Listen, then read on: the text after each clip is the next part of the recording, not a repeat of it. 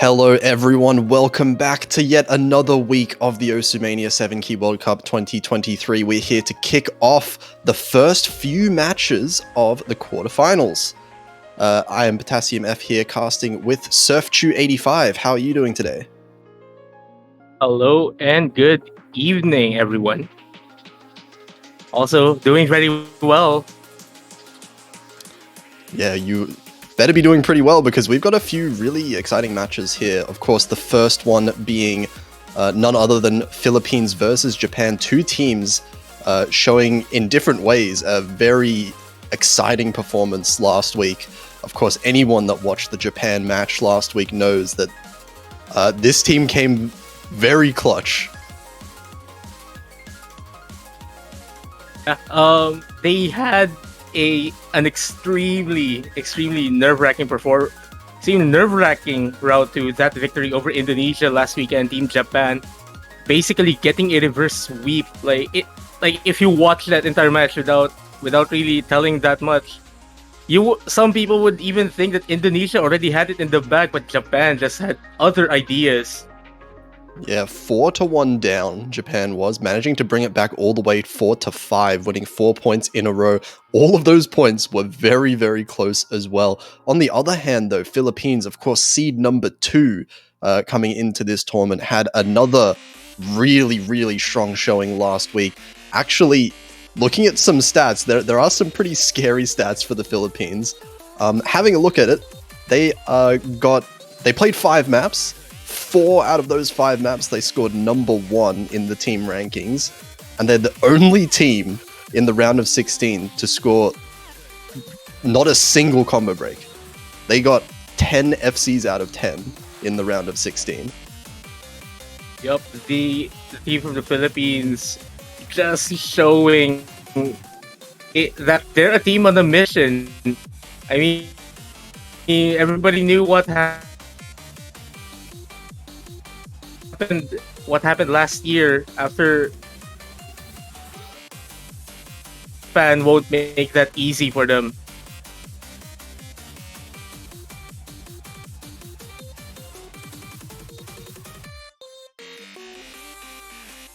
Yeah, so here we are going to be getting straight into it, of course. The good thing for Japan is that no matter who they're facing, even if it's a team as strong as Philippines, they have a very, very singular plan for each match. They will always ban LN against any team. They will always pick Rice against any team. That's the kind of team that they have this year. So, of course, here they are going to be banning LN1. This is the more coordination-heavy LN pick, the one that they're probably least comfortable with. Makes the most sense here. Philippines probably going to be banning, you would expect, maybe one of the Rice picks, the one that's most in Japan's comfort zone. But then again, Philippines are the one that get to pick whatever they want, but get to ban whatever they want because they are, in theory, on paper, the stronger team here. So if there is any of the hybrids perhaps that they might not be fully consistent on, that might be an option as well. And we're getting their ban in. It is going to be one of the Rise picks here for no reason. Is going to be the ban coming out here. This one is the denser chord stream pick. So Japan, actually, very good ban against Japan, I would say. Japan would be much more comfortable with a denser chord stream pick that they can hack very well, of course.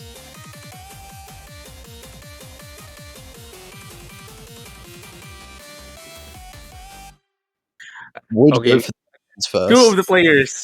Two of the players, like very known to basically play on Beatmania controllers. So they're not on your usual keyboard layout, like for example STM Spacebar JKL. They are using basically what you'd see in an arcade cabinet. So, and bracket heavy, chord stream heavy charts do favor, like some charts of those do favor that kind of play style. Yeah, I actually just cannot imagine playing a lot of these maps on a Beatmania controller. That just kind of seems absurd, especially the LN maps in particular. And it looks like Philippines is actually going to go for one of these hybrids to start it off. You know, Hazama, the longest longest non-tiebreaker pick in the entire pool. One of the more straightforward charts as well. And as far as I know, this is one of like the sequel to one of Silent Room's songs. As mentioned by Toph last time during the Map Pool Showcase, though I forgot that specific detail. Yeah, so here we are, the teams being formed here for both of them. Kura, of course, we expect to see in pretty much every one of the maps for the Philippines. Arona being the LN specialist on the Philippines as well. And Japan, My Angel Koishi being one of their kind of staple players, and of course Rain Lily, who's been putting up some pretty fantastic accuracy in the Rice picks in particular.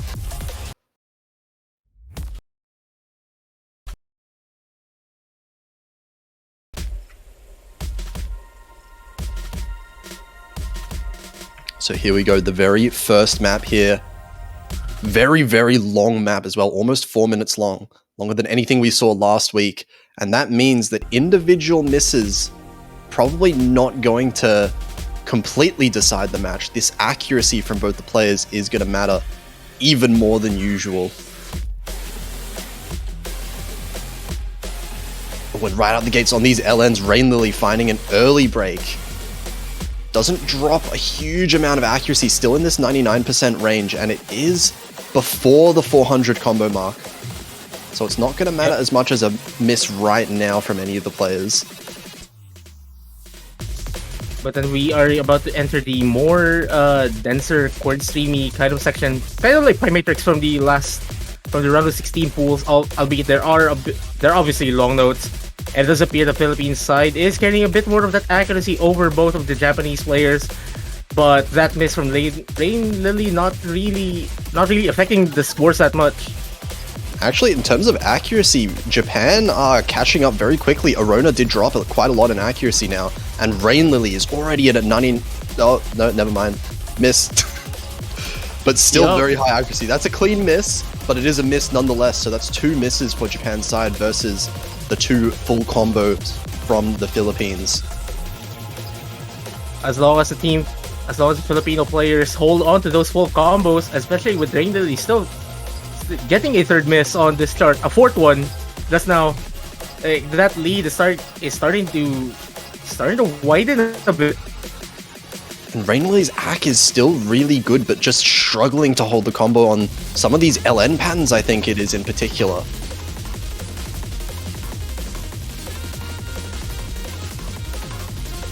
No one, like My Angel Koishi is carrying a very nice performance at 99.57. Like basically on par with Arona's accuracy. Like basically both of the players is still relatively unfazed by these patterns. Rain Lily getting yet another drop, and there's still quite a lot of chart remaining. There's still a 3rd, so there is still some chance for Team Japan to catch up. But they kind of have to hope that the Filipino players have to start dropping some notes. And that's the big question. Will Philippines miss? Are Philippines even capable of missing at this point? There's still quite a lot of the map left, as you say. Rain Lily finding another miss, though, right before the break section here. We have to note, as you mentioned before the match even started, the Philippines have not yet committed any combo breaks for the past 5 charts they already played, and it might be 6 if this continues.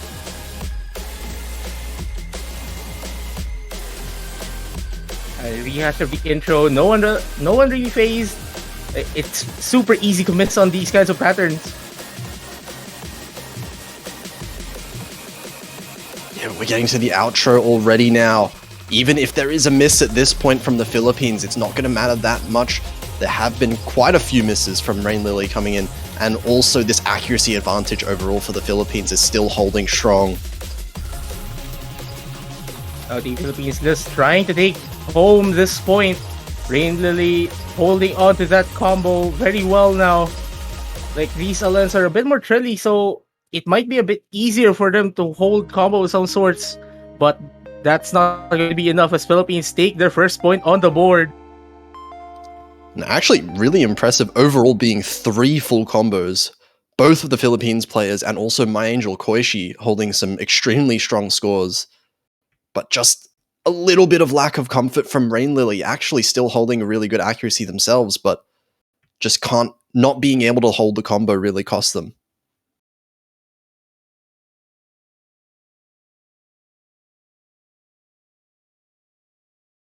It'll be Team Japan's turn to pick a map to play in this match. And yeah, I think the expectations would be, as you mentioned, a Rice pick from Team Japan. Yeah, it would have to be a Rice pick you would expect, and it looks like it's going to be Fuzzy Novel, the evening map here. Yep, the mixed Rice, sort of wacky kind of a chart. Obviously not as wacky as Rice 6, our technical pick for this pool, but still wacky enough.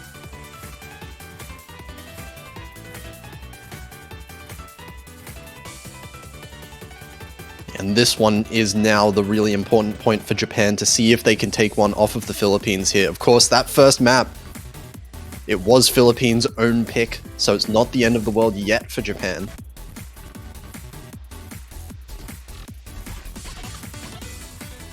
But here we go, we've got We'll be going in for Arona. Yeah, player switch. This one is to be expected. Philippines have that really deep roster of 4 players, and Boji being the Rice specialist on this team absolutely makes sense that he would be switching in here. Well, I mean, we've seen Kura and Boji being a very solid Rice duo over the past matches, even stretching back to the previous World Cup.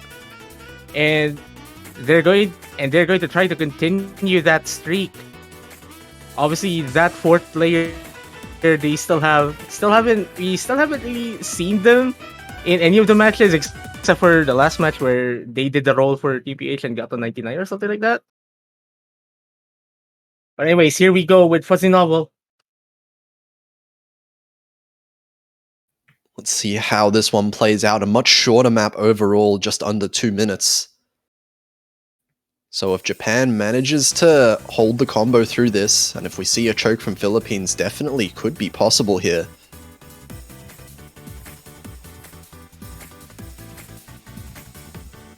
Obviously, in the beginning, like, accuracies will be pretty much on par, and as we are seeing Team Japan kind of getting the early advantage here, as we've mentioned, Japan's Rice ability is one of the strongest, I'd say, at least for like the earlier stages in this tournament. But obviously, Team Philippines has something to say about it. Yeah, actually, Kura and Boji both dropping a little bit of accuracy. Nothing too major though, still 99.7 for both of them. But right now, Rain Lily is the difference maker. 99.84 still holding. But as My Angel Koishi drops a few 200s, it's actually giving the lead back to Philippines. But still full combos on every single player in this team, so there's still an Oh, I think that's a real miss from Boji. That might be. Is it? Oh, maybe. Hard to tell with that well-timed freeze from Client there, but if that's a real miss, this is a definite advantage for Team Japan now. As I said, this is a short map, so all misses count. Well, it's a very easy portion in the chart to choke on. Basically, the entire chart is super easy to choke on. My Angel, Koishi, and Ray Lily still carrying their full combo score. The only full combo left on the Philippines side. And oh my goodness, Ray Lily with that 99.83. Very strong showing from them. Yeah, this is insane accuracy. My Angel, Koishi actually... Yeah, that's going to trade the misses back, but the accuracy, look at My Angel, Koishi, and Boji. They both have 1 miss, they both have the same accuracy, so all the difference is Rain Lily right now. Dropping a few 200s there, but still a little bit above Kura. And I think the lead is currently in Japan's favor just by a little bit. Is there going to be enough time for... Is there going to be enough time? Rain Lily getting missed at the end! Ooh, that's brutal. The very last pattern it could have possibly happened. And Rain Lily drops the combo. Kura with only 1 200, but Ray Lily, oh my gosh, holding off very well, except for that one singular choke on that ending pattern, changing what could have been a possible first point for Team Japan. That was so close to being won by Japan, just a couple of unfortunate misses at the very end. And even after that, losing by only 6,000 points, that is heartbreaking there. So 2 points now for Philippines, the first 2 points of the match, and now it's Philippines' own pick. They have more choices, it feels like, than Japan does in the map pool. All of these LN picks are still up. If there's anything though, I guess like the most like the possibly riskiest of the LN picks might be dive to LN3, but it does appear that it does appear they're going to pick LN3. Yeah, dive with you. I'd say it's the riskiest because it's the most chord streamy of all of the LN picks, but obviously it's LNs. Also, Arona going in for Boji, so it does appear that we'll be seeing one of the stronger LN teams again. Team Japan maintaining their same pairing since the start of the match. Yeah, not switching in any of their players, but we'll see how that ends up treating them. Of course, My Angel Koishi I would expect to be playing in most of these. I guess it really does come down to kind of the level of comfort that we see Rain Lily have, because they have been struggling a little bit with the combo in some of the LN maps. The thing about the Shuno Hazama from earlier, it's a bit more brackety. Like the chord streams in that chart are a bit more brackety of some sort, but like it's like chords where they're basically close together, and for a lot of people those are comfier to hit. This chart is a bit different since the LN chord streams here are more on the starey variety. So a lot of people also say that at least the motions should be practically the same. So it has to. We'll have to see if Rain Lily is a bit more comfortable in these kinds of LN chord streams. Yeah, let's see. Very calm start here. Oh, but actually a little bit of accuracy difficulty from both of the Japanese players right off the bat, down to the low 99s.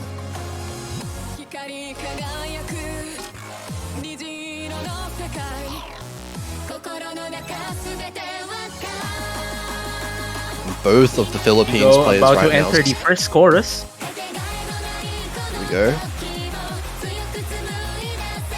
This accolade just from the intro is so massive. Yeah, so far everyone seems fairly comfortable with this part. Actually, the Japanese players both raising their accuracies up. Arona dropping a bit to a 99.5, but still very stable right there. Kora at carrying that 99.74. So accuracy advantage is still with the Philippine side, especially with everyone still holding full combos. And this is one of the shorter picks in the pool as well, so you can't really afford committing any mistakes. And there you go, first one from Rain Lily. Thankfully, that was a clean miss. It's still 99.4, but oh, that's another miss. And Koishi follows up. Rain Lily also triple miss. Oh my goodness, Rain Lily kind of struggling with that transition. Yeah, really struggled to get the hang of that stream right there with the LNs, and now it's all kind of falling apart. This is now a massive lead.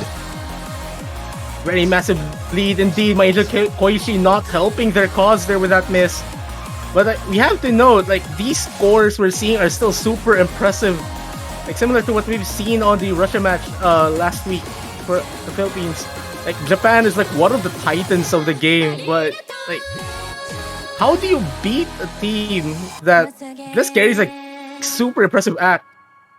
Yeah, I mean, 99% on a map like this is crazy, but even crazier is just, I mean, what is this? Like, 991984 double FC from Philippines. You can't really do much. That's the kind of team that Japan is facing right now.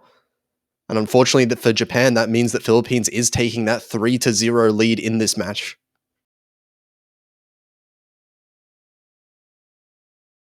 Now that I notice it, might be the BM controller layout not really being the most conducive for this kind of chart.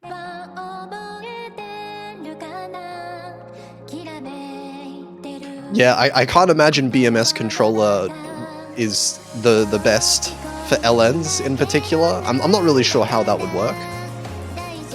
But of course, Rain Lily finds a way. Yeah, I mean, haven't we seen like Rain Lily, or was it a different player from the Japanese team like post a almost passing Stellium with a BM controller? Yeah, I think that was Like Rain Lily just recently, yeah. A few days before round of 16. But here we go, Japan get another pick. They're going to go with Reincarnation, and if I'm not mistaken, this is the Core Jack pick, is it not? It is the Core Jack pick, and I'd say one of the most dangerous picks Japan could probably take against the Philippines, but Core Jack picks are kind of fair game in a way. Especially for charts that spread out as this, like it's easy to choke either way. Like not much anchor action. Like the most anchored most anchored jacks were like 3 notes long. But then you see the Philippines here, like their accuracy even on just the core streamy picks have been super impeccable. More on the core jack pick. Yeah, it'll be interesting to see how this one goes down, because Core Jack is one of those weird categories where it is a kind of a matter of comfort in a way. And if Japan is picking this, it kind of gives away that they are definitely comfortable with this. I can only imagine that Philippines is comfortable with this. And what happens is, if all 4 players are very comfortable being able to play the Core Jacks, then this is going to come down to ratio. And I am very scared because I expect to see some pretty ridiculous ratios from some of these players. Boji going in for Arona as expected in the rice pick. Boji also carrying the hidden mod, but I think like those who are very familiar with Mania personalities, Boji is known to be a hidden player for 7k. So nothing really out of the ordinary there. But then as we see Team Japan carrying that early accuracy, but it's a matter of whether they could hold on to that advantage later on in the chart. Yeah, Kura a little bit behind the other players, but behind being 99.85 doesn't really mean a whole lot. We are still fairly early into the chart, a third of the way through, but Japan's accuracy is monstrous right now, 99.93, 99.92. The Philippines are catching up. Strong accuracies indeed. Kura's recovered now, 99.88. Boji not far behind at all. There's a massive drop from Rain Lily. Rain Lily dropping to below 99.9. So that gives the Philippines some opportunity to catch up, and the scores are flickering. That was a couple 200s from Rain Lily, and yeah, that was the highest accuracy for Japan as well. Now My Angel Koishi actually dropping down below 99.9, while both of the Philippines players have been steadily improving. Boji now the highest in the lobby, but My Angel Koishi finds a miss. My Angel Koishi now getting the first drop. And you can't afford a miss on a pick like this against a team like the Philippines. The coin has flipped to the Philippines side. And as I mentioned earlier, like Japan can hold on very well, at least early on, but they have to make sure that they can maintain that form as the chart goes on, because you cannot commit any mistakes. You cannot commit any mistake at all, especially if you're facing Team Philippines. There you go, fourth point on the board. 75 with 50 actually from Rain Lily. And looking at these ratios, oh my god, if that miss didn't happen, I think looking at these ratios, this would have actually been a Japan win. My Angel Koishi did have a better accuracy overall than Boji, and Rain Lily with higher accuracy than Kura. Very unfortunate singular miss there in the halfway point of that map, but it does mean that Philippines manages to score a second breakpoint just barely. Philippines advantage as well as they get their next pick, and they're going to try to make sure to get to that match point as soon as they could. Like, they still have pretty much like a lot of options left. Like, I'd say maybe like the LN4 Major Violet might be their safest pick considering how they performed in LN3. And I think maybe even Hybrid 3. There's a very scary situation for Japan right now, and that's that Philippines are 2 points away from winning. There are still 2 LN picks up. if I'm doing my maths correctly, that means that Japan has to win one of the LN picks at the very least if they want any chance at coming back in this match. And of course, Philippines are going to go for these LNs. Like, my main concern as well is that the hybrid picks aren't exactly the friendliest as well. If you're just leaning towards Rice. So it does appear that we'll be seeing the first substitution from the Japanese side. We'll be seeing Lulu M coming in for Rain Lily.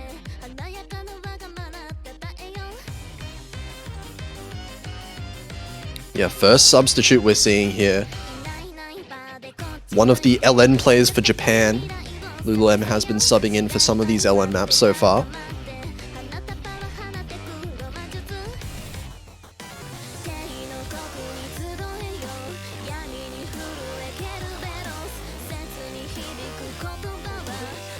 I was going to happen when they're going to start. While we're at it, while we're waiting, I think we should tell that the Mania 7K World Cup 2023 player support team support banners are up. Like, you can buy them off the OSU store. Like, please, like, if you want to show your support to the teams, please do. Yeah, absolutely. Go to that OSU store, buy a banner for your OSU profile, right? For any of the 16 teams that are in the tournament right now, if you want to show your support for the team that you support. So make sure you go check them out. They do look really sick.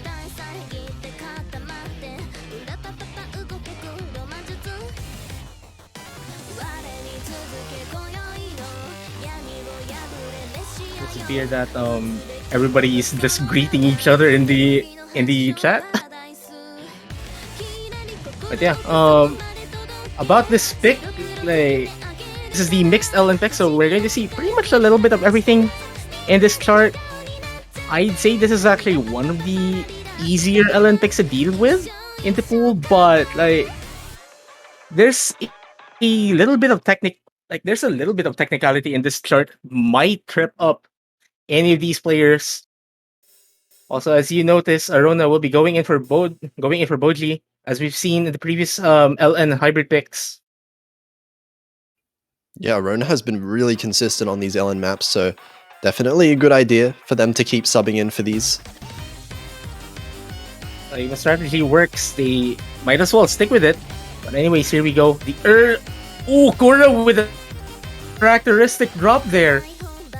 That was a really early one. Gives actually not even the lead. The accuracy from Arona alone is actually keeping Philippines in the lead despite the early combo drop. And there's Lulu M finding first couple of misses for Team Japan. And this accuracy is not very comfortable right now for Japan. Both below 99%. If my eyes are not failing me, Koichi just getting back to 99%. Arona consistent with that 99.63. Kura not really faced with those early drops.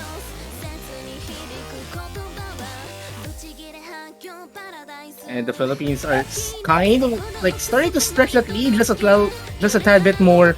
Lulu trying to get that accuracy up to 99% as much as they could, but like, they're just hovering around that 98.7 level. Angel Koichi at that 99.1 level.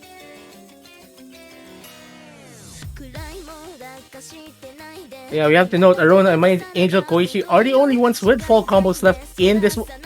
Well, Arona's the only one left with the full combo. Forget that I said that. Yeah, unfortunate double miss there for Japan. We're halfway through the map, but this score lead is just getting bigger and bigger. And that early miss from Kura doesn't seem to be affecting him too much. Already up to 99.5, the highest accuracy in the lobby. Like, Arona kind of dropping their accuracy just a tad bit, but still holding on to that very consistent combo. Kura as well, like, basically on par accuracy in between both Filipino players. Maya Koichi and Lulu not like just showing just a tad bit more cracks in these LN picks, and like these like, correct me if I'm wrong, they're called 16-bit patterns. Like, they're not really helping. They're not really the most comfortable for Lulu as it appears.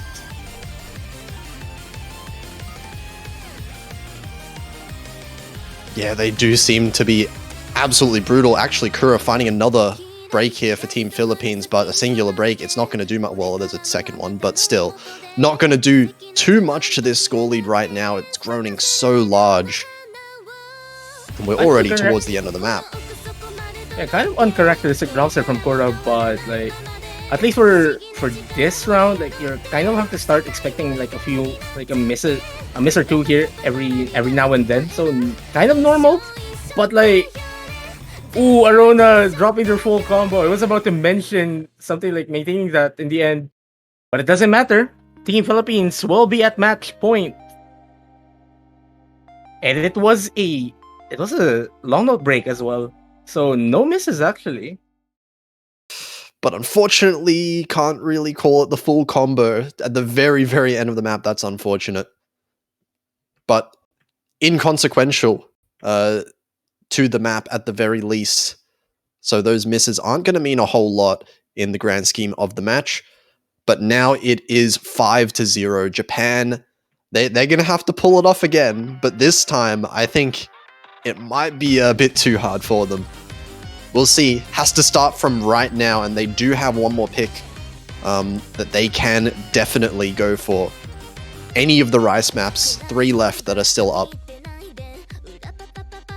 I'm actually kind of wondering what's their best pick. Maybe Aratana Riketsui. Like it's the chord stream. Like it's the other chord stream pick. It might be their best bet probably. Like, I'm not sure how Gifts of Phila and Melan will be playing, at least for them. And there you go, Aratana Riketsui getting picked by Team Japan. The other, basically the most straightforward of the remaining picks in the Rice picks in the pool. Yeah, so Japan definitely trying to leverage their accuracy in the Rice. And to be fair, it really has been going well for them in the accuracy department at the very least. They have definitely put up accuracies that are even with or even beat Philippines in these Rice picks, but it's really just come down to these misses. So in this map right now, Japan really just cannot afford any more of these misses. They just have to hold their combos, try for a double full combo if they can, and that might be enough to be able to win a map right now off of the Philippines. Yep, but eventually they have to start getting a few breakpoints off as well. But at least like getting some of that momentum on their side will be helping them. But first they have to focus on this.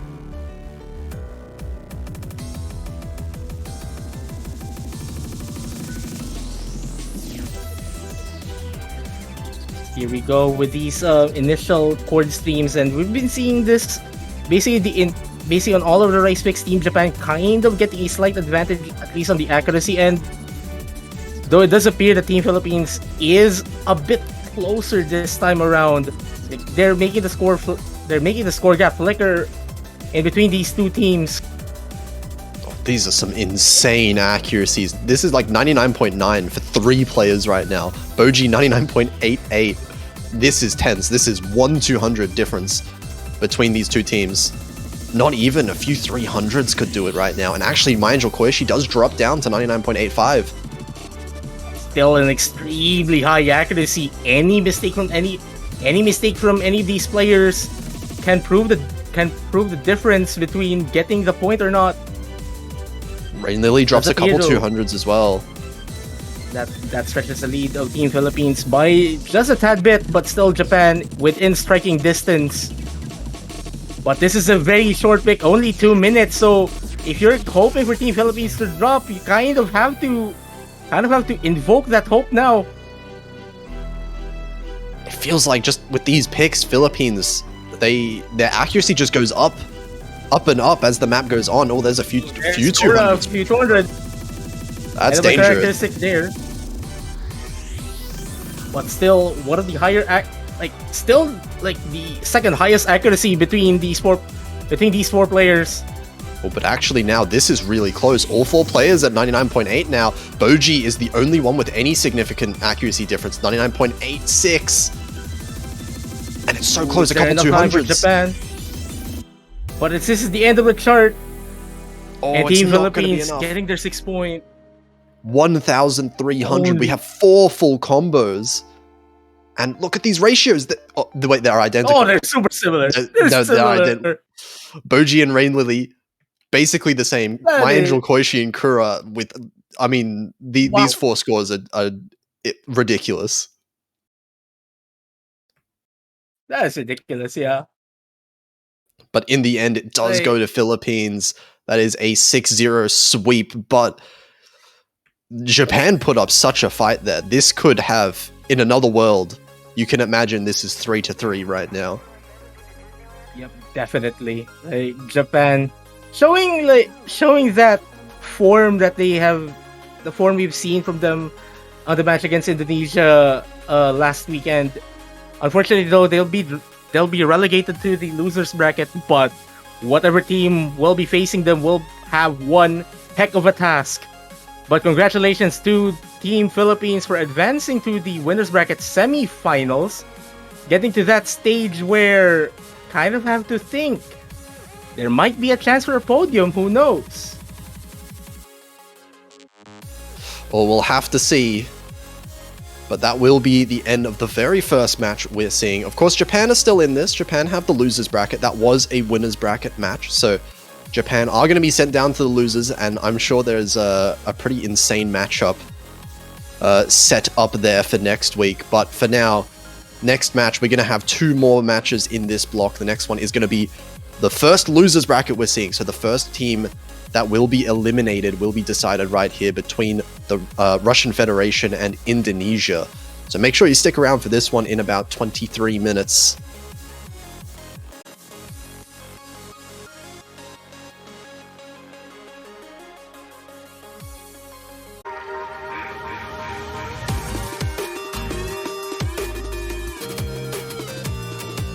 Hello and welcome back to the Oceania 7K World Cup 2023. I am one of your commentators, Sir285, and alongside with me in the booth is Potassium F. Yep, we are back here for another match. This time, though, very different stakes here. This is going to be the first losers bracket match that we see in the whole tournament. Russian Federation versus Indonesia. Now, Indonesia, actually, one of the teams that was expected, in terms of seeding at least, to win their match last week. So they're the ones that got upset by Japan, narrowly losing that match. But that does mean that theoretically, you know, in terms of seeding, Indonesia are the strongest team in the losers bracket. So this is going to be a challenge right here to see how Russian Federation fares against such a strong team in this map pool. The team from Russia obviously also have some formidable players in their roster as well, like Mage, and their other 3 players also very respectable. You also have Kitty Cat and other 2-digit globally ranked players. So they're not exactly pushovers. The reason they're in this situation in the losers bracket, like they had a not so pleasant opponent in the round of 16. Like if you're a team in the lower end of the bracket. Yeah, absolutely. I mean, having to face, I believe it was Philippines, was it last week? Yep. And yeah, we just saw how strong Philippines are. So, I mean, understandably. And really, this only being a 16-team bracket, there is not a single team in this entire tournament after qualifiers that you can say is weak in any way. There's a lot of respectable players in the entire roster. You could probably make a super team out of any combination of players, like from any random team here that is left in the bracket stage, which is saying something about the quality of the players that we've seen in this World Cup. Now here we have a little bit of an interesting situation with the picks and bans, because I do believe both teams, not a massive amount of, you know, kind of strengths or weaknesses. There's nothing that sticks out as a particular weakness for either team, looking at the scores that they've both gotten so far last week and in the qualifiers. So it will really come down to the comfort of the players because, I mean, Russia, of course, they've got all 4 players actually playing quite a lot for them. They've been able to switch out their players between the Rice and the LN maps. Indonesia as well having quite a strong roster overall. So both teams should be able to do pretty decently on all these maps. It really just does come down to what they're least comfortable with, you would say. And it looks like Indonesia is going to be banning Gypsophila. Russian Federation going to be banning Major Violet. So we might be seeing like similar to the previous match, like basically a split, like one team going to be leaning towards the noodly side of the pool, and then the other will be going for the rice. So from how the pool has been set up after the bans, does mean that Indonesia might be the team that is going for that long note hybrid side of the pool, and Team Russia will be gunning for the rice. Yeah, that Obviously, definitely like does seem like it would be the case. But then both teams do have players capable of playing the other, so there might be some. So the match obviously won't be as straightforward as just that. And we now will be seeing our first pick, which will be You're going to see the hybrid once again Hybrid as the one. first pick. Shuno Hazama will be our first pick. An interesting map that so far both the matches we've seen have had a hybrid being, well, the same hybrid being picked first. Usually the hybrids are something that don't particularly favor either team that strongly, so you would expect to more see them towards the end of matches, but we have seen this being the first pick of 2 different teams so far. Yep. I mean, like Shuno Hazama isn't really the hardest hybrid pick between these three. Like I'd argue this is like one of the easier hybrid picks. Like, I mean, we've seen it from the previous match. Like, if you're more of an LN team, like this is probably the safest way to measure like how good are they at Rice. Like, are we like would it be safe to maybe change things up, like in case that like they're not that good at Rice, so we could just go ham and maybe gun for that as well. Like it's a pretty interesting dynamic, so to speak. Yeah, it does become really hard to wait. Are we on the? Is this the map that was picked? Did I bait myself into thinking they were picking hybrid? Oh no, it is hybrid. Okay, nope, It is on. Yeah. Yep, it was just the wrong map being shown in the corner there. But nah, here it is. It's definitely the hybrid being played. Yep. Yeah, it does And become it very has the- interesting when we it have has the teams NWC that are in it. well-rounded. So like just about these players on Tabikasi, I think that's like one of like a very familiar name to a lot of people. Also, the same goes for Mage, Imabuka, super respectable player as well. Like they have shown like decent form in the Philippines match, and of course there's Race, the other Indonesian player in like the quartet we're seeing here on stream. Like, oh my goodness, like I'm so excited to see how both of these teams are going to be performing, especially that they're fighting for their lives already in this tournament this early on. Like this is the second week of the tournament still. Yeah, really high stakes, but you can't afford to lose here for either team. And as you said, these rosters are very strong for both of them. Antapakasi Rays have been playing most of the maps actually that we've seen so far for Indonesia.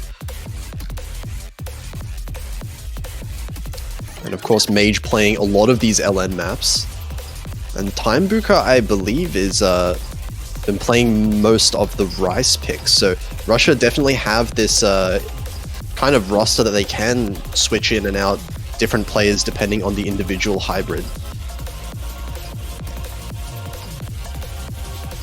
Yeah, I think we're just seeing some stuff like making sure everything is ready for this first pick. We'll be starting in a few. And here we go.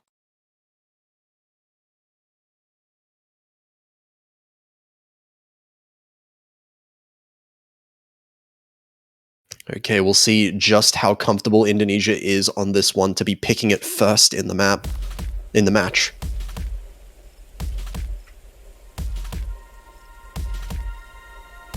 Obviously, with these early Rice patterns, you'd expect like Russia having a bit of a higher accuracy. Onto Bikasi, actually, just to note, 94 below S start. That was a miss on one of the very first notes there for Onto Bikasi, so very shaky start, but that being said, it is a 4-minute long map just about, so the accuracy is what's going to be a little bit more important than a miss as early as that one. And if Onto Bikasi manages to bring up that accuracy, has a long time to do it, there is still the potential. But here, Timo Buka from Russia is going to find the first kind of considerable miss here from either of the teams. And Indonesia will be getting the lead immediately, especially with Mage now following up on that miss from Buka. Raze with carrying that 99.4, actually similar accuracies between Buka and Raze. Mage also carrying similar accuracies, just the combo advantage from Indonesia Actually, being the one that keeping them in the lead. Yeah. They're all the same, 99.4. Actually, if anything, Russia is the one with a slightly higher accuracy right now, but definitely with 2 misses there, just the one really early one from Indonesia. It's going to mean that Indonesia's ahead by just a little bit. Indonesia cannot afford getting a single miss though, because Russia is just within striking distance, even though the score gap graphic there is showing some considerable lead already from Indonesia. But again, you have to see those accuracies super similar. Onto Bikasi just pulling a bit ahead with that 99.5. It is still just about one miss difference, I would say.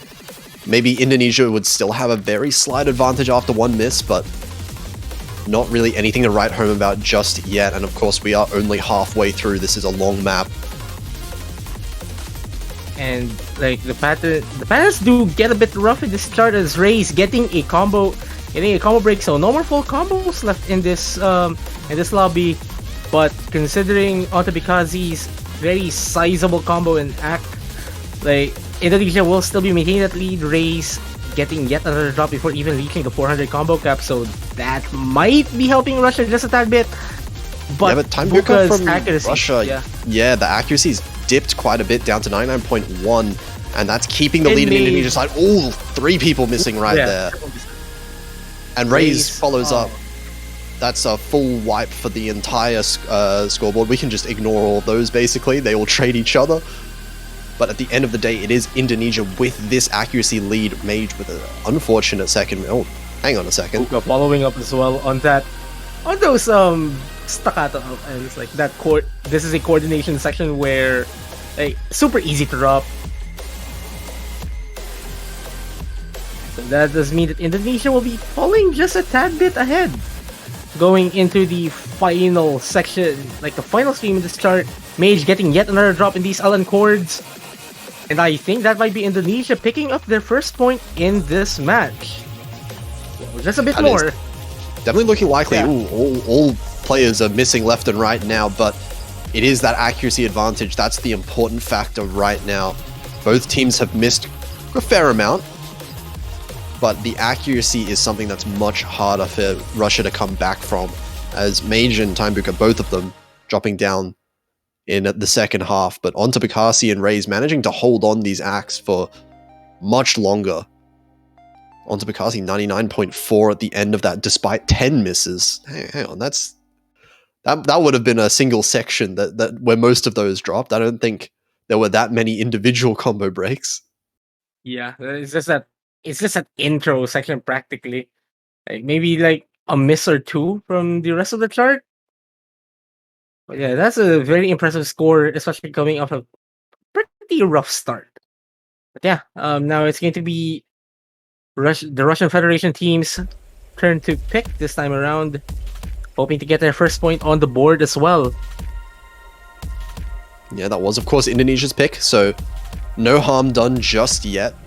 Of course, the first pick is something that you would expect the team to be most comfortable with. So now, of course, it is Russia's time. It is going to be Rice 2 for no reason is going to be the pick here. Another map, well, the first map that we haven't seen. Actually, I believe it was banned, was it, in the previous match? Yeah, it was banned by PH against Japan, basically an hour earlier.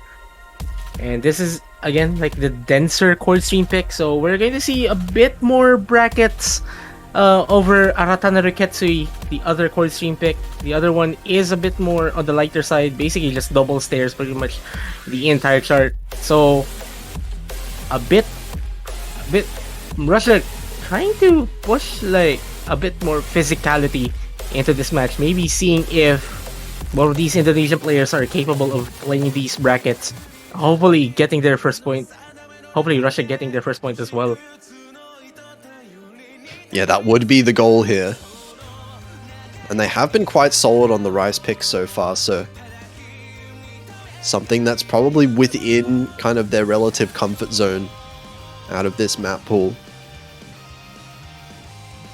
Guys, while we're waiting for everything to continue, again, we're reminding everyone the Osmania 7K World Cup 2023 team support banners are up on the OSU store. If you want to show which team you are supporting in this World Cup, please purchase those banners. Obviously, like the proceeds will also be, helping out on the prize pool. Yeah, absolutely. Obviously, So go profile check swag those as well. out. Oh, yeah, for sure. They will spice up your profile pretty nicely.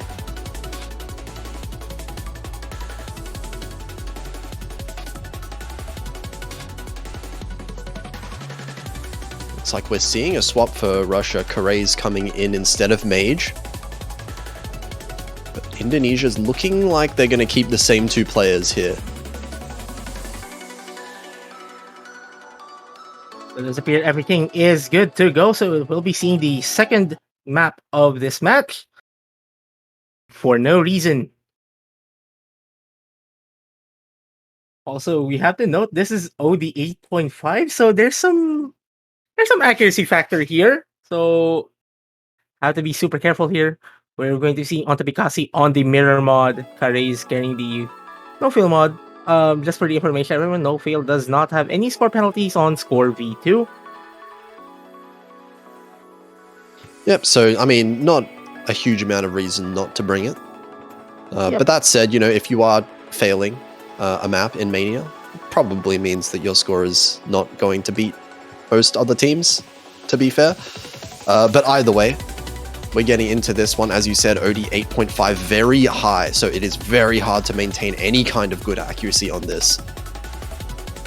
Like, the other thing about this start as well, the introduction is like there are some sections that are quite heavy for a single hand, and then it would switch to the other, and then basically go back and forth, and then going full on just playing on bracket streams. And it does appear that Team Indonesia will be carrying the better of the accuracies within these two teams. Both carrying Ontapikasi with a 99.85. My eyes are not failing, raised with a 99.6. Both Russian players carrying accuracies just above 99.1. In the mid 99.1. Yeah, still 299s on the Russian side with the FCs as well. Holding up very strong, but Ontapikasi 99.8 still is holding on to this monstrous accuracy. That is monsters indeed, as we see just a single 100 if my eyes don't fail me again. But dropping them just a tad bit, but like that lead, like it doesn't really matter until it won't really matter as it stands. Yeah, all things considered, this is a fairly large accuracy lead, and Kare's actually finding a miss, the first miss of this map. And that's going to put Indonesia even further in the lead right now. They're going to have to hope and pray that Indonesia collapse sometime in the end of this map, but we're so close already. Indonesia just has to hold on for a little bit longer. Just an eighth of the chart remaining. Just a short break right there, and then we'll be going back on these chord streams yet again. And Indonesia still continuing to pull ahead until the end of this chart, just taking it home.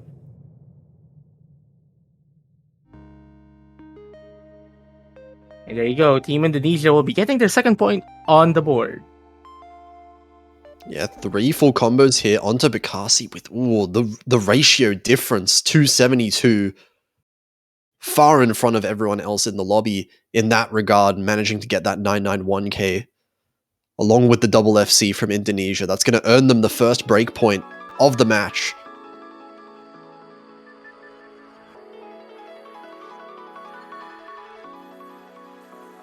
So we might be seeing one of the Olympics again from Indonesia. Probably now going for more of the Olympics here for Indonesia, probably.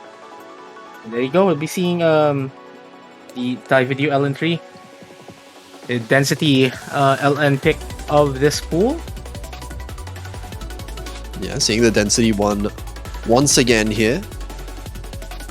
We'll see how this turns out for both teams. Of course, Indonesia is definitely a very strong LN team, so it makes sense for them to pick it. But Russia do have their LN players of their own.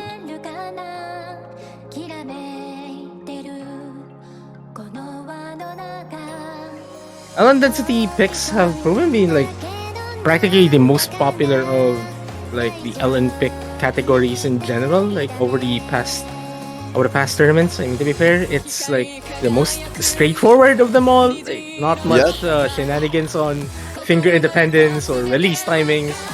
Like, Yeah, it is they just tend to full be- on physicality.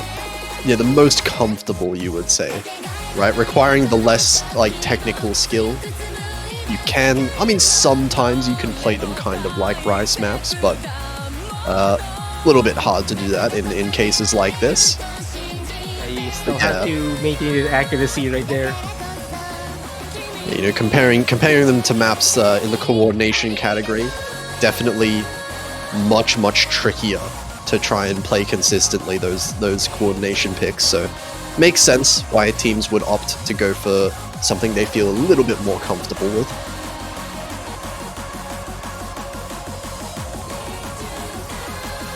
There is some matter of risk here. I mean, again, as you did mention, like you can play this something like Rice. So it might be possible that maybe Russia would have gotten a few runs on this chart as well. Like maybe hoping that they could score a point off of their opponents. Yeah, that is always fair thing to consider, right? You know, if it is more comfortable for you, maybe it is also more comfortable for your opponent. Have to see here, Mage swapping in once again for Russia.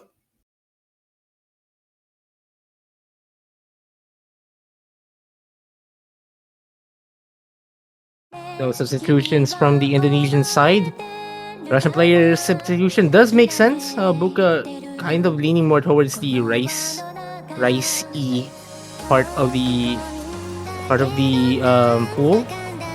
Mage going in for the LNs alongside Karays, which is a very strong pairing here, but like similar accuracies between these two teams in the intro of this chart. Onto Bikasi actually carrying 99.85 race, getting the first drop, but like scores are still fairly close. It's fairly close, but that was a pretty big accuracy drop. Kind of tying with Karay's right now, Raze is. But yeah, it is the accuracy lead overall for Indonesia despite that drop. But there's another drop from Raze. Another drop. Now that's going to cement a little bit of a lead for Russia right now, but we are still in the first half. There's still a lot of map to be played out. And it's not a big lead, especially if Karay's misses right there. Like the second half of this chart leans more towards like the density just becomes a bit harder. Like there's a bit more interlaced Rice notes there. Mage getting a drop before even that drop hit. Before that B drop hits. So Indonesia will be grabbing the lead and will be stretching that, especially with Mage getting a few more drops. Yeah, a lot of players struggling to maintain their comfort on density like this, but one player that is unaffected completely is onto Bikasi right now. Karay's finding another drop. Onto Bikasi still the only full combo with 99.7. I'm trying my best to curse. Well, hopefully no curses there because we're seeing a very impressive score there from onto Bikasi. Raze and Karay's getting a mistrade. Missed trades aren't going to do anything right now. Mage has recovered the combo really well towards the end. Very strong accuracies across the board, but it's just the slight differences, mostly with Onto Bakasi getting a really impressive full combo, the only one of that map. And oh my, like, look at the accuracy, like the ratio from Onto Bakasi, just this level of comfort with these LNs. Oh my gosh, only 11,200s. That is super impressive there from Onto Bakasi. Now Toby team rushes turn to pick, and hopefully, like, the more they let Indonesia take points, the lesser a chance of them even surviving and maybe putting up more of a fight. We'll have to see. This is an important pick here for Russia. And oh, actually, they're going for Ooh. hybrid. It's not going to be the rice That's pool that they're going for. This is interesting. I mean, like, okay, this is definitely like the whack hybrid. I mean, this is more like colors from the last pool. A very short pick, like staggered releases, some ricey bursts. And I think Rush. That could be a good call. Honestly, 1.5 minutes long. If we think back to the map that was just played, right? A couple early drops from Indonesia. And you can imagine, if the map ended halfway through that last map, then Russia would have been the ones in the lead. Yep. So perhaps banking on maybe Indonesia finding a couple of early drops in this map.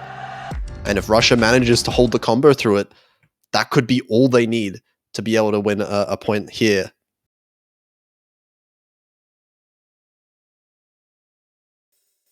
Well, here we go with the fourth map in this match. We'll see if Russia's strategy changing things up will be giving them a point. We'll have to see though once the density starts to pick up.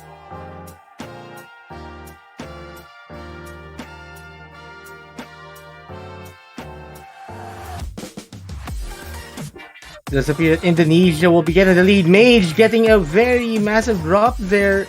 Like, remember, these staggered releases and mini rice bursts are not exactly the easiest to get some act on. Yeah, these are absolutely brutal. Even on OD5, this is insane to try and act, and we do see the act lead definitely in Indonesia's favor right now. Still with the 2 full combos. Raise.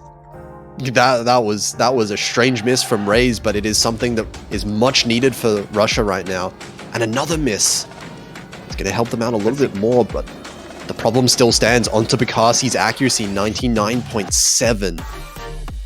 There's still that one of those very wacky sections here. Mage getting yet another drop, so that's going to get Indonesia's lead ahead just a tad bit more. Again, this is a super short pick. It's about to end in a few seconds, and does appear that Indonesia will be picking up their 4th point. Yeah, and they did get a couple of misses from Indonesia like they wanted, but unfortunately Russia weren't able to hold on to the combos themselves completely. Karay's with a very impressive full combo, but just no one on the Russian side managing to match Onto Bakasi's accuracy. That's where the problems come from.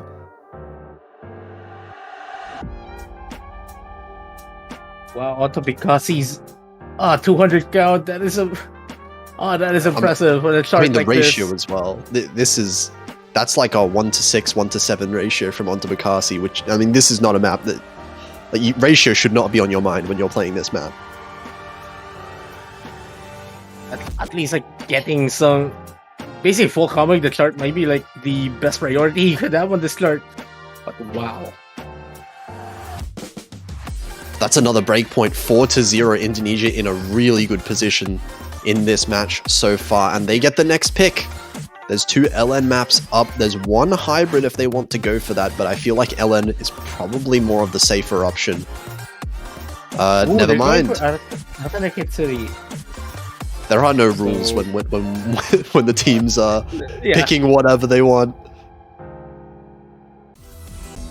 I guess they're trying to like, it's a lighter chord stream. I guess they're like once they saw what they're seeing from Russia's performances, maybe they're starting to get a bit more confident. Maybe just changing things up, like just showing like we don't need the LN picks or something like that. Who knows?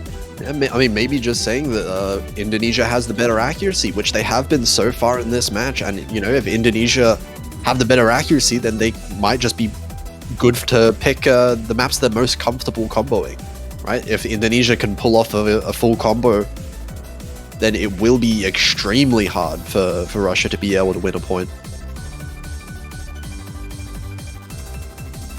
We'll have to see if that theory holds. Buka will be going in for Karays in this map. Still no substitutions from the Indonesian side. Hopefully my memory isn't failing me.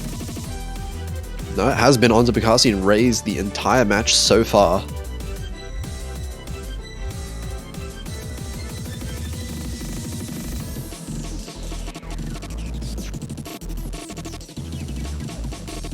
Also, like, speaking of just going a bit off tangent for a bit, like the artist's name, I think it took me a while to like figure out how the artist's name is read. Apparently, it's Rocco Denashi from the notes yeah. I've had.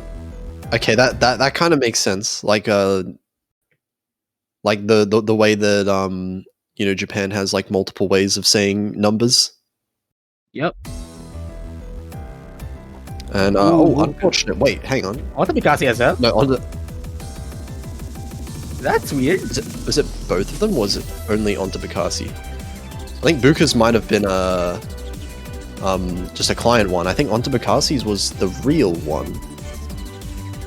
Hard to say when the combos are going up this fast. Yeah. But either way, it is going to be a very small early ACK lead, it looks like, towards Indonesia, but not by a whole lot.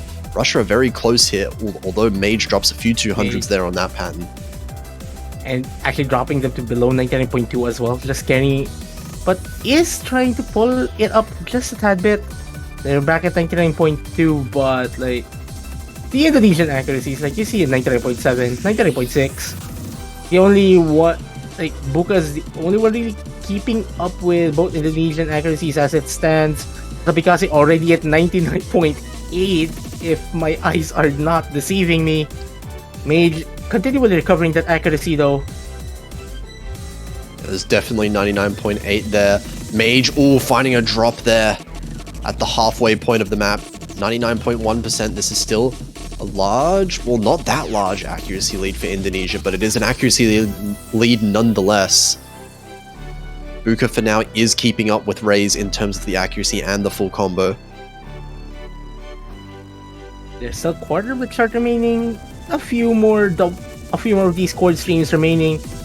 Team Indonesia has to be careful and still maintain these. Buka and Raze dropping their combos, so no more full combos left in this lobby.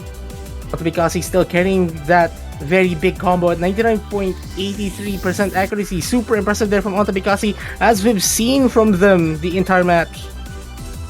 Oh my, you just reminded me. Yeah, this is a miss at the start of the map from Ontabikasi, isn't it? With this accuracy, yep. That's crazy. Yep. Who knows? It might be a V1 double S without the miss. Oh my god. Wow.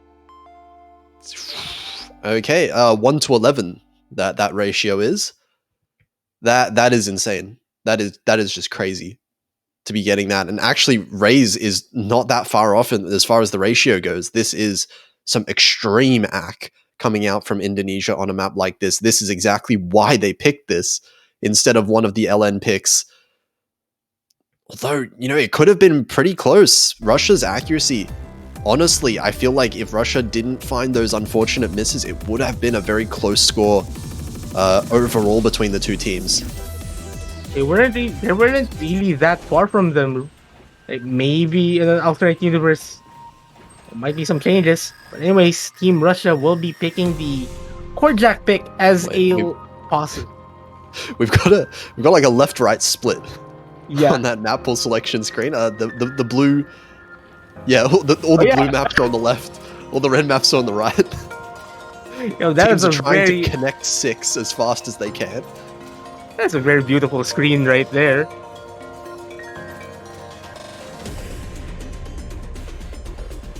Anyways, But this, back of to course, where we were. yeah, the Jack pick coming out here, the Cord Jack being picked by Russia. So they're the one picking into this. You would have to expect Russia have some kind of comfort on this in some way or another. Well, I mean, we've seen Russia really carrying some accuracy as well. Like, they're not really that far from Indonesia. It's just a matter of like making sure they're consistent enough to even maintain it. Because because like we've seen Otapikasi, we've seen Rays like just perform it very well the entire match. Yeah, So, absolutely. And I think even though Russia probably can't match up to Antipakasi's accuracy as we've seen throughout this match, they can definitely get close enough, especially in a pick like this. I feel like they can tie or even beat Rays, and that would turn it into kind of just like a one miss game if Indonesia slip up at all. Russia will definitely be there to be able to take the lead. We'll have to see how this turns out.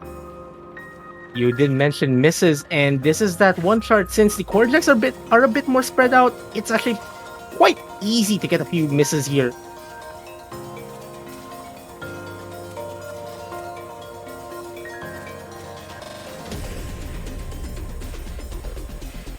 Both teams out the gates. The ratio game is on point for all these players right now. Correa's actually dropping in accuracy a little bit, down to 99.6. That's going to give Indonesia the slight accuracy advantage for now. Buka actually holding his own against both Ontapikasi and Rays, all three of them around that 99.9% range. Rays dropping to that 99.4. Basically, the difference we've been seeing between these two teams. Correa's actually hitting really early. Yeah, that is extremely early there from Correa's. You don't really want to be hitting early in the core jack pick because like the 300s are like a very massive score penalty in a chart where accuracy matters the most. Because he's still, and Buka as well, carrying the only 99.9s in this multiplayer room. Race kind of dropping up to 99.79. Oh wow, this is super impressive from both of these players on the upper half of the screen. Yeah, this is some extreme ratio battles going on. Was there a 200 from Buka's side though? Potentially. Oh, that's a miss. And that's basically going to decide it. It's at the very end of the map. Even and a miss. As well following that up. Unfortunate double miss there from Russia. Indonesia manages to hold on to both of these full combos. Time to see how many regular 300s Ontapikasi has obtained as Indonesia will be advancing to the next round. 102 and 148 for Buka. These are definitely ratios that exist. Some of the ratios of all time. What is the 20, basically, approximately? Yeah. What are the ratios of all time? Yeah, But they're very good at the game. Congratulations to Indonesia, though. Definitely an extremely strong performance. Unfortunately for Russia, they are eliminated from the tournament here in the quarterfinals, but they did have a lot to show for themselves in this tournament. Even, I mean, making the top 16 in the first place is a massive achievement, given a lot of those teams that didn't qualify at all. And it's the victors team Indonesia who will be advancing to next weekend and hope to live another round. But again, as what we've mentioned, teams in the losers bracket will be having one heck of a task to try to survive and reach as far as they could to go the distance. Yep, there are no easy matches out there, even for Indonesia, who is going to continue. I'm looking at the bracket just about now, and they're going to be versing the loser of, I believe, China and the United States. And both of those teams sound absolutely terrifying to face. So exciting matches all around for the rest of this tournament, pretty much. Like a lot of these remaining matches as well for this round are practically must watches if you want to know the entire story of this World Cup. But as And of it course, stands, yep, as it stands, yeah, we have one match in 22 minutes, which will be Argentina and Thailand.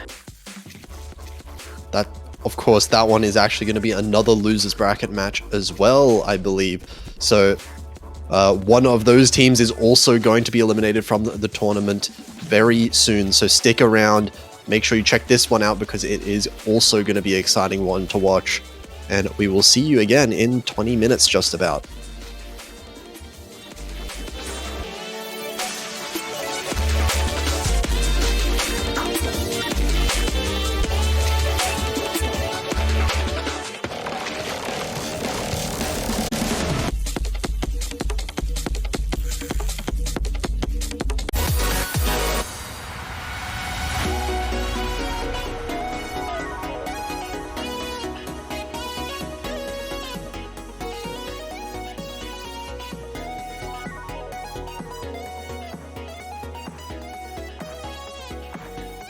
Hello everyone!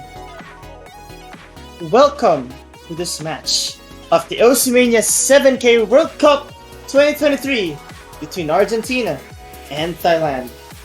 If I'm not mistaken, this is a loser's bracket match, so whoever is going to lose here is going to be eliminated. Once again, I'm Solo Scales, your commentator for this match. So I really do think this is an interesting match, with the fact that a team like Thailand is in losers bracket early, because as far as I know, Thailand is known to be one of the stronger forces really in 7K. I mean that really goes to show how much the scene has improved in years.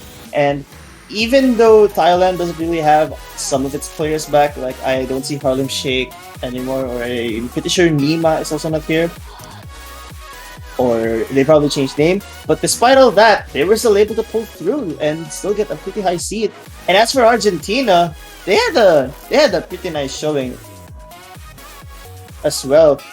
However, now both of these teams are fighting for their lives here. If I were Argentina, I think I would certainly ban something like long note oriented, and Thailand I think could ban the easiest rice pick. At least I think that's the best way to go through things.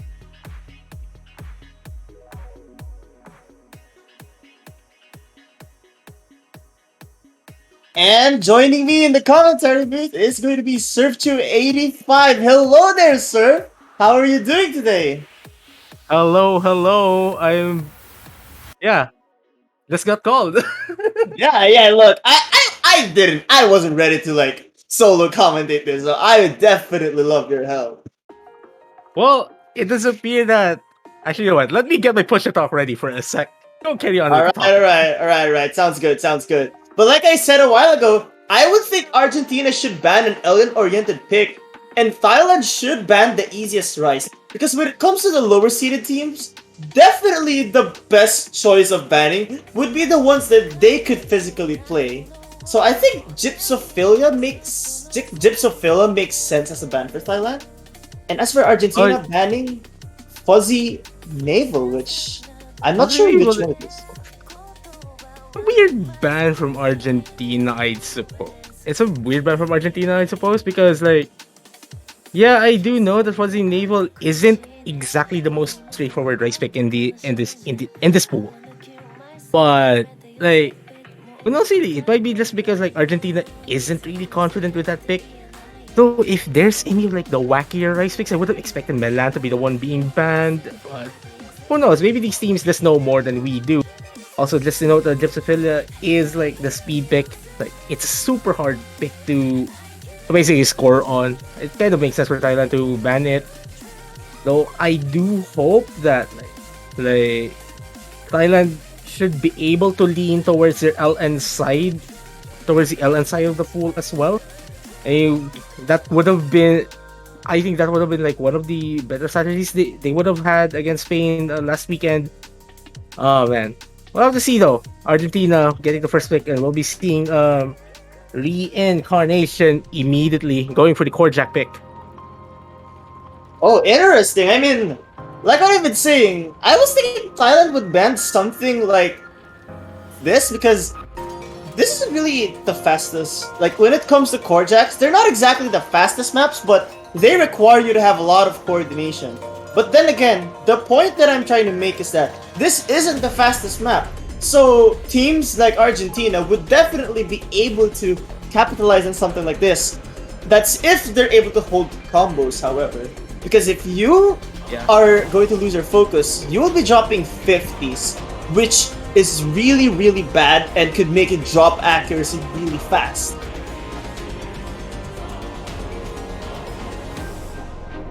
Okay. Now here's the thing with Olympics, core jack picks in 7K. Like, yeah, this is a different kind of core jack over Rain from the round of 16. This is a bit more spread out. You're going to see less anchors here. And also, like, yeah, you did mention the BPM, but then you have to note in 7K, like, even as little as like a 3 BPM change is the difference between playable and impossible. That is true. And if I'm mistaken, so Rain is Rice 3 in the previous pool as well. So the thing is, when I was looking at their team scores, Argentina is actually like 13,000 points behind Thailand on a map like that. So I guess it's not too big of a difference, but it should still give you an idea that Thailand has an advantage. But as I say that, Christina is kind of struggling immediately with these spread out core jacks. Leoncat and Lucas actually holding on very well, both carrying 99.89%. Also, just noting, Lucas is carrying the mirror mod, Lost School also carrying similar accuracies as the Argentinian players. It's just that Christina really struggled with these core jacks in general. that's true. And I think it's 6 misses in a row. That is very unfortunate. Lost School is holding the highest accuracy, yes, but Leoncat is not too far behind, and so is Lucas. I get that the highest player is on Thailand's side, but overall team performance is really what matters more. And I think this is what Argentina was targeting. Thailand may have had an advantage, but quarterfinals is when things start to get a little bit more spicy when it comes to physicality or something. Well, Christina really struggling now with these ladder-like core jacks, going into more of these like very heavy stuff, like we're seeing doubles to quads. Lucas getting the first combo break in the Argentinian side. Leoncat the only full combo left. Like the only full combo left in the Argentinian side. Lost School also the other only full combo in this lobby. Leoncat dropping, unfortunately. Lost School now the only full combo left. I'm not sure if that's a commentary curse, but I'd rather not mention it. I mean, yeah, it's true, but really impressive form. Yeah, Lost School is performing out of his mind. 99.9 on a core jack map requires you to have maximum focus and whatnot. Proving how proficient he is, really. But, like, that's what you expect from someone who's been really good in the scene for, like, a lot of time already. I'm pretty sure they've been really good for, like, That's 7 a years. V1 double S at 137 300s. But it Goodness. won't matter because Argentina's team score is so high. Like the score gap between Argentina and Thailand, kind of really proving the difference for this pick. My goodness, that's true. Like, looking at the average ratios, Argentina has a better average ratio. If you were to add the 300 counts, it would be lower than Christina's 300 count, which is why I think Argentina really took the cake there. But hey, then again, 1-0. That's not too bad. I mean, better to lose points early on than to lose them on the most critical parts of the match. Though I would argue that getting the first point is setting the tone for the rest of the match. So I think this is still pretty critical on its own right.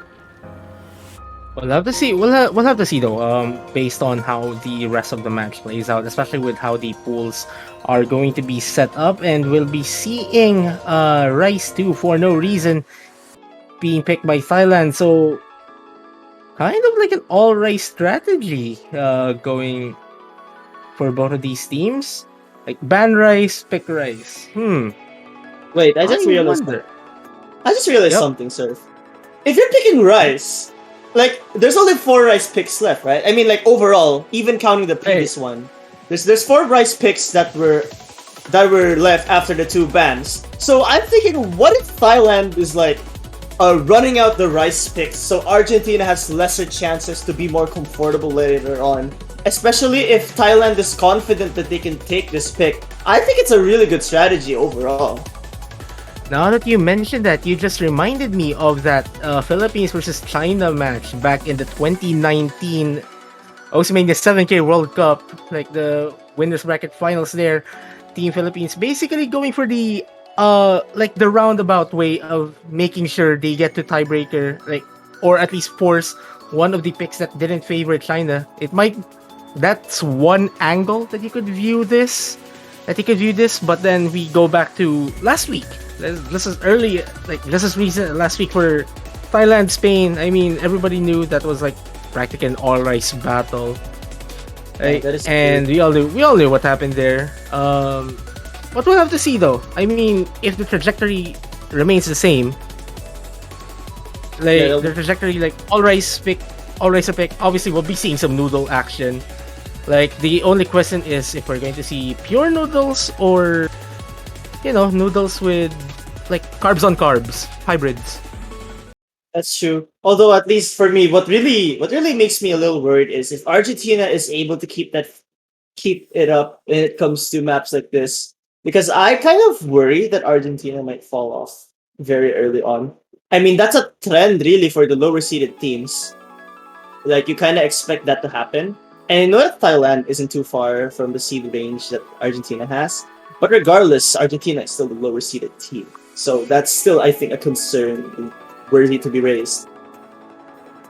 Now, you have to note that again, for those who don't know, for no reason is the denser of the chord stream picks in this pool. And here's the thing about this pick, like the focus on the hand bias switches from one hand to the other. Like at one point at the start, you'll feel like your right hand is being strained, and then at another point your left hand is the one being strained. It basically alternates until it transitions to like a full-on bracket stream. And it does appear that we are seeing a very small score gap between these two teams. Scores are practically flickering, but Thailand does appear that they have a slight advantage, especially with Leoncat getting two 200s before this break section. And here we go. I mean, we take a short break. the lead is this close, mainly because of Christina's act being lower by a sizable margin between both Leoncat and Otense. But Lost School's act is what's giving them the lead.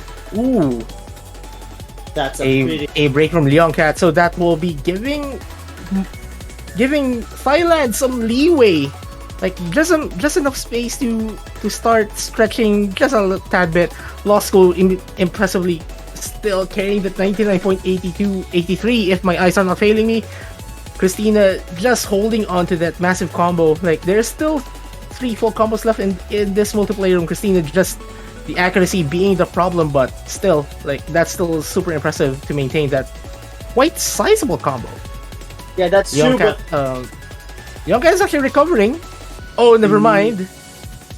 And also following up, so a full reset from Argentina, and that gives Thailand a bit more room to breathe. Might be it for Thailand grabbing their first point in this match. Wow, that was.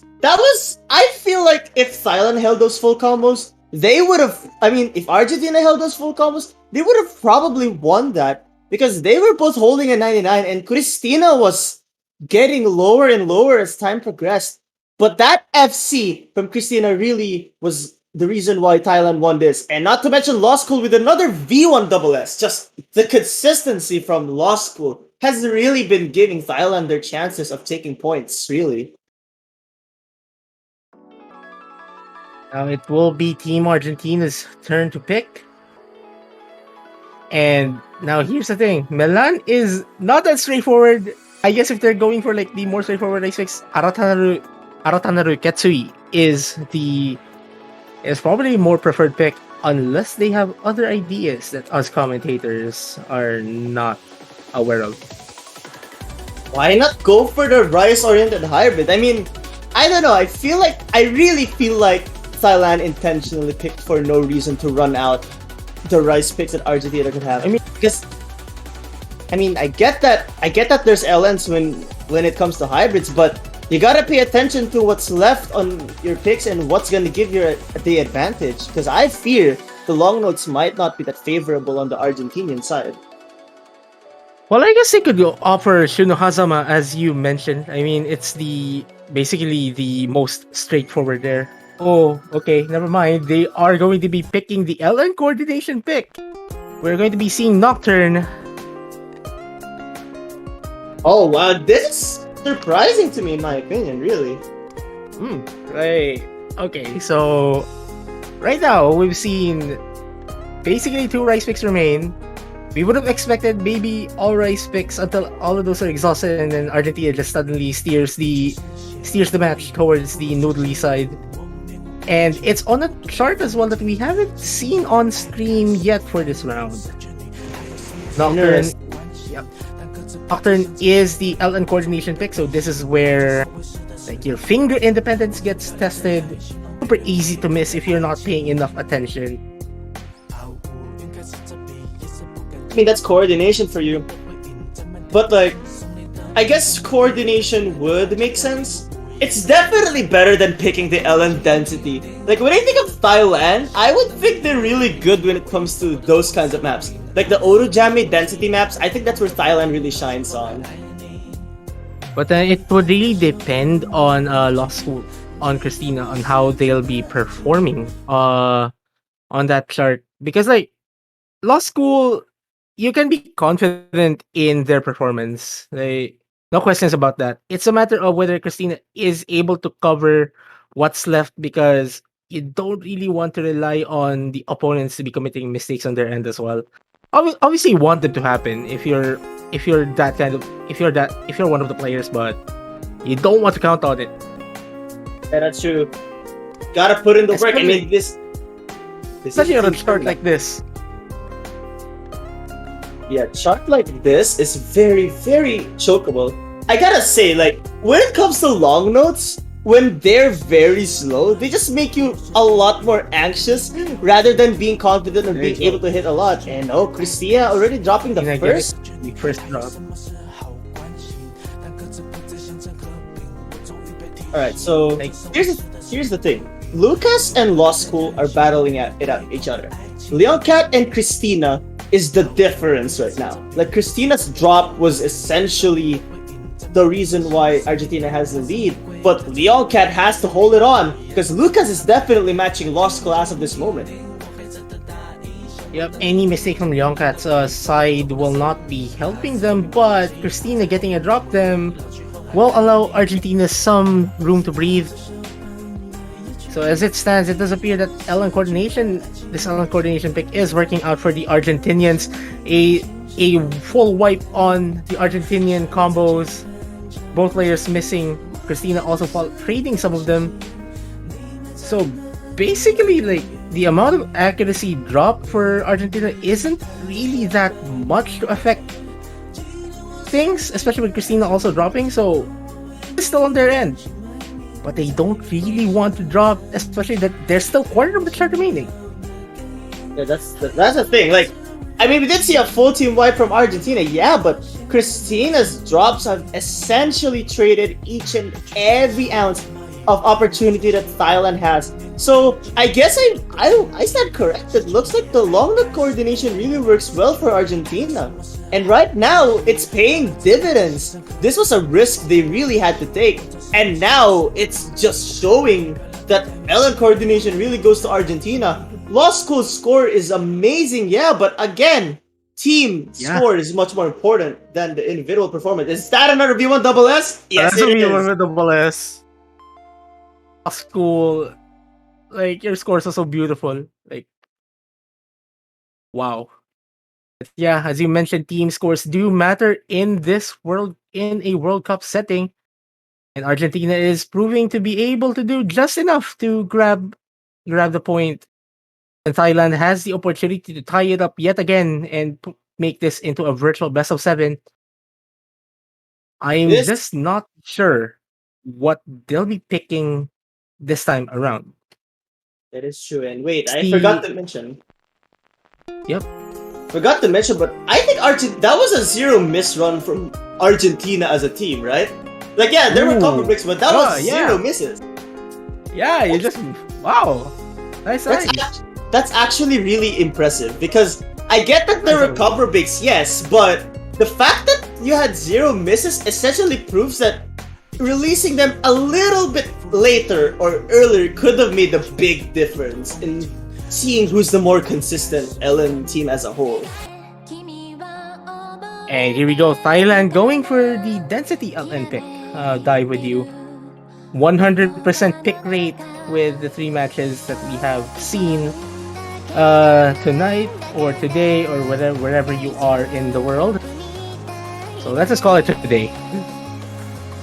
Yeah, let's just call it today. Or honestly, wait. One thing that really surprises me is I haven't seen players like Ken Z in this match yet. Like I would have thought this is the map that Ken Z would probably shine on, like LN density and whatnot.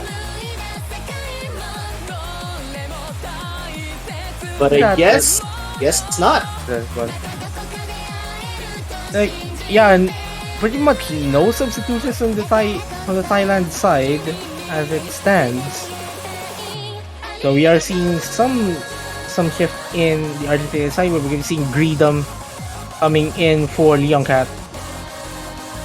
I actually haven't seen Greedom yet as a 7K player, but if Greedom is subbing in for Leon Cat, then that probably signifies that Greedom's long note ability is better than what Leon Cat has to offer when it comes to these kinds of maps. So that should definitely be interesting. But I mean, you have to note, like, density picks like this, like, you can sort of play them as Rice, maybe, or I mean, obviously accuracy will take a hit if you do that. Though, as you mentioned, like, their long note ability might be enough. It might also be that they're a bit more confident on hitting denser patterns. That's like, true. This is a very different pick from Nocturne. So I guess it could be implied that Greedom might be the player for picks that are faster, denser, but when it comes to coordination pick, I guess Leon Cat is the choice to make for Argentina. And they definitely know that. So it's really nice to see that players are really able to strategize. So right now, Thailand has a slight advantage, but it's still very early on, as Christina already dropped some accuracy. That's really been the difference this whole match. It's how the second player, or the top player, is really just battling against the other player on the right side. Everyone's still getting full combos in this multiplayer room. Christina holding on very well, albeit that accuracy really kind of taking a hit. It's really lost school. Like, that 99.7, making sure that Thailand still has the lead. As long as Christina still maintains that full combo, though, Thailand is doing just enough. That's true. Greedom matching. There's still the second half, which is easier to choke. Yeah, that's true. But wait a second, Lost School is the one who choked. That's characteristic. Yeah, I was about to say that, but hey, Christina drops as well, but Greedom trades it back. Greedom also trades that. No, Luke, scores are flickering. Luke, Thailand just having a little bit of a breathing room. Lucas still at below 99%, Lost School above 99%, so that does mean Thailand is still maintaining the lead. There's still quite a lot of discharge remaining. Yeah, you did say the second half is more chokeable. You did say second half is more chokeable. Getting a drop. Another one with a second one. Will Argentina be able to pull this lead back to their side? Thailand trying to keep that lead on their end. Oh my god, goodness, wait a minute. It's super close. Wait a second, no way. That was the so ending close. Note? Wait. Oh, they hit Argentina grabs the third point. Oh my goodness, that's the first break point. I think the MVP here has to be Lucas. I know that Lost School and Greedom have higher scores, but Lucas holding that full combo was essential. That was so essential to Argentina. Like, yes, highest one count in the lobby, but if they missed once, the lead on Thailand's side would have been a lot bigger. Oh, man. Man.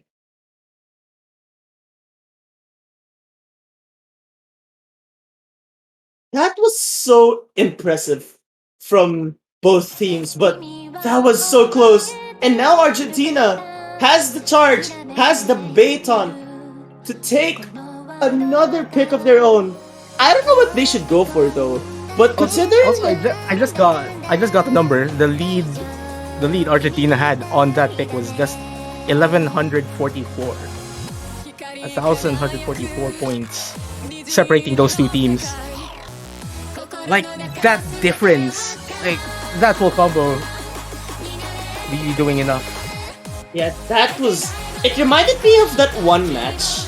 Like, it was a 4K match, yeah, but there was a player in this release map named Dance of Salamandora. That team would have lost it if the one player with the 98% accuracy held the full combo, and it was enough to make them win. And now Argentina just pushing through, keeping that consistency, which is definitely more than enough for LN picks like that. And now they're going for another long note picks.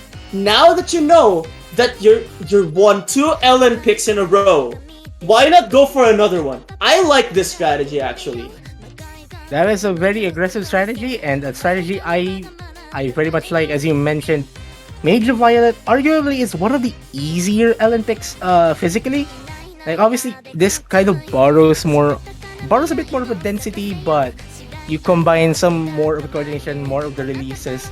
And yes, this is exactly a mixed LN pick in this pool. So I guess Argentina is just trying to transition from like the denser picks, like maybe trying to measure up whether like is it also safe to maybe picking Jirokoji no Hitoritabi. If I memorize that title correctly, LN1 later on in this match once they get the picks on their end. Obviously, there's also the hybrids. I mean, who knows? Though it does appear that we are going to be seeing the first substitution from the Thailand side. We're going to be seeing Natsurio going in for Christina. That's true. And I honestly think substitutions are needed. Christina would definitely need some breaks, in my opinion. And Natsurio is certainly going to be a good choice. Like, you just really need a break, no matter what kind of player you are. Like, personally, I have also been subbed out, and like I think taking breaks is very important, especially in a tournament match. Yeah, it gives you a little room to breathe, maybe recollect yourself, especially if you're having like a bit of a bad run. Like it does help your psyche. Anyways, here we go with Mage of Violet. Will there any be magic in this pick for any of these teams? I get the reference. Well, imagine if it's a tie, then it would truly be Violet, right? Because you mix red and blue, what'd you get? Okay, let's carry on. Team Thailand and Team Argentina trading the lead pretty much. I mean, that's kind of expected early on into a chart. It does appear that Thailand has a bit of an accuracy advantage, which we haven't really seen throughout from the previous picks, but Natsurio kind of breaking my line of thought there with those consecutive misses. So that does mean Argentina will be picking up the lead. What really concerns me is the second player from Thailand, really, because Law School has certainly been ahead of the Argentinian side by a lot. But once again, getting a miss. Yeah, there you go. That could be the catalyst for something. Trading, though. Trades favor the team in the lead, so Argentina will still be maintaining that. Greedom and Natsurio kind of struggling hitting those 16-bit reverting stairs. That's true, but who's struggling more? Well, yeah, they're just trading. Yeah, they're just both of them are just trading. Lucas and Law School performing very well, and obviously Law School with that 99.64. What the heck is Law School doing? If you were to average like the accuracies from each team, Greedom getting yet another drop, and here we go. Thailand starting to get a taste of that lead, going into the halfway point of the start. Here's the thing, if you were to average out both accuracies from Thailand and Argentina, I think Argentina has the lead by the slightest margins. But I wouldn't be surprised if Thailand would be like almost the same, if not a little better. Although, wait a second, looks like the lead is going back to Argentina. Yeah, especially with Natsurio getting a drop on that 16-bit release section. I hope I'm getting my O2 Jam terms right on these noodles. Pretty sure that's 16-bit, but anyways, Argentina trying to stretch that lead as we enter the final quarter of this chart. And here's the thing, Argentina has one FC to Thailand's one, but the reason why they have the lead right now is Greetham's able to hold on. Never mind! Well, never mind.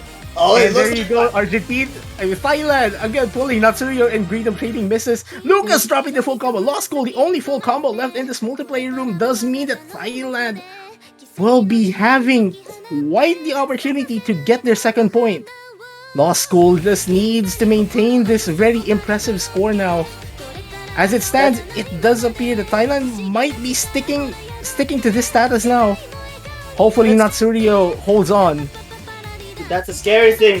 Natsuria really has to hold on, but Greedom trades it back. We trade. Yeah, it doesn't matter. The trades do favor the team in the advantage, and I think that's it. And there you go. Thailand, second point. Oh my goodness. This is shaping to be a tiebreaker potential match, and what an insane score by Lost Cool once again. It's that performance by Lost Cool just giving everything. Like, if you were to put the highest score in Argentina's side on the team of Thailand, Argentina would be winning by like 13,000 points or something. So that tells you how far ahead Lost Cool really is. So now, if you're Thailand, what are you going to pick? Okay, so let's break this down for a bit. Arata no Riketsui, it's a double stair chord stream, super light. And we saw Thailand pick for no reason, which is the denser of the chord stream picks, which was brackety. I mean, like, I guess like there might be some merit for Thailand to pick Arata no Riketsui. Melan is Melan, super wacky chart. We haven't seen it on stream. Hopefully we see it at some point. Though I'm not sure if this is the right time to even touch that. Now for LN1, you have Jurokojin of Toritabi. The release pick, which honestly might be one of the safer picks. It's like, I'd argue it's like the easiest to fall combo among all of these charts in this pool. Well, I guess I could agree with that, but like, I'm not sure if this applies to 4K as well, as to 7K as well. But in 4K, sometimes you could pick the high. Oh, there you go. There you go. Wait, Thailand's going to pick. They're picking LN1. for LN? Yeah, okay, Yeah, so that's an interesting choice. Because as I was saying a while ago, I'm not sure if this applies 7K as well. But in 4K, you could pick one of the hybrids so that you won't be able to reveal that much information on how good of a team is on Rice and LNs and just have like a balanced overview of how they could do. I was thinking that could have been a choice right now, but I guess exhausting the last LN pick available could be a better option. Because if you think about it, now Argentina has lost one LN point. So this could be shaky in their favor, as I think they could really use this to gain momentum back. I mean, it's kind of a fair assessment. I mean, it does apply to this context as well for 7K. Like, I mean, obviously, I did also play competitively on 4K, but like the thing about the hybrid picks in this pool, like, they're not that straightforward at all. I mean, you have hybrid one, which is like super chord streamy. Basically, is like a chord stream where practically like some of them are LNs, just like double, triple chords. Then you have hybrid 2, which is like super technical. Like you have staggered releases, quite heavy rice bursts that are super easy to choke on. And the third one, which is polyrhythmic stairs. And obviously LN releases to boot. It's kind of a hard call to make because this chart, at least for LN1, is like kind of different. You have these releases that are put like 1/4, like a fourth note. I don't know. Quarter note. Wait, a quarter note is a beat. A 16th note more than a 16th note more than the what you'd expect a release would be put in. Obviously, there's some staccato LNs scattered in this chart as well as chords. Yeah, not the most straightforward chart. Yeah, and so putting Leon Cat back in. Wait a second. So now Argentina is making an interesting swap, putting out Lucas altogether, which I would think is an interesting choice. I thought Lucas was like Argentina's strongest 7K player overall, but hey, I guess sometimes you gotta make sub-ins as well. for stuff like this. And if Giram and Leon Cat are the more proficient ones when it comes to awkward time signature LNs, then this is the choice to make for Argentina. As for Thailand, we're not going to be seeing no Christina yet. Looks like they're still waiting for the opportunity to let them back in. But right now, Argentina's having the lead based off of Natsurio's act being on the 98 range, while Argentina on the 99.5 range. Just very, very balanced overall. I mean, like, this chart is super easy to combo overall. Like, Act is another story, though it does appear that both Argentinian players are carrying that 99.6, which is super impressive. Law School, obviously, ahead with that 99.7. So it does appear that the substitutions do make sense for Argentina.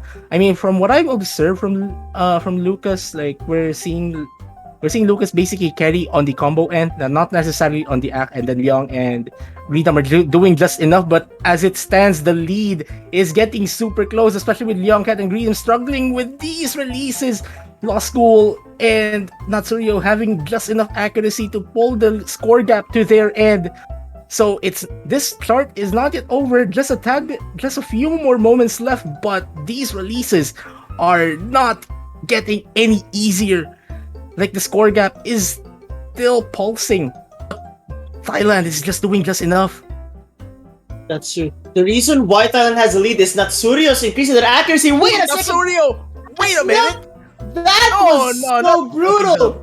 That is brutal! Argentina dropped a lot of 200s, opening the door for Thailand to take, but it looks like this is going to backfire for Thailand after all. And those were LN breaks as well, not even misses. That is brutal. Yeah, that was so absolutely brutal. Look, if you were to total the 200 count, that would be 28 on Thailand's side and 30 on Argentina's side. And the 100s also favored Thailand from 3-1. And look at the ratios. This would have been Thailand's win if it weren't for those 250s. That is so unfortunate for Thailand. Though this also plays into Argentina's strategy as well, because, like, there's only the rice picks remaining. They might be expecting Christina to go back in for the rice, probably. Who knows? And obviously, there's also the hybrids as well. They might be aware that Thailand's second player might be prone to choking, and these hybrid picks are not exactly the friendliest to chokers. Yeah, that's true. I'm honestly surprised with the pace of this match right now. Like, both teams are just doing amazing, but the way that the maps end, it, like, you can just see that they really just boil down to some patterns that were overheld or underheld, really. I will have to see what Argentina is going to be picking. A part of me doesn't want them to pick rice. They probably have to go hybrid. Maybe even abuse like the choke and pick hybrid 2 remorse. Also, the shortest pick in the pool as well, which is kind of posing themselves to a risk as well. But I'd say it might be a risk worth it. Who knows? That's true. I mean, at the end of the day, risks are a must. Like, you have to take risks eventually. You did say that, at least in our discussions, like, too little risks will rid you of the opportunities that are possible, but too much of it would just let it go away to the other side and would make you off track. So I think Argentina just has to pick which is the best map to risk, in my opinion. I think it's probably a hybrid at this point. But oh no, Argentina has. Oh, there you go, Aratan Ketsui. Ooh. Like, taking that long to get the pick in might be a sign as well that Argentina might have probably exhausted their more straightforward options as well. I'm gonna be honest. You're a team captain. You're a team captain in the World Cup. Like, what would be your What would be your decision in a time like this? Honestly speaking, I would have probably picked one of the hybrids. Because if you think about it, the only reason why we won one Rice was because one of the players was missing a lot, right? And considering that, and also the fact that we won, let's say I'm in Argentina's position right now, and considering the fact that we won 3 long notes, why not pick something that has a lot of long notes and a lot of chokeable Rice picks to target Thailand's weakness in that area? That's my analysis for this. But Yeah, we'll but have the to thing that see. We'll have to see if that holds though, the because one this isn't exactly the most choky kind of pick though. Well, kind of never mind though, as Natsurio getting a very early drop. that is really unfortunate. The thing that really makes me a little bit afraid is the fact that Argentina took a while. Like, I really hope this isn't just an emergency pick. Like, they were not confident with that. And Leoncat dropping once is probably gonna swing it over to Thailand, but I guess the accuracy advantage is just giving Argentina the... Well, never mind. The blue bar is now going to Thailand, after all. I mean, as long as Natsurio holds on to this combo, it might be, and let Law School do basically the rest of the work. Like, Thailand is able to get that lead more to their end. Obviously, it's kind of pulsing, especially with Argentina trying to fight back. Like, they're doing all they could, especially with Leoncat having the combo disadvantage as well over from Natsurio. So, like, Thailand's still doing enough of a job, especially now that we're halfway through the chart and the streams here get a bit more, just a tad bit more abrasive after this break section. So now, a bit of a breather. Right now, I mean, the difference is that the FC that Argentina has is a lot lower. Okay, they trade. It's a trade. But I don't know, but that miss really could have hurt Thailand even more. If one more drop happens, that would unfortunately be switching over to Argentina, but the patterns are looking to be comfortable for everyone so far. And right now, a little bit actually carrying very impressive. Youngcat is carrying very impressive accuracy. Natsurio has to hold on, and they do. Thailand grabbing their 3rd point. Also, wow, three 300s. Law School. I mean, Yeah, what can we say? yeah. That Wait, is one of the scores of all time. don't tell me Law School has taken the MVP in like literally every map. Yeah. Yeah. You just mentioned that. You just mentioned the fact.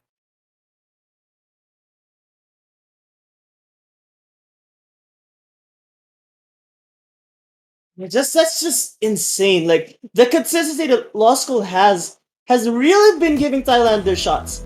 The door of opportunity is still open. Yes, they were down 4-1, right? Were they down 4-1? Ooh. What? Wait a Thailand is second. going to be picking remorse. Oh man, this is Wow. getting weird. This is getting weird.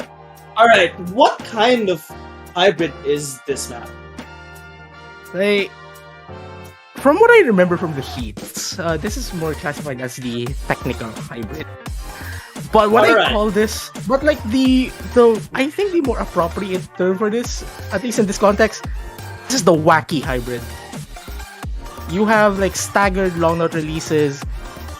Said earlier, you also have like these ricey bursts that are not exactly easy to hit, and they come in as like reverse shields. So yeah, not exactly the easiest to go through. That's true, and I don't know. I'm not a fan of this pick. You did say that this is the wacky hybrid, right?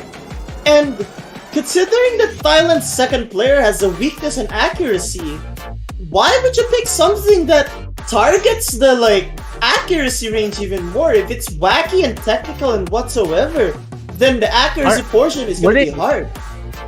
were they trying to rely on maybe like one of Argentina's players missing early on or some point? Because like this this map is super short. Like it's barely a TV size. Barely a TV size map. Greta will be going in for Argentina.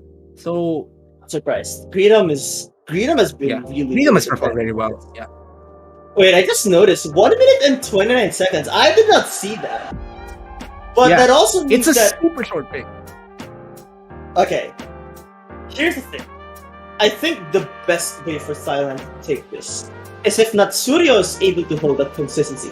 Because really, the second player in Thailand, I've noticed they've been really, really missing when it matters the most. And in a 1 minute and 29-second map, every second literally counts. You can't just afford a single mistake here because it's gonna be really difficult to hope for the other team to just not commit anything at all. Also, I think I forgot to mention this kind of plays something like a coordination LN pick as well, given that combo builds up super slow in this chart. So slow combo build up plus TV size drain time.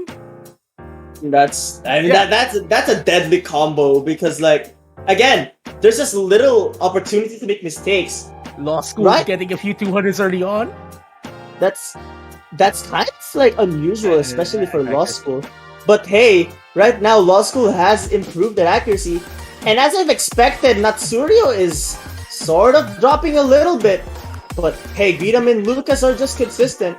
Though law school is still ahead, and wait a minute, this bar has been violently shaking. Oh, But whoa! Greedom getting a drop. So that's a very crucial drop there from Greedom.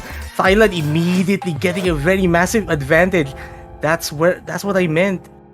Yeah, obviously they'll be hitting the 400 combo at a fairly decent rate. But again, this is relatively slower combo build up. You don't really want to choke Greedom and Lucas. Doing the thing. Oh You my goodness. Oh Thailand man. on pace to tying this match up and making this into a virtual best of 3. Give me a second. Look at Natsurio's act. Like, we've been seeing the whole match that Guidam and Lucas are able to get higher than what the second player in Thailand is able to get. But look at Natsurio right now. This is the reason why Thailand is winning. Natsurio performing at the most important stage, and what a double FC from There Thailand. you go. Wow. That- That is a well-timed double FC. And That a is a well-timed double FC. 200 run from Yeah. Thailand. I'm just gonna say it right now. This has got to be a huge morale booster for Thailand. That is a very huge boost indeed. And I'm Now the ball is in Argentina's court. They have the pick, and this will be their final pick of the match as well. The only picks remaining are Hybrid 1, Hybrid 3, and Rice 6.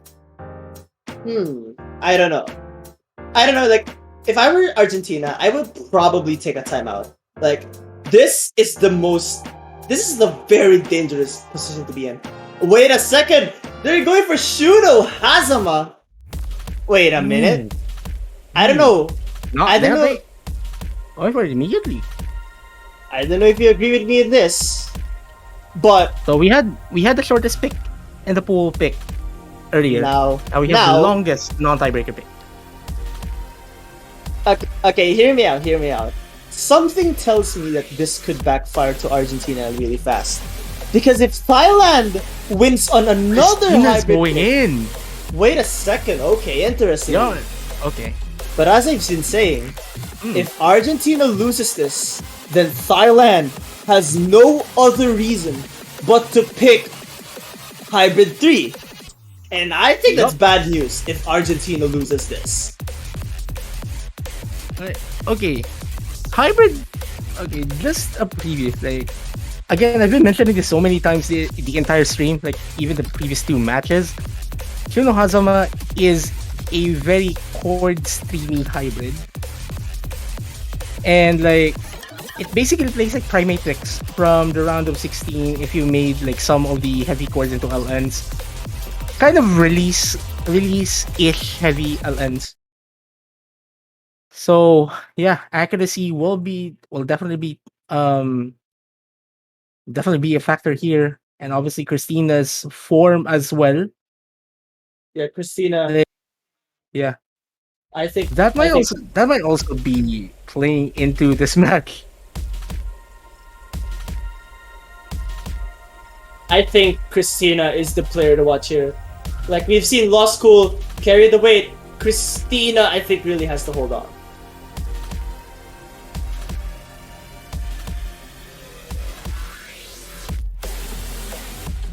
And right now, there are some alerts ready to start. Christina dropping some act, but so is Leon Cat. Oh, wait a second. Christina immediately dropping to the 98 range. This is looking to be bad news. But Lucas drops. Getting an early drop. That's a very early drop though. There's still enough chart remaining for Argentina to regain those lost points. But Lost School, on the other hand, making sure that those points lost by Argentina remains lost. What is that accuracy, Lost School? 99.7. I mean, again, average the 2 acts right now. Thailand has the advantage. But I'm really, really concerned with how all of these players would be able to hold on to the consistency. This is 3 minutes and 42 seconds, so there's a lot of room for error, yes. But each and every part where you drop, and Leon Cat also dropping. Almost full combos left in the Argentinian side. Still a double FC for Thailand. Christina does appear to have a better form now after that short stint outside of the multiplayer room, maybe getting their nerves out of the way. And Christina is performing very, very impressively now. Yeah, but hey, Youngcat and Lucas have higher acts than Christina. Oh, I think that was a 200 and maybe even a 100 drop from Christina, which would definitely give some lead to Argentina. Like, it would pull it back, but hey, the accuracy from Law School and that full combo from both of them is definitely helping. Well, Christina, unfortunately dropping that full combo, but Law School still has that accuracy to. Thailand has still Law School's accuracy to lean on, but a consecutive miss from Christina, getting that score gap. Oh my goodness! Wait a smaller. Consecutive misses from Christina. Yeah, but the lead is the lead hasn't shifted yet, mainly because Argentina's dropping some accuracies as well, and Leo can't find the drop. Also dropping a sizable combo. That's true, but Christina really has to hold on right now. The lead went from pretty sizable to now on a dangerous. This is a dangerous margin right now. Leon Cat is approaching the 400 combo cap, so we're about to see the lead not shift too much unless a drop happens. Lucas and Law School holding those high combos. Leon Cat and Christina being the lower accuracy, yes, but the consistency goes to Thailand for now, and that's what's giving it away. Will Argentina... this is a very tense moments left in the chart. That's true. And this is where I believe it just gets harder, especially with the stamina factor coming into place. The LS could really be... maintaining the full combo. Leon Cat dropping. That's really bad. That Trilly section coming in a few moments from now. Let's see if there will be any drops. This is really bad. I mean, Christina drops one. But I think that should be it. Unless more drops happen on the Thailand side, I think this should be Argentina's loss. Unfortunately, Thailand is gonna take it 5-4 now. Wow, that was a very clutch performance from Christina overall. Law School with another clean FC and 990k. Oh my goodness. And it's advantage Thailand. They will be having the final pick of the match.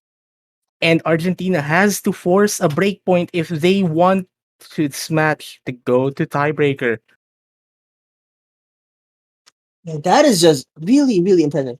Law School has really been holding it on, which is why they have been really getting their chances to take these victories. Oh boy. Now, I'd say Hybrid 3 might be the safest pick.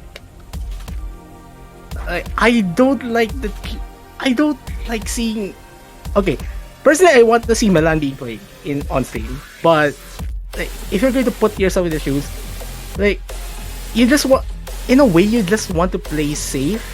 Like at least you still have the tiebreaker to fall back to in case. Oh man, this is hard. I don't know what to pick really. I mean, Hybrid 3 or Rice? Wait, Rice. Oh, Hybrid 3. I mean, I guess it makes sense. Yeah, save the space. You want two hybrids. Why not go for another one? And here we go for all the marbles.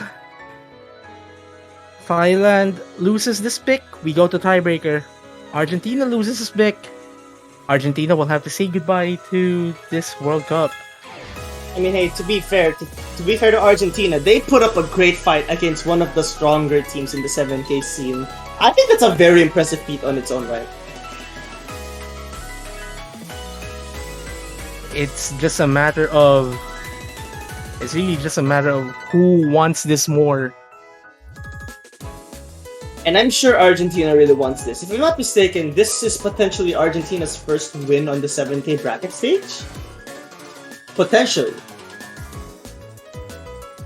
But I could be wrong. I'm just trying to say that if Argentina wins this, I'm sure it would be like really big for their community, especially on 7K.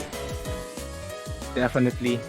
But anyways, this is a preview. This pick is super heavy on stair usage, reverse shield usage. I mean, obviously, like, they're comfortable in a way. Like, this is like one of the most fun charts to play in this entire pool. One of the most fun maps in general, like as we've seen throughout this World Cup.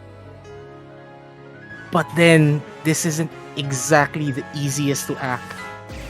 Yeah, OD 7.2, like it's lower OD than usual, but like you have to know this is a hybrid pick.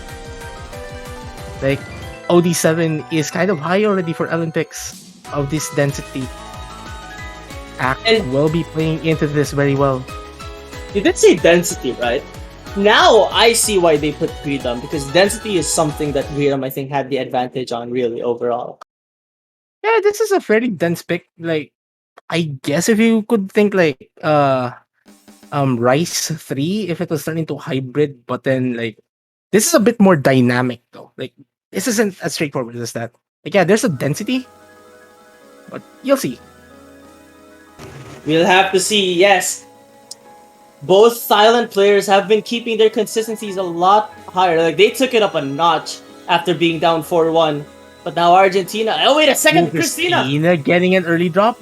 That's super early. But the accuracy from Christina is not going to be helping Thailand. That's true. Lucas and Greedom keeping the consistent act. Lost School's accuracy has not been that proficient as we've seen, but Christina dropping another one. In fact, this is very close to a 97, which is pretty concerning, but they've been increasing that act pretty fast. Greedom getting a miss, but that doesn't drop them to below 99%. Lucas below 99%, but still holding a full combo. So both players in the lower half of the screen, both holding full combos. Obviously, Lost School has been on that FC streak since the very start of this match. Oh my goodness, this lead is so close. Both teams have really won it. Like, they really want to see it. They really want to get a tiebreaker. Ross Cool. Oh, Greedom is dropping. Getting another drop. Christina Greedom trading. And it's Thailand. That will be getting the advantage after the trades. Christina getting yet another drop. But wait a second. Why is the lead not changed? That's very surprising. But Christina drops again. That should be big. Oh my goodness. Chat, if you want to see what's gonna happen? Type. Oh man, this is getting hard to call. That's so true. Chat, if you want to see a tiebreaker, support Argentina. But if you want to see your team Thailand win, support them as well. It's very close right now. There's literally no lead. Oh my goodness. The long notes and Rice mixing with each other, I think is helping Thailand. But the lead is literally still non-existent. Who is going to take this? My heart is beating really fast right now. Oh my god, goodness. the scores are still flickering.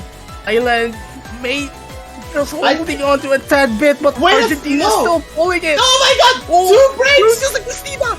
Wait a second, are we gonna be seeing a tiebreaker? Oh my god. I don't know who's taking it. Wait. Oh, Let's see. final Oh. times. Oh, And wow! Thailand wins. By Thailand wins. 420 points. We are denied a tiebreaker by 420 points. That must be so heartbreaking. 20 points. That must be so heartbreaking for Argentina. But wow, what a fight they had. For this match. What a fight they had. You gotta admit they put a great fight. That was an amazing fight by Argentina. And like, I'm not sure, I saw the predictions, right? Only 7% of the people put Argentina as winning. And look at how close Argentina went. Yeah, like, again, this was 420 points away from tiebreaker. Oh my gosh. Like, funny enough, I wasn't even scheduled to commentate this, but I'm not regretting joining in this commentary booth. Congratulations to Thailand for advancing to the next round, to the losers bracket semi-finals. They will be where they will still have quite the journey if they want to go the distance. Props to Argentina for putting up such an amazing fight in this match. It could have gone either way. Yeah, that was so close. Like, MVP easily lost school, but Argentina fought really hard. Thailand's second player really carried their own weight, and I think that was so big for them.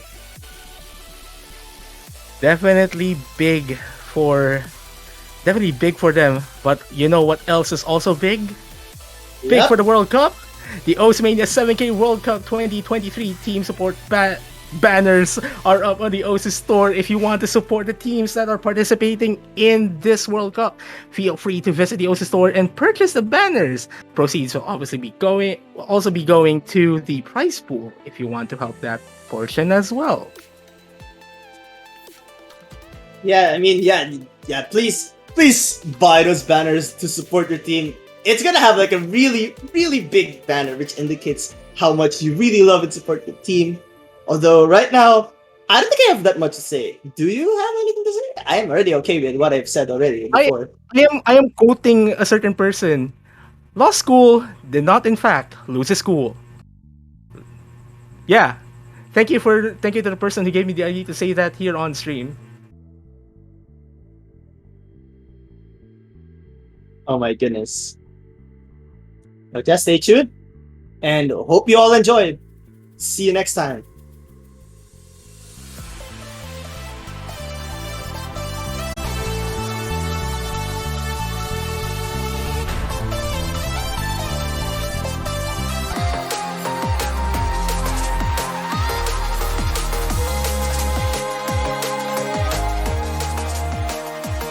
Hello everyone, welcome back to Oceania 7Q World Cup 2023, and we're back for the match we've all been waiting for here, which is France versus Chile, with probably the last match before we get to a long break for a while. And I'm Mifa and I'll be commentating with Sparky here.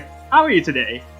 I'm doing absolutely fantastic. Already almost halfway done with the quarterfinals weekend. Same amount of matches, but it feels like it goes by so much faster.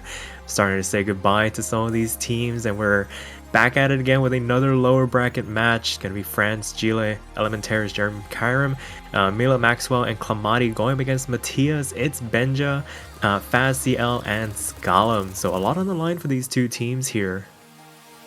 Yeah, absolutely. It feels like we probably progressing back to like around a 16 match, but instead in quarterfinals we already have broken into like two sets of brackets. It's just like the winner and losers bracket.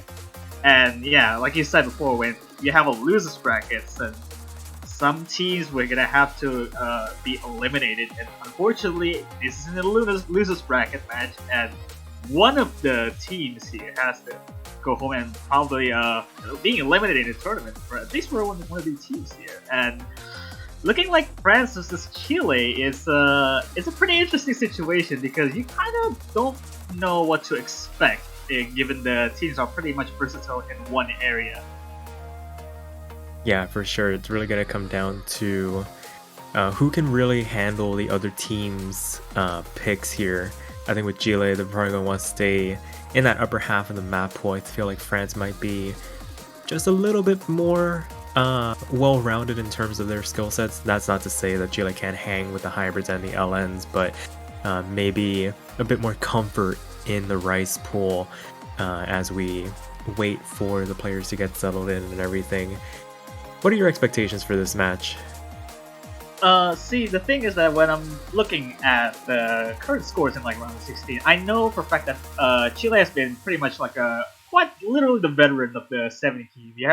I guess we have all seen from the World Cup back in like 2018, where Chile is actually got far into the semifinals, which is probably like the top 8 or something like that. And those names like Scallum, Matias also as well, joining us in the 70 for a couple of years back, and these are quite the veterans of the Chilean team, and I feel like it's probably gonna be one of the consistent roster for, I guess, for basically almost every pick since so far. France, however, has some, but they have also kind of like a new basis in France as well. So I feel like it's really like when you have to consider the fact that these scores are kind of neck and neck in between every category, so like Rice or Long Nose and Hybrid. And given quarterfinals pool jumps and spikes up the difficulty quite a bit from the last round, it's gonna be probably completely new ground here, actually. Fair enough.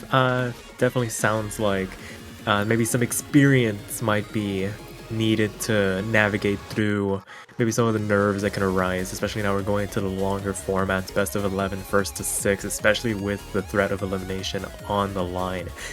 So Chile looks like they lost a roll, so they get to ban. It's going to be Rice 4 getting knocked out from the pool, so Reincarnation not going to be allowed to be picked. Yeah, they're knocking out Corjax for Chile, which is kind of interesting. In a sense that Chile is have decent sharpshooters on their behalf, especially for Cortex, and knocking them out seems like more of a good combat reasons, especially the speed, because in 70, like, I guess Corjack at that BPM seems like a bit of a hit or miss. If you can Corjack at like the slower BPM, you're not gonna know if you can actually hit the faster Cortex in general, and this is like about 120-ish BPM. So I guess they want to be safe, I guess, for their bans.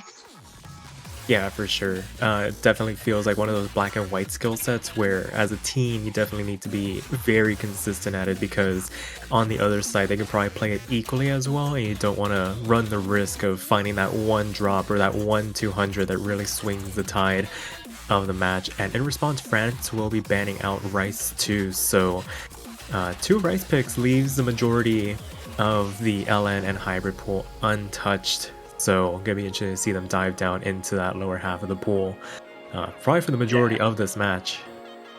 Yeah, banning I guess the speedier course for no reason. I mean, that's not fun, but it's definitely like one of the I guess not a popular choice for the lower half of the teams, which is kind of interesting. And they're going for the speedier pick, which is Gypsophila.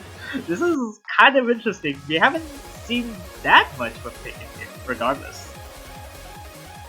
Yeah, definitely going to lead to some interesting dynamics as we get further on into this match. This one might be a bit of a maybe scouting out where the comfort lies for Chile, see if they can poke and prod away while they still have some Rice picks in the pool before they really have to start diving down into those LN hybrids. That's probably where most of the damage will be done.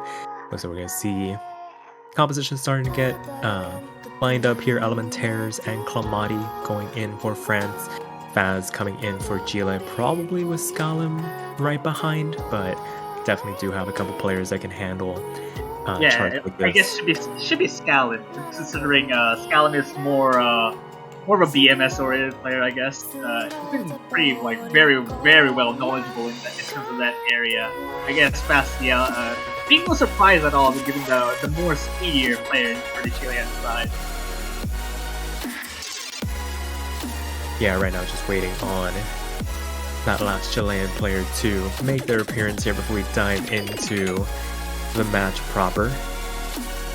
Always exciting to see who's going to come in, and it's actually going to be Benja coming in for Chile. Ah, yeah. Benja actually played in the speed thing around the 16, which is Anemone, and I think he's pretty a decent choice.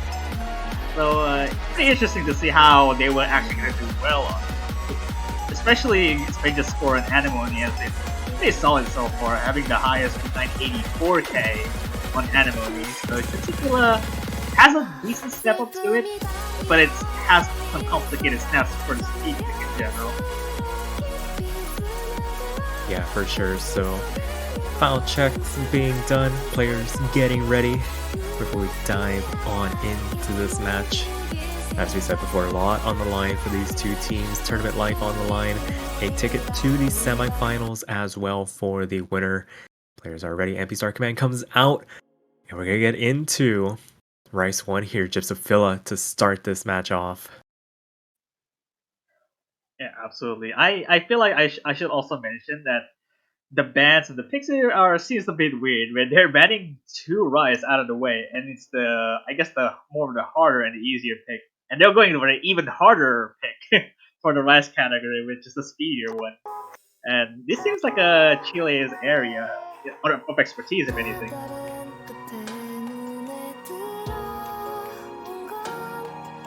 Yeah, it remains to be seen how France will do it right now. Right out of the gate, strong starts for Elementaires and Clamati Faz, finding a bit of a accuracy drop down into that 98% range, maybe a bit of a rush as they try and read their way through these opening patterns. Should start to even out as we dive deeper into the chart, but for right now, France holding on to the advantage as we get into the first drop.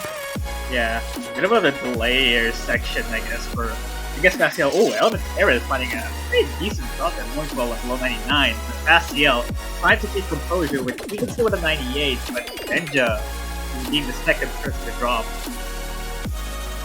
Yeah, so 2 drops apiece, Elementaires and Spencer. Elementaires finding another one in return, not traded back just yet as we make our way into the second third of the charts. France still holding on to the advantage off the back of this very high accuracy from Clamati, 99.4 for them, but a third drop from Elementaires is going to swing the lead. Chile already. Elementaires took a huge drop as well, 98.5-ish right now, and does seem to be on equal grounds to Fastiel, but Fastiel is holding the full combo here. Although being a lower accuracy, but it's still holding on. Yeah, Chile holding on to the lead for the moment, not out of the woods just yet, off the back of the fact that Clamati is still head and shoulders above everybody else with that full combo. Faz trying to respond back, but as it stands, Elementaires with the extra miss is going to be buoying this lead for Chile as we make our way into the last quarter of the chart. Players starting to recover just a little bit, but Elementaires going to be in that 98, but Faz. Oh god, this is actually kind of dangerous here because only France has the one full combo, and it almost swings over because both Chilean players are not holding the ground. Yeah, full combo reset on the side of Chile, and now France takes over. It was looking dicey there for a moment, but Clamati falls as well. The only full combo left is drawn. Elementaires. Oh my god. Oh my it went pretty scary for a while. Oh my god. Fastiel only want to drop on only 8,000 points of difference up until this ending, and Chile takes the break point too. Yeah, Chile takes the first break point in this match to make it 0-1. It was looking dicey there for just a moment, but Chile able to hang on there despite that full team wipe and a couple of misses there at the end to make it a bit of a heart and mouth moment, but able to take the break point at the end of the day. This is a proper way to start the match with just about a couple thousand, it's 8,000 points of difference, but a couple thousand right down to the teeth of that ending. And it's going for Rice 3, which is more of a denser course stream, albeit a little bit slower. Yeah, maybe just wanting to slow the tempo down a little bit. Gypsophila definitely giving us a bit of a scare on both sides. And this one might be maybe just a little bit more straightforward for Gila to read through. Matias coming in for Faz to read through this.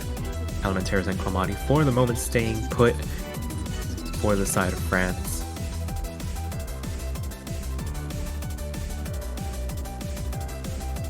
Yeah, see, here's the thing about I guess the France team in general. France team has been putting up a good fight for most of the core stream picks. I guess in the round of 16 they also doing quite well. And this is just harder, but in general you have to make sure that you actually don't slip up like too much. And you probably don't want to get too complacent on the accuracy as well. Chile has been performing really solid on that ratio too. Yeah, for sure. If they can maybe put together a bit of a clean run, maybe if Clamati didn't find that unfortunate break towards the end, might have spelled a different story for Rice 1, but that was then, this is now. Hopefully they can shake off that early break point, maybe get one back of their own, or see if Chile can capitalize and make it a quick 2-0 to start this match off.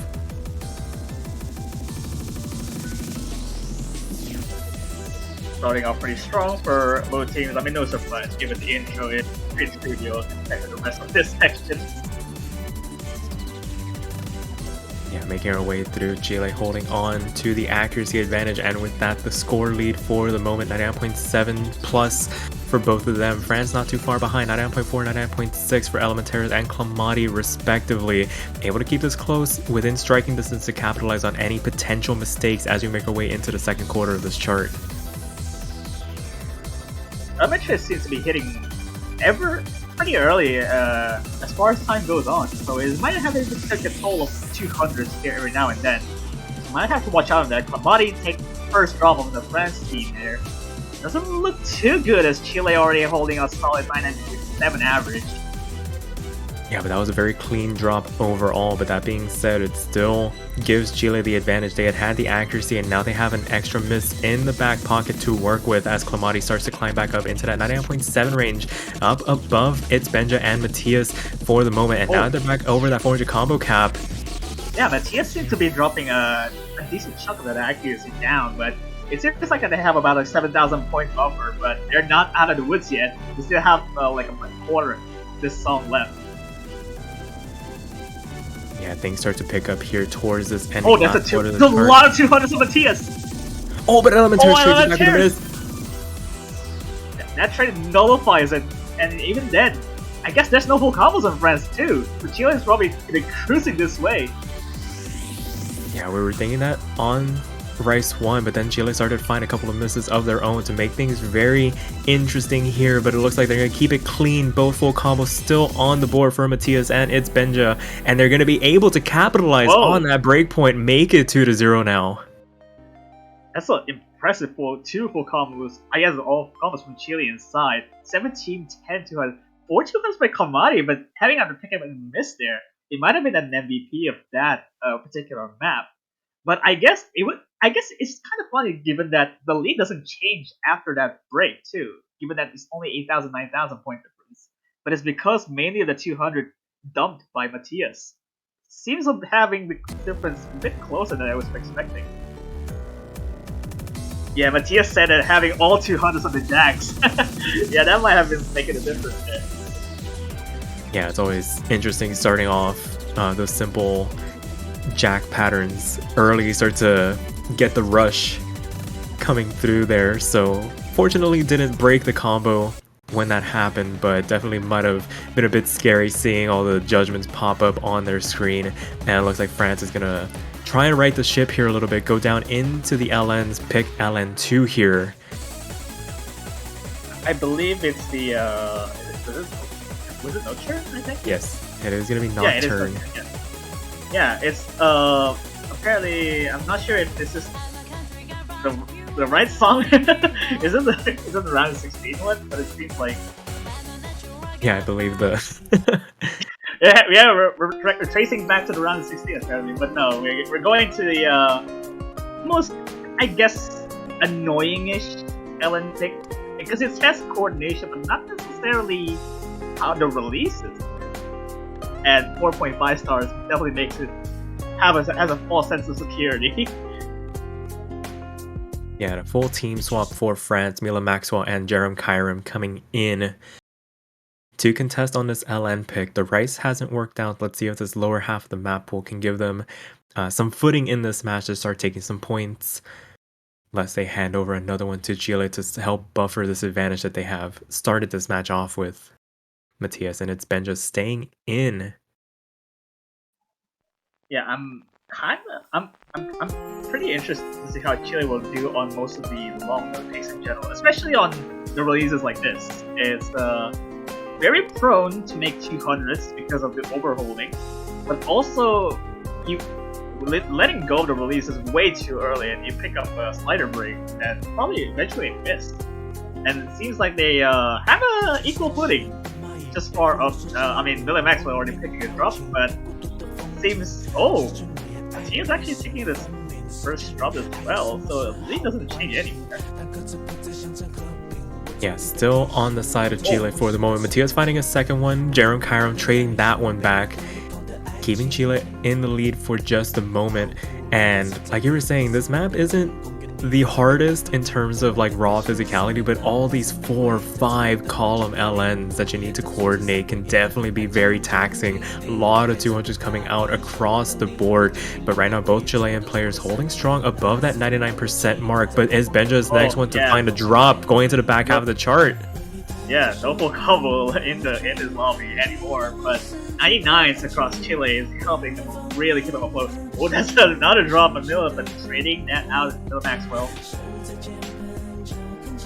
Yeah, no harm, no foul as it stands for Chile. Still ahead, virtually tied, but is Benja going to be finding another break? Yeah, trading.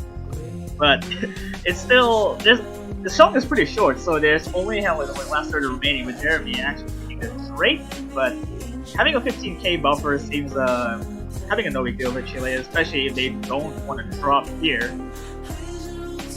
Yeah, I think the coordination, the mental stamina is starting to take a bit of a toll. Jerem Kyram and it's Benja finding drops in this last quarter of the map. These trades only help Chile in this regard. They have had basically the accuracy advantage and a slew of misses in the back pocket to work with throughout this chart, and that might be the nail in the coffin from Jerem on this chart, and Chile hanging on probably something that they weren't looking forward to playing, but wow.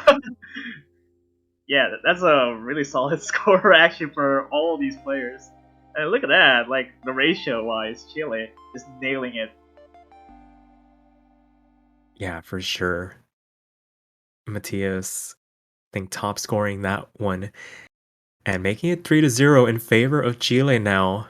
France needing to find an answer here before things start to get too far out of hand, but it is going to be Chile's pick to capitalize once again. It seems like the way to go is going for the I guess the more than the mixed rice pick, which is like the rice 5. I forgot what it was, but it was the evening's map, and I guess it's supposed to naval, which is the more mixed rice, like the one that you think that Chips Tequila has the more physicality on hitting the speed. Now has the best of the both worlds, for I guess if you consider Rice 1 and Rice 3.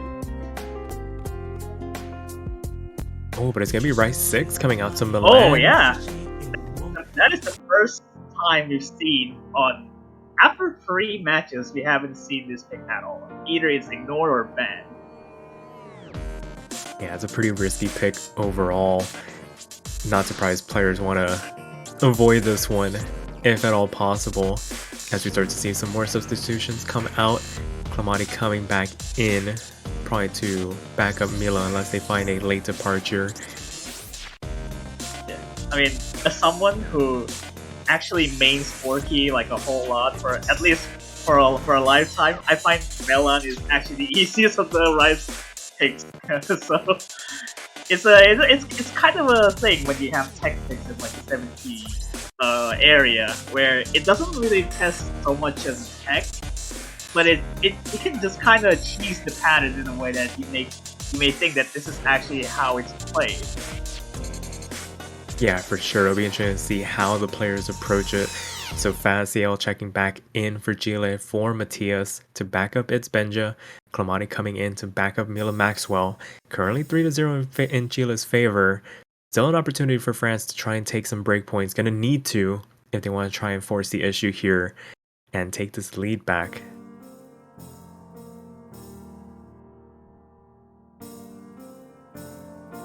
I guess with every flashbook intro, it always has something like that. Just pretty chill patterns until the snap like this starts to kick in. So many flams, so many grace notes. Like you were saying, it's so easy to just play all those grace notes as just a singular chord, but it's gonna be at a cost to your accuracy. And right now, France holding on to the lead for the moment. That being said, it's a very fragile lead. Both Fazio and his Benja, but Faz is gonna find the break, and that's gonna help cushion this lead for France. Oh, actually, it's Benja taking a severe hit with a 200 drop. I guess 3 or 4 200s at that too. Hamani doesn't seem to be escaping that unscathed. Yes, highest accuracy in the lobby for Clamati here. 99.5 for them. Mila doing everything they can to lend their support at the moment ahead of both their Chilean counterparts. Faz finding another drop as we make our way into the back half. Things starting to pick up here, and the mysteries are starting to come out here. Benja and Mila trade. Yeah, only Kokomo living Clamati, and Clamati is just really chilling at this point. Yeah. Just really trying to handle like players like no tomorrow, and Clamati's still hanging out the, I guess, the only 99 in this lobby. Yeah, everybody else being taken for a bit of a ride. Clamati just kind of chilling right now as we make our way into the last quarter of the chart. All these trades back and forth, only helping France in this regard. It's Benja. Clamati actually finds the drop in the last quarter, but when all is said and done, the drop isn't that severe. Yeah, the drop isn't that severe, and the lead is actually too big for Chile to come back up. Even with multiple misses, it does still seem to have France taking the lead. I guess taking the break point as well. Yeah, it is exactly what France needed to right the ship a little bit. They were reeling from those from their first 2 picks, but getting this break point, making it 3-1 now with their pick. All of these scores are very similar to one each other, except for Clamati having the best ratio and probably the only less miscount. Only 2 misses on that. Yeah, I think it was just one burst that might have caught him out there towards the end. Very respectable score from them. The type of scores, the type of performance that they needed before Chile let this lead get out of hand. So France on the board now with their pick. Be interesting to see what they decide. Yeah, France has a short breather for that break point, but it's not gonna last long. They're still down by 2 points, and they still have to pick. I guess with the only one rice pick remaining, and everything else is just longer hybrids. Yeah, gonna need to bite the bullet here eventually. They already have dipped their toes into the lower half of the map pool. Nocturne was one of their picks. Didn't work out too well for them, but that might just be down to the style of the chart. Maybe wanting to get rid of it early before Chile potentially used it against them later on in the match. So maybe Rain Shower might be their best pick. I mean, Chuno Hazama or Rain Shower in this case, the hybrid one. Oh, they're going for Rice 5. They're exhausting all the Rice picks at this point. Yeah, they just enjoy the Rice a little bit too much, wanting to get rid of all potential options here. Fuzzy Naval going to be the pick for France to try and lower this deficit even further. Matias checking back in for Chile, giving its Benja a bit of a break here. Yeah, it seems like they don't want to risk Elementaires coming back in for France, especially when considering Gypsophilia was the first pick that they had. It doesn't work out too well for them. And Lisa Maxwell also enjoying this quite so far, so it seems like a decent, I guess, roster to pick up to fill in for France. Yeah, some mid-match adjustments potentially. Mila definitely enjoying these Rice charts a little bit more than Elementaires did on Rice 1, like you were mentioning, but as we get on into this, no other substitutions. It is going to be Mila and Clamati looking to try and close this deficit even further, make it only 1 point between themselves and Chile as we get into this chart. Very strong starts across the board here. Yeah, but this is literally mixed rice pick, as it just has everything on your behalf to it. So you really have to basically nail everything. But Matias actually finding a severe drop too, which is below the 99s already. Yeah, down below 99% and giving France an incredibly large buffer to work with very early on into this chart. Clamati really putting in some work here as Faz not finding any breaks, but down below 99% as well. Going to help extend this lead for France. Look at France go already. There's a like 9.5 average, and Clamati is having the best time of their life. Yeah, for sure. Faz and Matias struggling just a little bit here. Faz finding a break a little bit earlier. Matias coming to join them as well. Both FCs still on the board for France as Faz finds another break.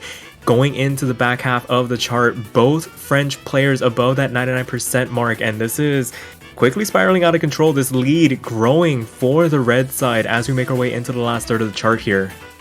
I mean, there so far has been no miss for France. I mean, not cursing it because this seems like a decent lead to gain. Even there's misses for France, there's still about 45,000 points of difference. When there's a couple misreads from Clamati going into this next quarter stream section, last quarter of the chart left to go, it puts a little bit of a dent in the lead. Milo Maxwell following well. So full team wipe for France, and Chile does have some combo to work with here. So not out of the woods yet, another drop from Mila, and this lead is shrinking. We're shrinking to 15k at this point, but actually the ending is actually spikes up in difficulty quite hard, but it doesn't seem like it to be Chile's point. Clamati is extra miss, but the ending seems to be on France's side here. Wow, 2-3 now. Oh, I was looking a little bit dicey there at the end of the chart. Was maybe just 10-20 seconds longer. Maybe Chile gets in with a shout, but fortunately for France, the map ends and they pick up their second point, able to capitalize on a breakpoint of their own now as Chile comes back up to pick. And now things start to get a little bit interesting. All the rice charts are gone, so hybrids and LNs from here on out. Can Chile find an avenue to round this match out, or does France have an avenue back in? Yeah, there seems to be just Lono and hybrid like you said before, but I guess given Chile won Nocturne by quite a fair margin, Ju Rokuji or the LN1 should be a decent chance here for Chile to win, but at the same time, you kind of want to know how to gauge the other hybrid things, and they're going for the, I guess, the whole life, you want to call it, but yeah, LN4. Yeah, LN4 going to be the pick. Mage of Violet coming out for Chile. Probably the lesser of all evils remaining in the map pool for them. Probably don't want to get into the coordination stuff willingly. We'll probably try and get the breakpoints away from France if they can. So yeah.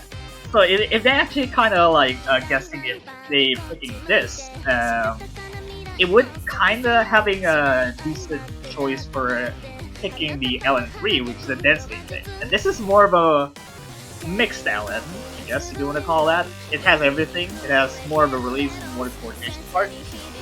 So having the LN3 pick out of the way for Chile, it's actually a decent information to have.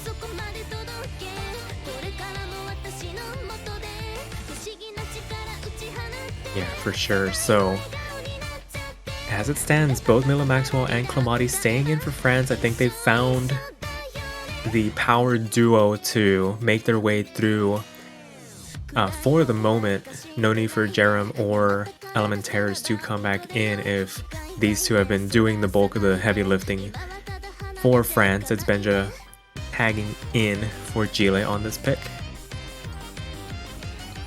Yeah, I think it's more like the Matias and Benja having like I guess the best scores in the entire lobby for Nocturne. So I'm guessing this would be similar in that case, although this is a bit different, but I guess not sure. I mean, not bit, it's actually extremely different as a category for a chart like this. Yeah, it remains to be seen how comfortable they are as the style of the LNs change. Still gotta hold the notes at the end of the day, so see how they do here. Can France tie things up here with a breakpoint, or can Chile keep their 1 point advantage as we make our way into Mage of Violet? And Clamati gonna find a very early break, a very early couple of breaks. That's actually from 99.7 to basically about 99 here. That's actually a couple, two or three misses on that point. Yeah, maybe just misreading some of those patterns very early on. Thankfully, it is very early on, and Matias does find a trade in return, but for right now, Chile holding on to the advantage. Both their players in that 99% range, Clamati and Mila, down to the low 99s, and Clamati on these releases, and Clamati overholding like crazy, 98.5 on that.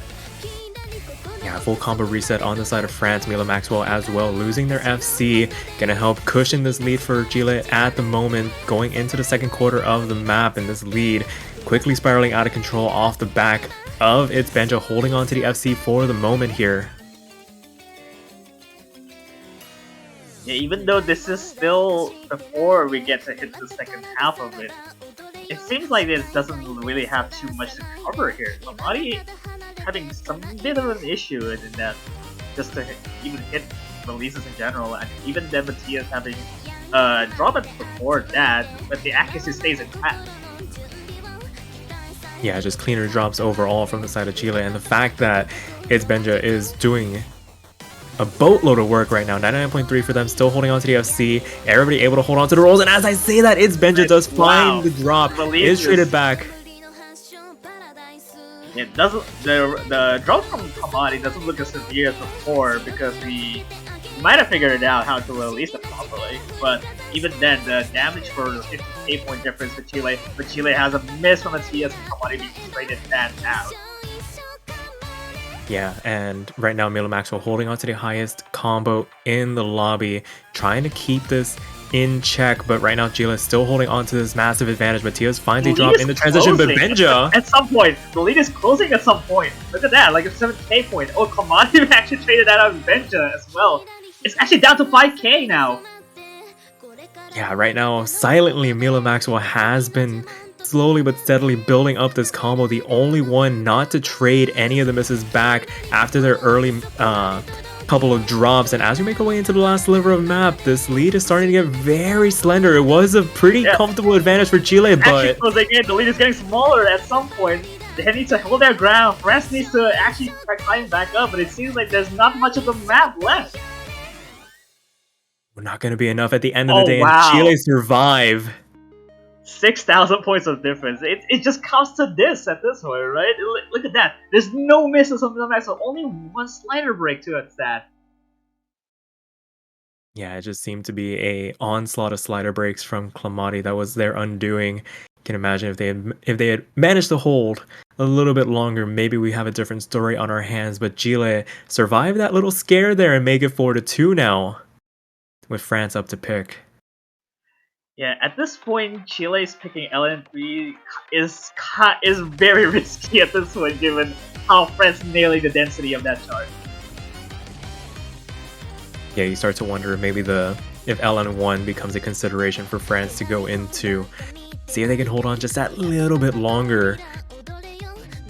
And I don't know what France has to pick though, because Chile is picking this, and I mean, I guess that's fine because Chile has a room to make dues on what to pick now, but France has very little options outside the hybrids.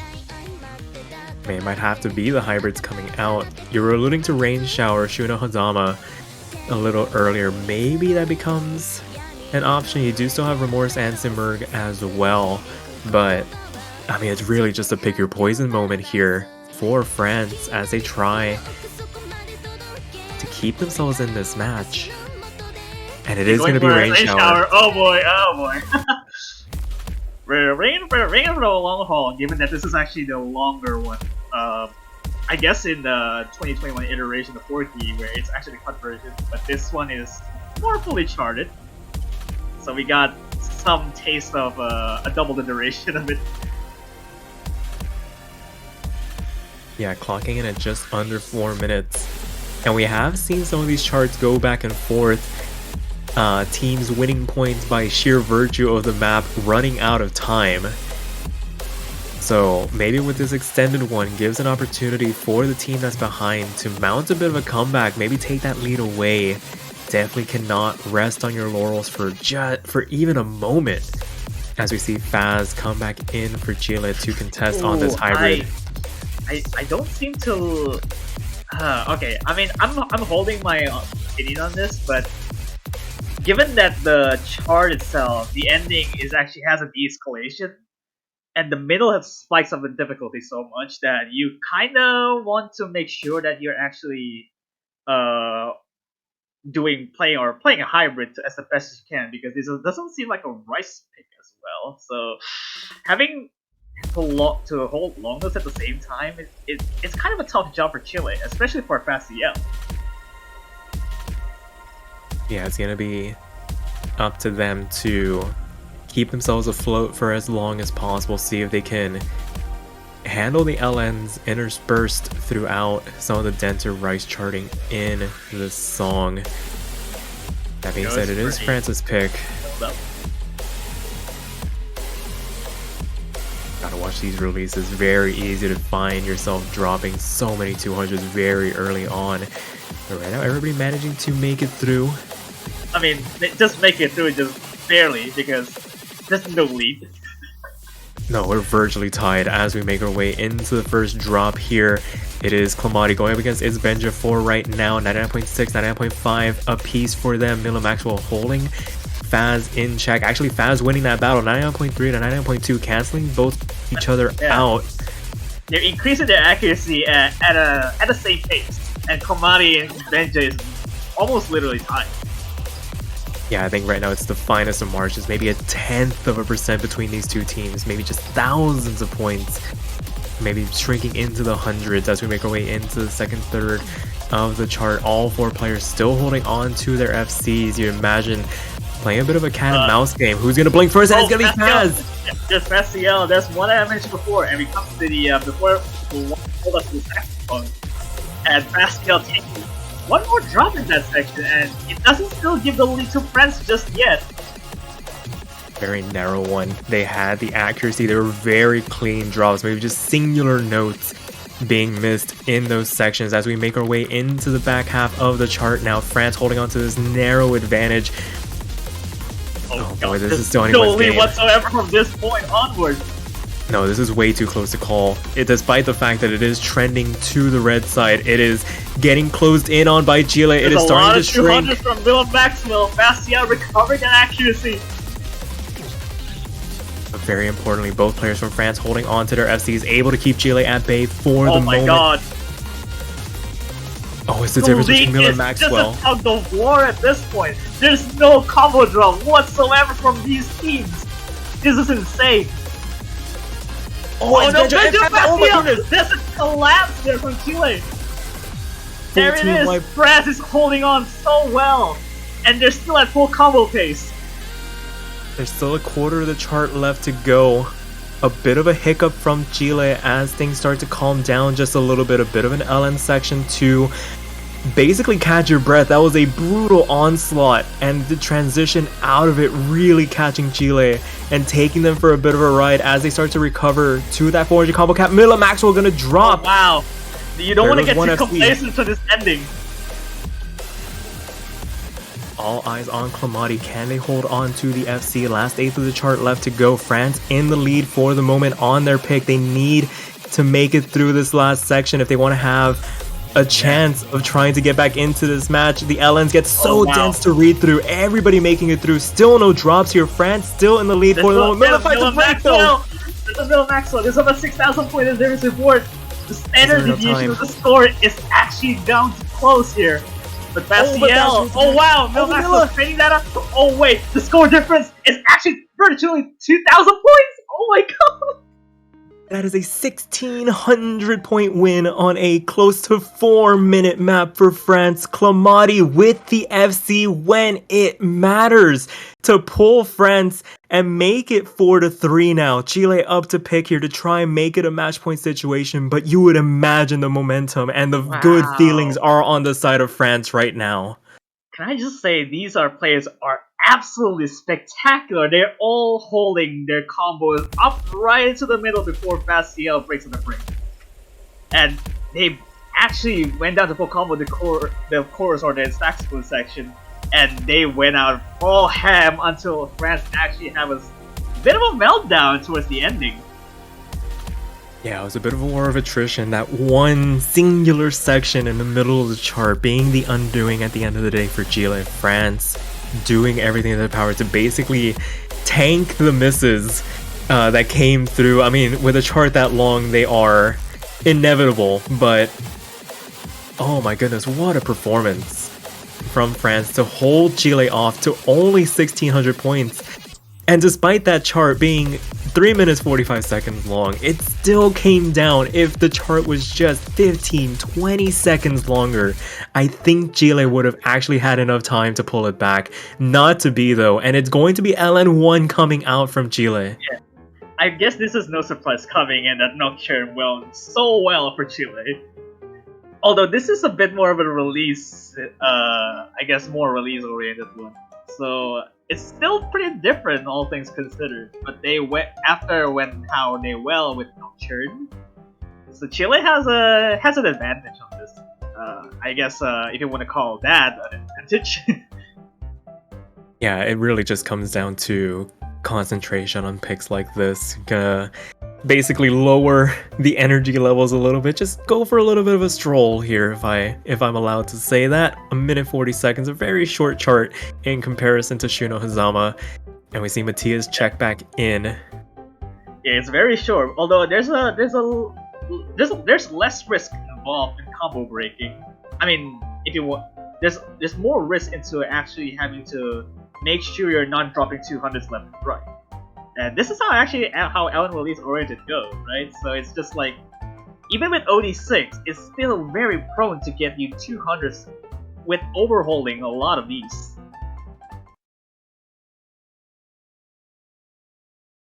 Yeah, for sure. So players are ready. We are going to get into this map, waiting for all the players to sync up. There we go. Doesn't seem like an afternoon stroll if the background is literally like a cafe or restaurant or whatever that is.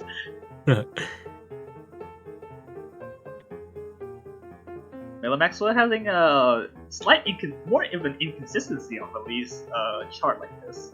Hit errors all over the place, but not to avail because Matthias has the same problem.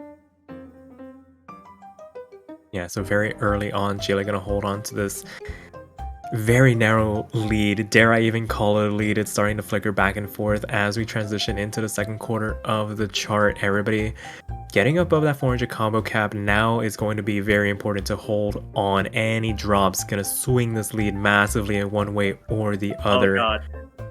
How is this not a lead at all? What? I mean, Matthias has a decent job of recovering his accuracy, but it's still gone to the... Oh wow, there's a real big meltdown from France right there. So the lead is actually went skyrocket to Chile. Yeah, and that's just the nature of picks like this. Very volatile. If you start to find those misses, it can definitely spiral out of control. So now a massive cushion for Chile to work with. It's Benja does finally trade the miss back, but the damage has been done. Last third of the chart upcoming. Matthias, sole survivor in terms of FCs in this lobby, and that's really, wow. As I say that, already find the drop. Last quarter actually, left to go. Lead has been cut down to about 10,000. Actually, even less than that. Actually, so just to be careful not to hold too much 200s. Yeah, but this map is already coming to an end. Last little chart, but it's Benja finding a miss. Benja! Oh my goodness! Oh my god! Is there enough time? It's starting to flicker. Watch the releases. Watch the releases. Oh my god! Every single one. France takes the break point! It's now 4-all now!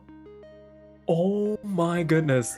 Like I said before, the ending, this trip up, they do get complacent towards the ending, and France takes that break point.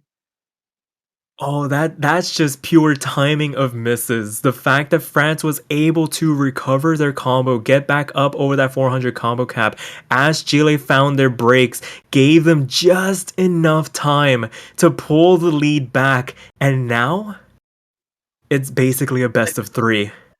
It's still on deadline. Look at that! Look at that Chile's performance. There's no misses. It's just barely on the slider break at the end, while France has a miss and a slider break each. Where did that come from? That... I don't know how to explain that one. That is... Like I said, that just comes down to timing. And France going to try and capitalize here, going to go to hybrid 3. Oh wow, Range- this is submerged. This is a bit more riskier hybrid side. I don't know what to say. This is literally how like rain shower goes, except this is more staircase heavy. Yeah, definitely some risk involved, but you definitely need to start taking those risks if you want to try and come out on top. Cannot afford to give away any more breakpoints, if at all possible. And as things stand, both teams win their pick. I see a tiebreaker on the horizon. Don't want to call it just yet, but Yeah, well, I mean, we all want to see a tiebreaker, at least at the very least, because I don't think we're probably gonna get one emulator once. Although I might be proven wrong at this point. remains to be seen. Fazio gonna check back in for Chile. And it's been this duo, Mila Maxwell and Clamati, putting in work for France for the moment. If it ain't broke, don't fix it. And let's see if they can continue this streak. Yeah, I should also mention I think they were probably like down from 1-2 to 4. So having them winning 2 points on that one is a huge morale boost, nevertheless, for France. For sure, and this is a very strong start for France. Clamati, the only player above that 99% range as everybody starts to settle in a little bit. Still very early on, crossing that 400 combo cap just now as the first bursts start to come out here. Matia's hitting ever so early, so it might have been a toss. It's a toss-up of the accuracy, which is like a 98.8. And Fazio having a severe drop too with a 98.2. Yeah, gonna find the first couple of misses as well. Gonna help cushion this lead for France for the moment as we transition into the second quarter of the chart. Both their players holding on to their FCs and above that 99% mark. Both players from Chile down in that 98% mark. And a wow, full team wipe from Chile on the same note. That's a kill on the combo streak with Chile. And look at France go. They basically don't care. Yeah, they are in cruise control for the moment. Lead quickly spiraling out of control. Clamati does eventually trade it back here, but that's only gonna be a small dent, a drop in the bucket for France to worry about. But that second one's gonna start doing a little bit of damage here. Mila Maxwell only FC left in the lobby, and that's really keeping them afloat as they find the drop on the transition. Oh wow, is this gonna be another one, isn't it? This is going to come down to the wire. Not out of the woods just yet if you are France. Last third of the chart left to go. You still have this cushion to work with. You do have the accuracy advantage, and that drop from Faz is going to help soften the blow a little bit. Maybe stop the charge for the moment, but you definitely cannot afford to find any more drops. Matias falls as well. Yeah. Is traded back by Clamati here. Last quarter of the chart coming up. And as we continue on, Clamati only player above that 99% mark, and that's really making the difference here at the moment as Matias finds yet another one. Last little chart left to go, and France restoring their lead, restoring their cushion here. Looked a little bit dicey there in the middle, but yeah, but it seems like Chile has taken way too much damage into the ending too. And I feel like this is one of the more decisive wins for France at this point. Just look at that, about 46,000, which is 45,000, which is a lot more than every other picks that we already seen winning so far. Yeah, I think everything else was in like that 4-digit scoreline range. This one a convincing one for France, and I think they needed that to try and calm the nerves a little bit. Oh wow, they don't respect hesitancy. They're going with the last hybrid. Alrighty, so clearing out the hybrid picks as well. LN3 going to be ignored in this match. We're going to go into remorse, and hopefully Chile has no remorse picking this as they try and force a tiebreaker. Yeah, well, I mean, I just don't know what to expect.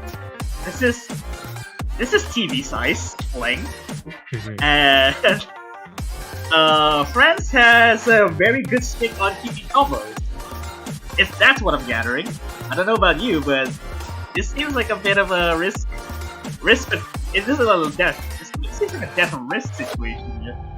Yeah, this is going to come down to similar to LN1, where whoever blinks first is probably going to be the one.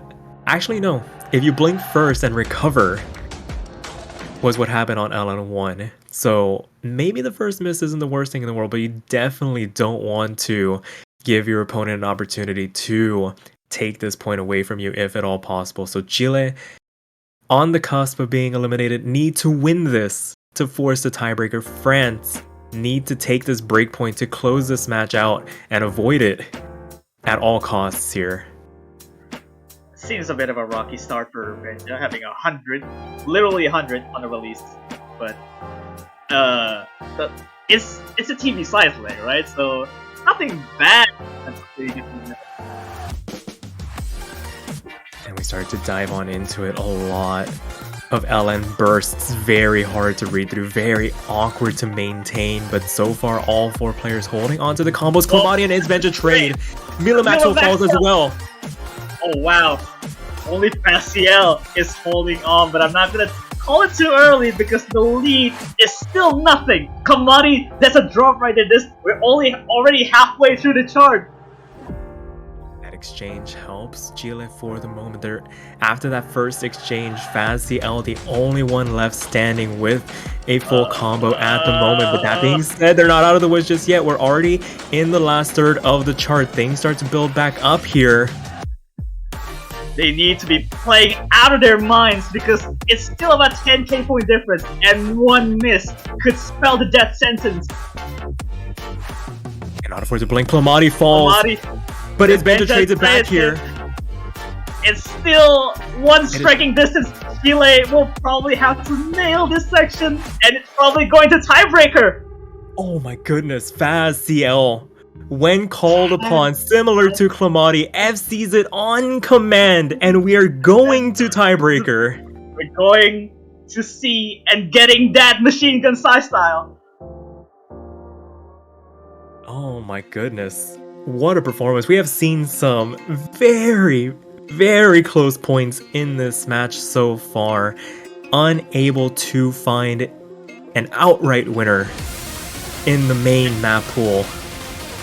And at this point, I just don't know what to guess. Who's the winner in this situation? And Faciel doesn't have a clue that they actually nailed it off with an FC on that pick. Yeah, they're saying their keyboard's double tapping. Did not notice it at all during that last pick. Thankfully, the keyboard held on. It would have been a disaster. How does that help? How does that help MC the ref if he does double tap? This is going to be a heart-in-mouth moment. 5 minutes of a Camellia tiebreaker. Where have we heard this before? The lifeblood of most Mania tiebreakers. Yeah. Well, couldn't have a Oceania tournament without a Camellia pick. That's pretty classic.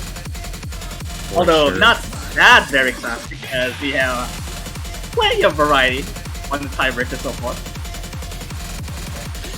Yeah, and it looks like no substitutions from either side. It's Benja and Faciel gonna be staying in for Chile. Gonna try and pull themselves over the line. Mila Maxwell and Clamati. Actually, as I say that, it's Benja departs. Who is going to come in? Matthias or Scalin? I'm not sure. Okay. I'm not sure if the speed requirement for this, because the ending spikes up a lot, and I don't know if anyone's like gonna hit that fluidly. Remains to be seen. Stranger things have happened on tiebreakers. The moment for players to rise above and overperform, push their limits to bring themselves to the next round.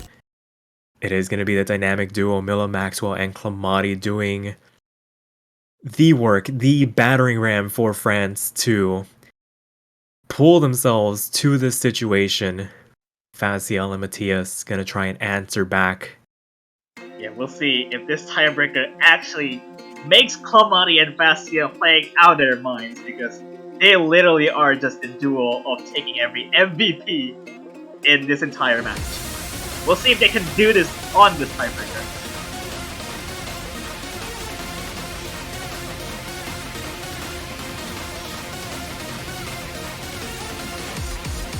Have a rocky start for Ellen Walls for Bastiel, but nothing too bad considering it's 5 minutes long.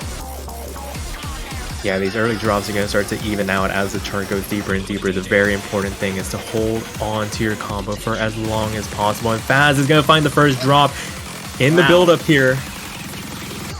Not quite the build-up yet. It goes to the speed up. A lot of staircases to That's deal a with lot here. of flurry 200. Komari takes that drop. It's even out, but not so much because the accuracy favors France so much. Oh, but there's a full combo reset on the side of France. Mila Maxwell and Clamati both finding drops in the transition, but there is no combo left across the board. Everybody finding misses in this section as we transition into the second quarter of the chart. Nobody above that 400 combo cap. Faz and Mila Maxwell finally crossing it as it stands. Everybody in that 98% range, but as I say that, Mila falls, Faz falls. Wow, there's a lot of early hits for Bastiel and Mila Maxwell that cost them the accuracy. Which so much that Kamade and Matthias is actually the whole team carry for the moment. A full lobby reset as we transition out of that Ki section.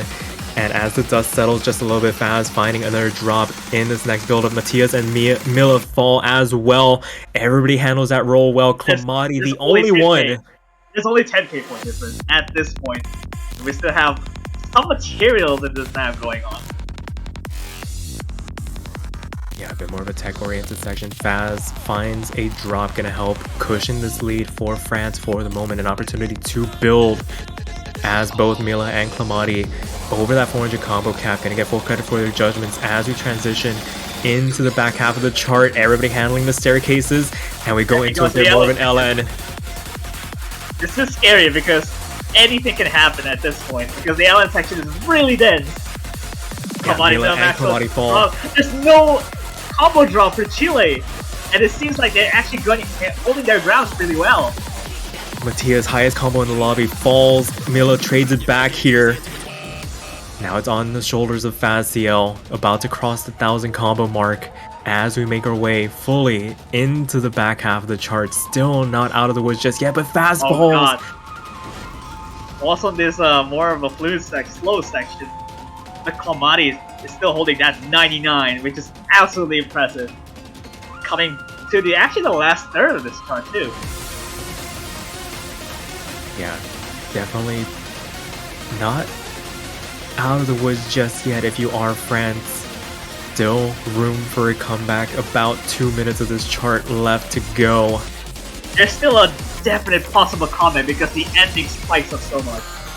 Although we're not quite there yet, so there's still about a buffer they can actually hold on to. Yeah, for sure. In this section, giving everybody an opportunity on the build-up. Mila Maxwell going to be the first one to fall before things start to really kick off.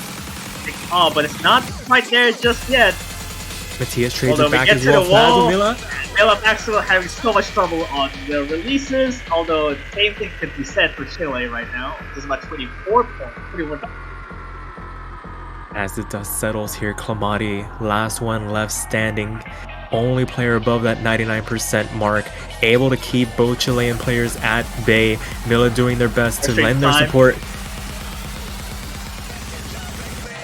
Matthias finds a break as well as things start to pick up once again. The final Ki section, Clamati finally does fall, finds a number of misses at the moment, strains the lead. Mila falls as well. Chile has some combo to work with here, but Faz... Oh, is there enough time? Matthias falls. There's still some time left in the 25k, although even the pie chart actually draws to a close. But watch the ending to it. Was actually going to take the damage the most here. Huge Allen walls to deal with. Watch these releases. Mila falls, but I think this cushion for France might be a little bit too much. Oh, a full combo reset. Once again, Chile is holding for the moment. Is there enough chart left to go? Matthias falls. Oh wow, Kamadi's taking so much damage, but Matthias also as well. Although there's still much left. No, not sure who's actually gonna win this, but France is seen to take the brunt of that, and they're winning the tiebreaker 6-5 against Chile. Oh my goodness, as the dust settles, France stands tall over Chile, knocking them out of the 7-key World Cup. in very dramatic fashion. There were some very tight points throughout this match. What a Oh my way goodness. to make an exit out of this tournament. Putting up a good of a fight for France and also for Chile. So congratulations to both of them too. And France will be actually moving on to the semi-finals this bracket. Yeah, congratulations to France, pulling out some nail-biting points and able to take it in the end through the tiebreaker. Commiserations to Chile for falling here in the quarterfinals, but definitely put up quite a heck of a fight. But that will do it for this match and for this block of one match. Gonna take a pretty significant break. Yeah, we got about around like 9 to 10 hours, which already have upcoming matches starting right here. We got a little bit of a 9 hours break before we can see Vietnam versus Canada also being in the losers bracket. And not far from that, with just 2 hours, which is the winners bracket, it seems like. We got China versus United States from that too. And although we can continue on with the other two other matches, which is one also the winners bracket too. Also Malaysia versus Spain and South Korea versus Brazil as the final matchup for the quarterfinals. Yeah, but that will do it for the matches for today. Join us as we come back in about 9 hours. But Mifa, there's a couple more orders of business left to take care of. You know what I want to do to try and support these players? Seems like there's something, but I can't really recall what's that. Oh, I'm gonna tell you, the banners for the 7 Key World Cup are in the store now. And oh boy, do I love decorating my profile on OS. So for only $2.50, you can show your support to any of the teams, including the ones that have already been eliminated. Decorate your profile just a little bit, lend your support, and help improve the prize pool for the players. But there is also another way you can support the tournament. If $2.50 isn't enough of a donation to give over, you can also donate to the Open Collective, an initiative we have started since last year to help increase the size of the prize pools, to give a little bit more to the players, to help deliver you guys an even better tournament experience overall. Yeah, all that experience will come in handy, and especially all of those banner purchasing and even a donation to the Open Collective, and all proceedings will go into that prize pool just to make every support counts for all of these players, especially for the first place and second place and the third place of that tournament. So that's pretty much it, really. Go support your favorite teams and also go support for the tournament as well. Yep, but until then, we'll catch you guys later. Yeah, see you for the next match.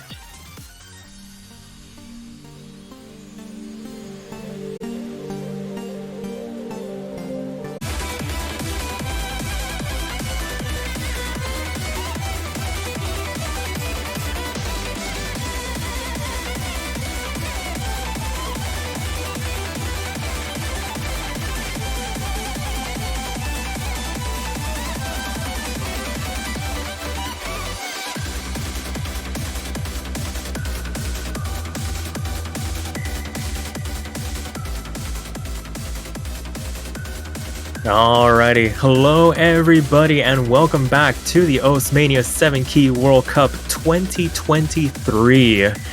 Starting off the back half of this quarterfinals weekend, and oh boy, do we have quite a bit of a show in store for you today. As always, my name is Sparky and I am joined in a commentary booth with Creolian. Creolian, how you doing? Hello. Coming into this match after what we saw in the last match, Thailand versus Argentina, I kind of have high hopes for this one. Yeah, already off to an electric start. We did have France taking on Chile as well, going to tiebreaker in the match before this. So pretty electrifying stuff going on here as we transition into another losers bracket match here. Vietnam going to be going up against Canada. Both teams fighting for their tournament lives. Vietnam, a bit of a rougher road to start this tournament off with a date with South Korea, bringing them down here, and Canada losing a valiant effort, but ultimately not enough in the end match against Brazil, meaning that these two get to meet up in the quarterfinals. Vietnam staffed by Moni, Jasper, Hitori, and Siren Shikino, and Canada with Lil Pop, Mr. Moo, Harambe Fanboy, and Dale940. What do you think about this matchup? Yeah, I think definitely for Canada, personally speaking, I think they do have a bit of an edge considering they did manage to take 2 points off of a very strong Brazil, but Vietnam, they did have to go up against South Korea, and honestly speaking, because they did come up qualifiers in seed 16, basically the bottom of the barrel, but still made it through. I also think Vietnam will have a pretty tough time going up against Canada, but we'll have to see what happens later on. Yeah, for sure. I think Vietnam also, speaking to that South Korea match, having to play a bit short-handed. I think some of their players were away due to some mandatory obligations. I think it was around Lunar New Year, so some things interfering with that as well. So maybe, hopefully, they are here at full strength, able to give Canada a bit of a run for their money. As you mentioned before, Canada was able to take a couple points off of Brazil, so not a complete sweep by the Brazilians. Wonder if Canada's going to stick with their strategy, as has happened last year and this year, where they just opt into playing full LN, do not willingly pick a rice chart, if at all possible. Yeah, definitely, because Mr. Moo, he is basically the sole pillar of Canada in terms of long nose. He's like really insanely cracked at long nose. They're probably going to abuse that strategy as much as they can, pick up easy points against the lower seeded team. Yeah, for sure. But I mean, if Vietnam has anything to say about it, we'll probably try and answer back as best as they can. Definitely cannot take any of the picks in this pool for granted. And right now, just waiting to make sure that the match is set up properly. Just ensuring that everything on the back end is good to go. But in the meantime, still speaking to how volatile some of these picks have been. I know a lot of the charting styles vary greatly, especially in the LN pool. Do you think there are any maps that Canada should watch out for if they do opt to stick with their strategy of playing all the LNs? I don't really think Canada has that much to worry about in terms of long nodes. I think pretty much any of the long node picks should be a shoe-in for them. If anything, it's probably more of the rice that Canada might just have a little bit of trouble with, but Vietnam, I do believe they might still have a second player not being as good as the first. But yeah, like you said, in their match against South Korea, they weren't playing with a full roster.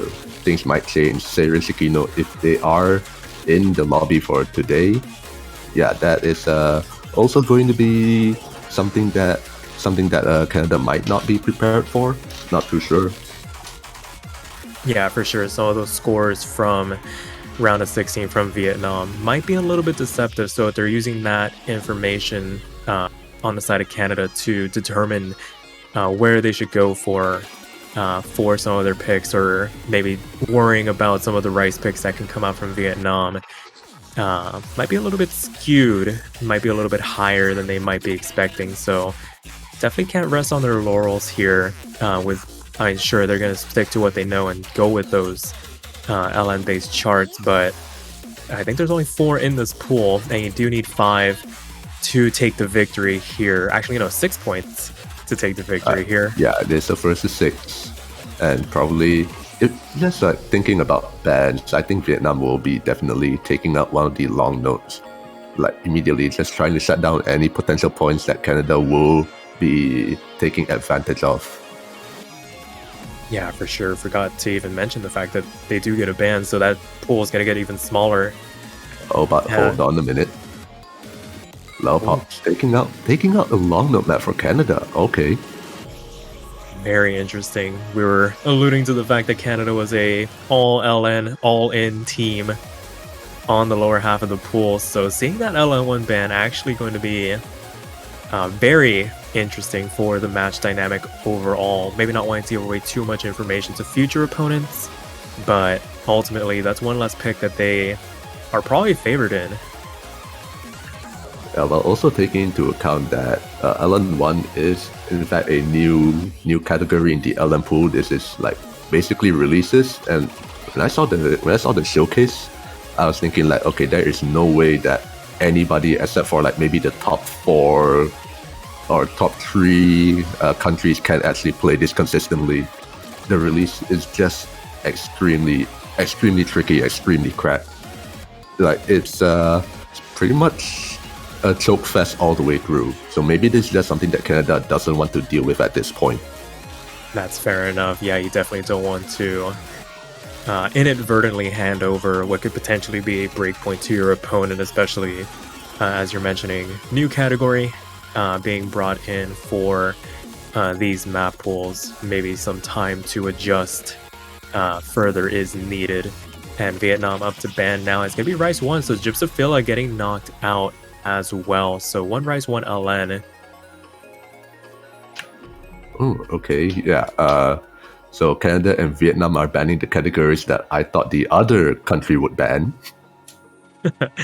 Flipping the script a little bit on us here in the early goings of this very fine Sunday. Hopefully everybody's doing well. But with that being said, looks like the bans are out of the way. Vietnam going to have the first pick.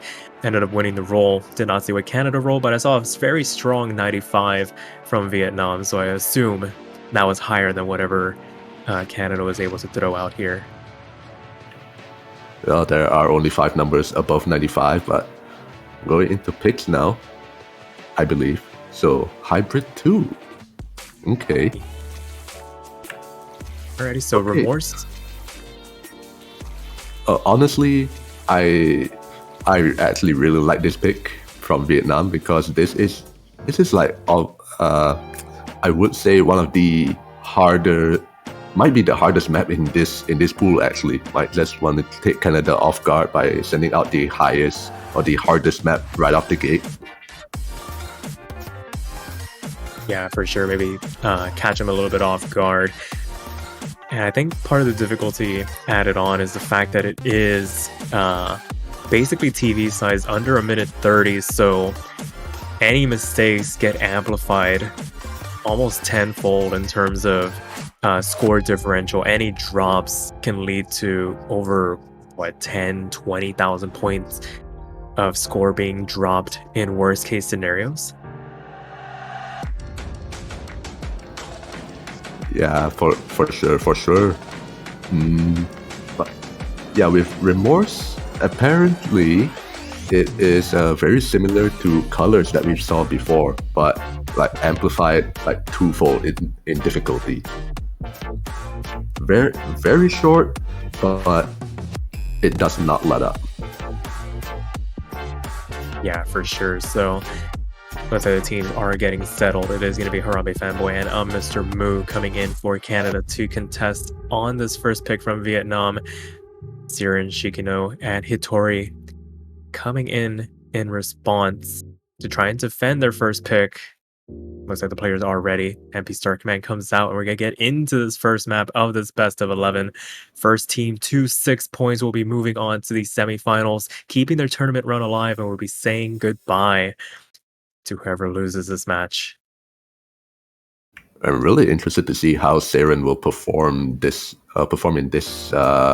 quarterfinals. This is going to be his first appearance.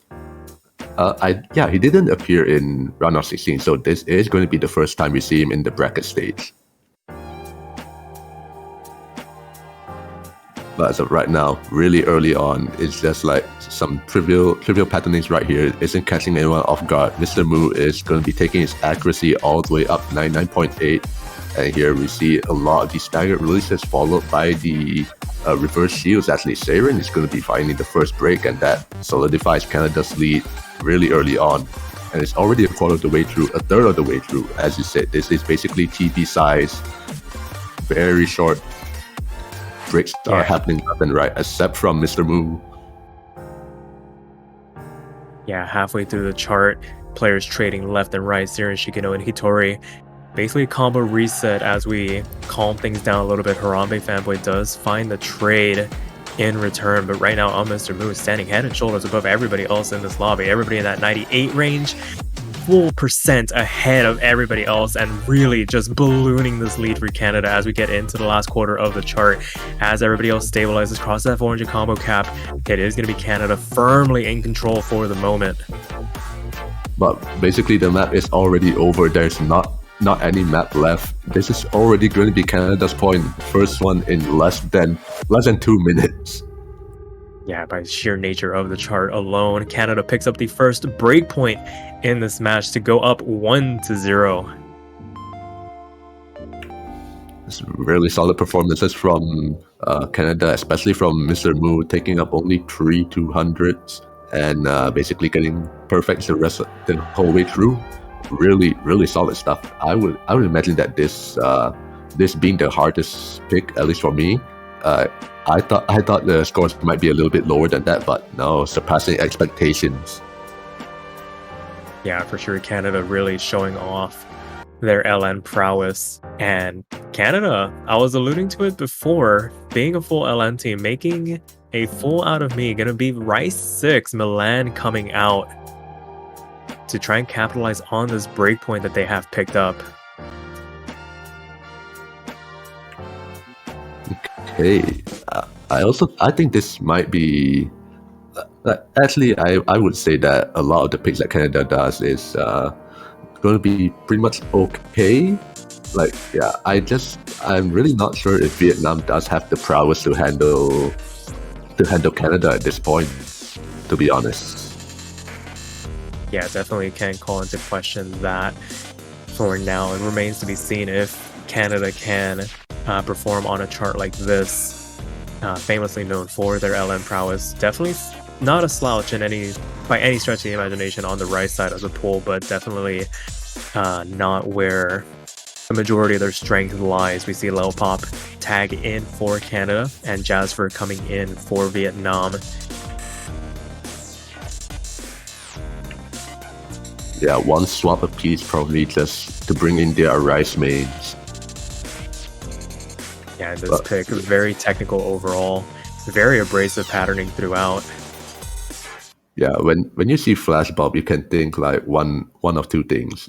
The first one being it's tech for sure, and the other one being it's tech definitely.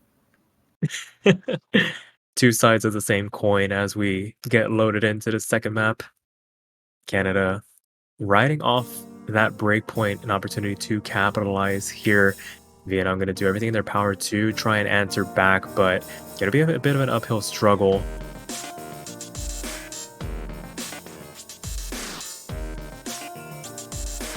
Very strong starts once again for all four players very early on here. Separated by accuracy alone, going to give Canada a bit of a buffer to work with as Jasper finds the first break. But still, accuracy-wise, Jasper is still above Siren, who does still have the full combo, but had a really rough start in the accuracy department. Yeah, for sure. Low pop. Go ahead. As the map goes on, we do see over in Vietnam they're starting to stabilize a little bit more. But yeah, Mr. Moo. Mr. Moo finds the break, but Jasper is going to trade that right back and send another one free of charge and another one. Yeah, really not handling some of these more aggressive bursts all too well. Find a couple hundreds as well as misses, dotting their performance in the low 98% range now, and a triple miss across the board. Jasper left standing all by themselves, highest combo in this lobby, but the damage has been done going into the back half of this chart now. Mr. Moo does finally fall from their perch, was holding on to that 99.7 for a very long time, but finally getting caught up to 99.3 for them, but still the only 99 in this lobby as Jasper finds yet another drop here. Yeah, Jasper was the only one who held through that triple break. Did hold combo for a little bit, but unfortunately is not able to hold it all the way to the end as the patterns here get really aggressive. You can see these jacks. Just not doing anybody any favors here, not especially to Jasper or Vietnam in general. Yeah, for sure. Both their players down is at 97% range now. All Canada really need to do is just make sure that they don't find a massive collapse. But as the chart comes to an end, I think all the players kind of relieved that that one's over, and Canada successfully able to capitalize on that breakpoint to go up 2-0 now. very impressive performances overall, despite the fact that everybody was just popping left and right. Yeah, okay. So Canada, although their LN power is still honestly what they have going for them, but they're definitely no slouch in Rise as well. Mr. Moo looks like he can basically play anything. He'd probably be put in for all of the maps that will be played. Yeah, I wouldn't be surprised if they went the distance and played every chart from here on out. Maybe just having their second player come in and out as needed. Definitely do have the flexibility to be able to do that and not lose too much in terms of performance. But for right now, Canada, or actually Vietnam, up to pick next. An opportunity to try and right the ship a little bit. Remorse didn't work out too well in their favor, but there's still plenty of charts left to choose from. A lot of variety in this pool.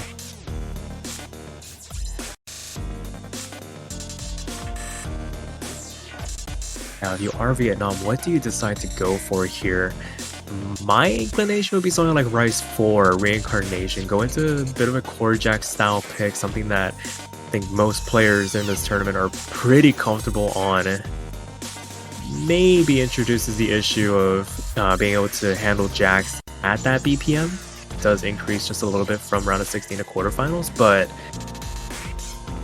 I mean, at this point, yeah, even a small increase like 10 BPM is already so much different from like what you're playing normally. And but with Reincarnation, yeah, honestly speaking, Jack maps are like a wild card of their own. They're completely different from every other Rise pick. Where, like, just take ranked maps for example. Like, if ranked court jack map compared to other ranked like normal stream, jump stream maps, like you'll see the top 10 be like completely different people, or like at least in the leaderboard we see like a lot of disparity. So yeah, court jacks is a very, very different game, and that is going to be what Vietnam goes for. So that could be maybe Vietnam has court jack players. yeah, like I said, it's very much a black and white skill set in terms of proficiency, and like you were alluding to, just cranking up that BPM ever so slightly really does change the dynamic of how those picks go. As we hear Angel Ladder in the background, that is not the pick here. I think we might have been looking at the last round's map pool. We'll get that squared away here. I do remember that in the last last round, but okay, Reincarnation should be picked right now. Yeah, sure enough, brought up on screen. It is going to be another double substitution, one apiece for each country. Moni coming in for Vietnam, Dale 940 coming in for Canada to back up their respective counterparts. Actually, yeah, it's not Mr. Moo that's going to be taking the helm for Canada this time. It's going to be Lil Pop and Dale. Yeah, I remember seeing Dale in the last round, and yeah, this man can play Rice like really well. Yeah, can play Rice and can play core jack picks very well, just by sheer nature of the fact that it was Lothus and Silly Fangirl on the other side. Two very good 7-key core jack players in their own right, maybe overshadowing the performance during their last round. So, an opportunity to basically show off what they're made of here. Maybe a bit more wiggle room to work with. Normally, when it comes to picks like this, I like to say the first mistake tends to shape the outcome of the match, but this one might be a bit of a back and forth depending on how comfortable the players are. And it looks like we're going to be getting into it here. Third map of this best of 11. Canada 2 to the good now. Vietnam looking to try and notch their first point on the board here.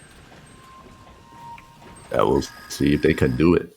Now with Reincarnation, this being the court jack map, there are still quite a fair bit of differences compared to the last round, where as this round there is less focus on anchoring patterns, anchor notes, where there's like more than like more than 4 notes in one single column. But for this one, a lot of the patterns is like at most two notes per column, and then it goes off to a different column. So yeah, chord jacks this round is going to be pretty different from the last one.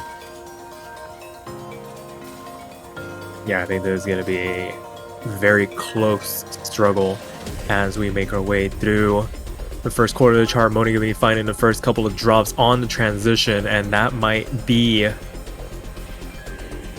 turning this hill into a bit of a mountain to climb now, down into that low 99% range. Meanwhile, Dale, 99.98, nearly 100% accuracy. This man is, if Mr. Moo is the pillar for Canada's LNs, well, I was just going to say he is the pillar for Canada's chord jacks or rice, but he does indeed find a break, but still holding on really solid accuracy, still highest in the lobby, even though Lelpop is still holding on to a full combo. Dale just holding accuracy like insanely well. Yeah, for sure, and that's really helping cushion the blow when they did find the miss. Siren Shikino gonna find another drop in return as we transition into the back half of the chart. Moni falls as well, and this lead is gonna start to grow further and further the way of Canada. Another triple miss coming out, but Moni finding a lot more damage in return. Siren as well. And oh boy, not working out in their favor. Vietnam is just having a really huge meltdown right now. Moni and Siren unable to mount any sort of combo, even though Dale right now is also falling down. Lelpop misses out on that full combo, but it looks to be a really comfortable win for Canada at this point. Map is already almost over, and Siren picks up probably the final break in the map. The ending here is really, really trivial. Don't think anybody's going to miss here. Never mind. Right on cue. There goes Dale. It's as if though they heard you, but the damage had already been done, and Canada picks up their second breakpoint in this match. Immaculate ratio from Dale. Just a couple of misses. Excuse me, what is this? 0 200, 0 100s, 350s, and 5 misses. This is illegal. That is a score of all time on a chart like this. Actually, even Moni though, that's actually more cursed. 1950s and 12 misses and just 3 200s. This is what chord jack maps do to people. Yeah, all it takes is one singular 5 or 6 note chord to just really rock your world, and we saw that happening back and forth. Fortunately for Canada, able to survive some of those exchanges as they happened, and it is now their pick once again.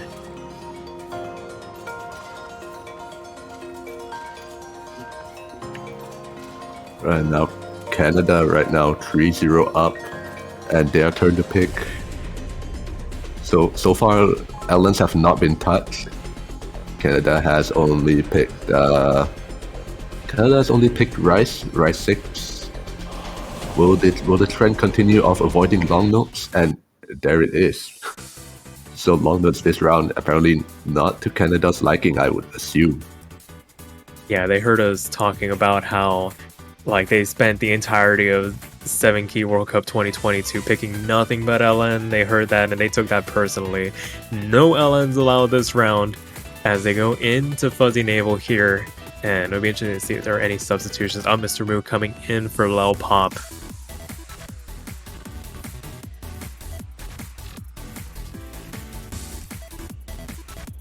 And so far, Siren and Moni still staying in for Vietnam. And okay, Dale is also going to be playing for Canada. So we'll see how well he ratios Fuzzy Navel. If he can ratio as well. If he can ratio Fuzzy Navel as well as what he did in Reincarnation, I'm out. We'll see how it goes, unless we have any last second substitutions. It looks like Hitori going to be coming in for Moni here.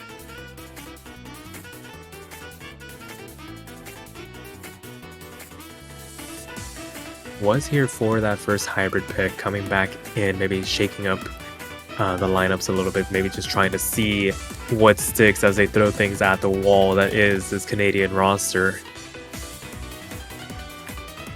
Right now, just waiting on the players to ready up, maybe just double checking to ensure that they have things in order. The last thing you want to do is go into a chart like this without the proper preparation, but it looks like they are ready. The MP Star Command comes out, can get into this fourth map. Canada 3 to the good now. Opportunity once again to capitalize on a second breakpoint that they've picked up. Vietnam looking to try and notch a point on the board here as we get into Fuzzy Navel. Yeah, I definitely see it being a pretty much an uphill battle from right now for Vietnam. Unsure if they are able to pick a point. I really don't want to discredit anybody here. These are all really solid players, but I think Canada might just be a hurdle too big for them. But that still remains to be seen, though. Everyone's still holding full combos at this point, so anything can still happen. Yeah, for sure. Probably one of the most balanced starts we have seen so far. That being said, Canada starts to pull ahead as we transition out of this first quarter of the chart. Hitori going to find first break for Vietnam here, going to help cushion this lead for Canada as both their players hanging around above that 99.5 mark. Both Vietnamese players hovering around that low 99, still in with a bit of a shout here. We're going to need some assistance to try and wrestle this lead back from the Canadians as we transition into the back half of the chart now. Yeah, aside from that one break from Hitori, everyone seems to be holding on pretty smoothly, but Dale and Hitori are going to trade, so that lead is not going to switch. Yeah, so now all eyes transition to the top half of the lobby.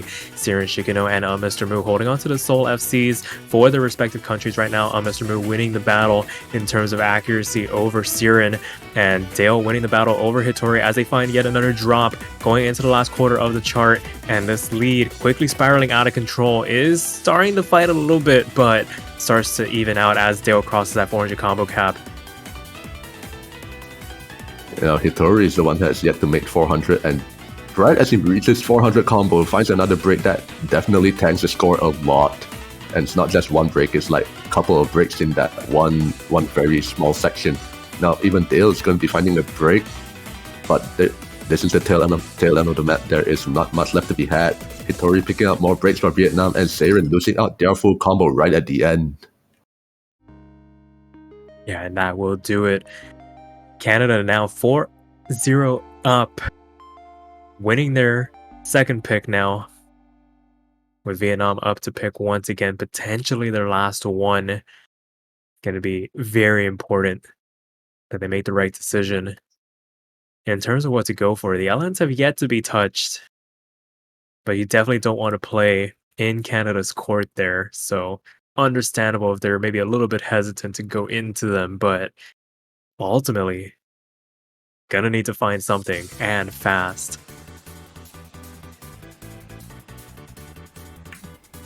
I was going to say I think Vietnam is definitely going to stay away from long nodes, but then I did remember that Canada was the one to ban it, so maybe Vietnam might just take the risk and might just take the risk, go for a long node, see what happens. They might be really wary of Mr. Mu, but with Canada banning out long nodes, I'm really not sure if it's just because of that one LN release map. But yeah, they haven't touched the rest of the LN pool, so I'm not really too sure if Canada really does want to play LN this time. Yeah, that, or who knows, they could be setting an elaborate trap for Vietnam to walk into, banning out the first LN pick, and maybe setting a false sense of security, maybe leading on a little bit. And it is going to be Major Violet LN4 coming out for Vietnam, so do dive into the LN pool eventually. Yeah, I guess it is understandable. Every other category hasn't really gone in their favor. They've lost the Rise, they've lost the Hybrid, so what else left is there? Go into long note, see what happens.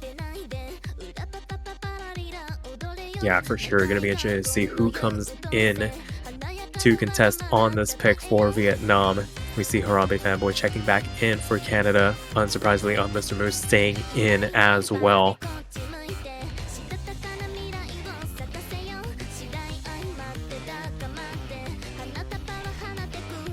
For the moment, nobody moving, everybody readying up So it is going to be Hitori and Okay. Siren Shikino to contest. Same lineup for Vietnam. Seiren and Hitori.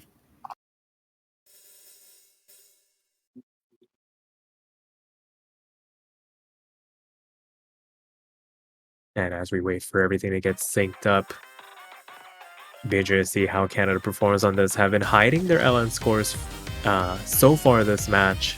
Be a true taste of what they are capable of, as Siren Shikino finds the first drop very early on. Hitori falls soon thereafter. Yeah, and both those misses came before 400 combo, and actually now Mr. Mu is going to take a break of his own. While Harambe Fanboy is still going to be holding the helm with full combo.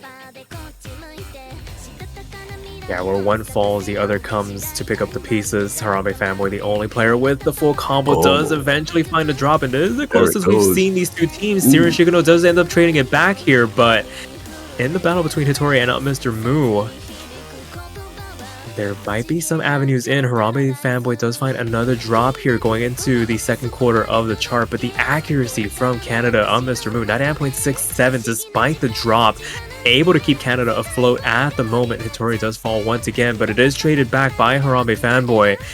And Canada not out of the woods just yet, cannot afford to let this one slip away. Alright, we tone things down a bit here. Although the difficulty is toned down a little bit, it is still very tricky, as we see Vietnam both taking some pretty hard misses right there. Still going to send Canada further and further into the lead. Mr. Mu right now building back up to 2000 combo. Looks like it's going to be there for quite a while. Seems to be hitting all these patterns like with relative ease, and still keeping really good accuracy as well. Yeah, for sure. All these staggered staircases.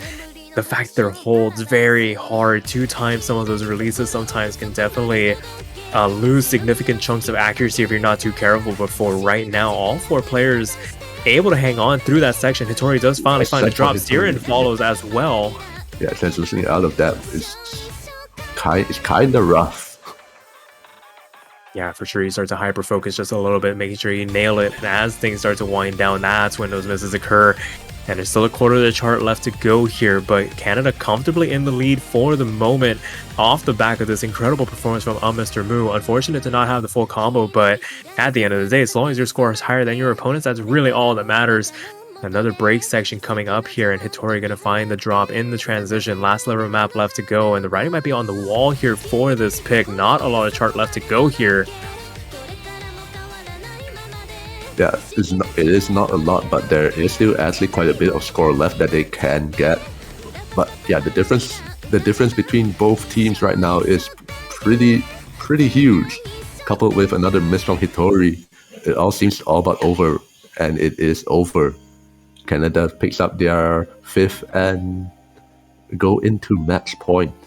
Vietnam right now on the really backed into a corner, especially. Wait, hold on. Okay, it's Canada's pick right now. Okay, Yeah. So yeah, really back into a corner. They don't even have the luxury of picking their next map.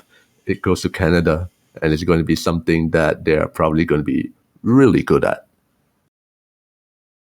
Oh, I Just hope to- that just to Vietnam doesn't think close- that the match is over. Just to close things out, like, wait, hold on. GG's in Yeah. chat. I think they think it's first to 5. No, it is first to 6. So Canada gonna have another pick here. Hopefully they don't leave the lobby thinking that it's over. I was like worried about that. Yeah, that's the one thing I worry about whenever they start calling GG is like people like to leave immediately. So sparing the blushes here, Canada gonna be up to pick. There's still Rice 2 and Rice 3 left on the board for them to go into if they really don't want to willingly pick anything in the lower half of the map pool.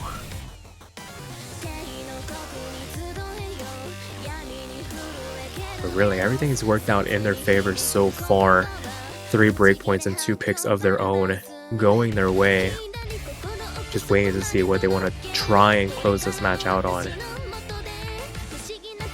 No, Rice 2 or Rice 3 is okay. It's honestly, I would say those are a bit more of the easier side of the rice pick. So it could be something that Vietnam might be able to capitalize on if both the Vietnamese players maintain their combos while Canada messes up. Oh, okay. So it is going to be Rice 3 Arakanaru. A little bit more of the court stream, but it's more faster, but it's a little bit more straightforward and more stairs court stream patterns rather than brackets. So this is, I would say, a little bit, yeah, as I have been saying, it's a little bit on the easier side right now. I would expect some pretty high scores coming out from both teams. Yeah, for sure. And unsurprisingly, Dale going to check back in for Canada here.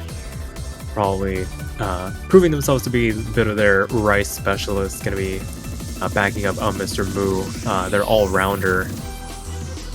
Meanwhile, on the side of Vietnam, no substitutions just yet. It is still Hitori and Siren coming in, and it looks like they are ready. We are going to get into the 6th map. Match point situation for Canada.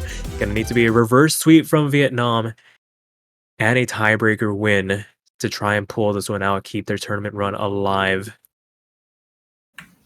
Yeah, if that happens, I would like, I don't know what I'll do. I would probably leave Osu forever, because it's just like really unlikely, borderlining impossible. I really don't want to discredit Vietnam, but I think that's just like a pretty tall order.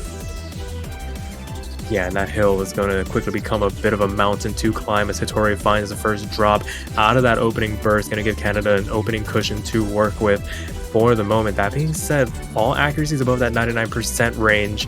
It's just really a matter of if Vietnam can keep up, but Hitori going to find another drop here. Siren follows soon thereafter.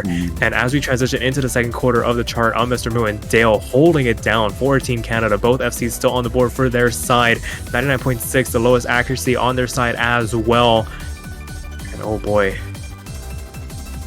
Hitori over on Vietnam having a lot of trouble keeping up with the core streams right here.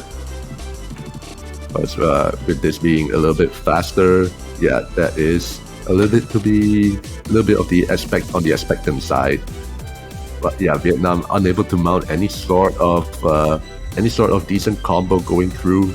I would think that the quarterfinal pool might prove to be a little bit too difficult for the Vietnamese side. Canada is just cruising comfortably 2/3 of the way in, and they still have not dropped a single note yet.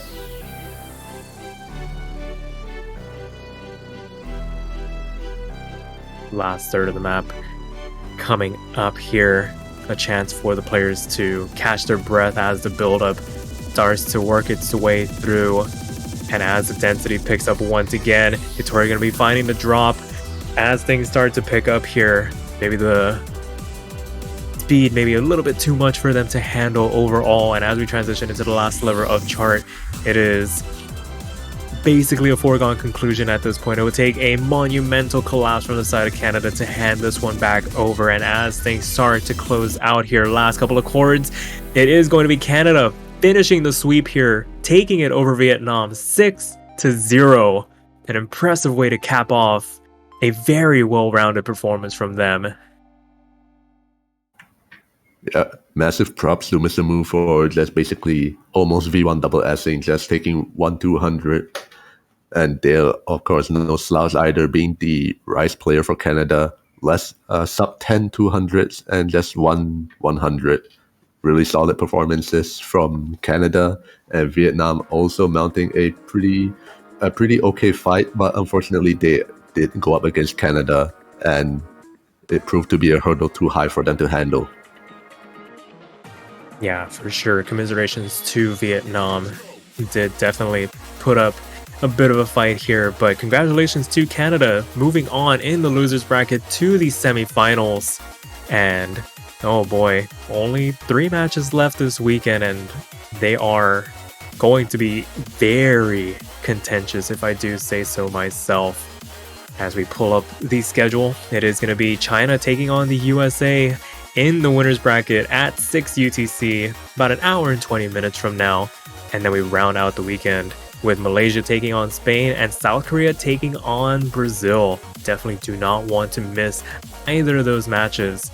But Creolian, before we say our goodbyes, I think we gotta talk about our favorite thing here in the commentary booth. And do you want to tell me what that is? Oh, of course. Like, first things first, I think we do have something new that we might see in the store. I believe it starts with a B and ends with banners. Right, Of you course, are. We do have banners. Yep, so the banners are now officially in the OS store for just $2.50. You can support your favorite team in the Mania 7 Key World Cup. Try and predict the winner with the banner. Maybe support your favorite team. Maybe you got a favorite player that you want to show that you are supporting them. But that's not all. If you think $2.50 is not enough to support the players, we do also have the Open Collective, an initiative we started last year where players and viewers can donate to increase the size of the prize pool for the players. It could be any amount you'd like, and all proceeds will go to the players and overall just help improve the tournament experience overall for them. But with that being said, I think that will do it for us here. Creole, you got anything else left to say? No, not really, except for good game, well played to both teams. Good luck to Canada in the semi-final losers bracket, and Vietnam, unfortunate, but we'll probably see you next year. For sure. Till then, take a bit of a break. We'll see you guys in about an hour. Take care. Take care.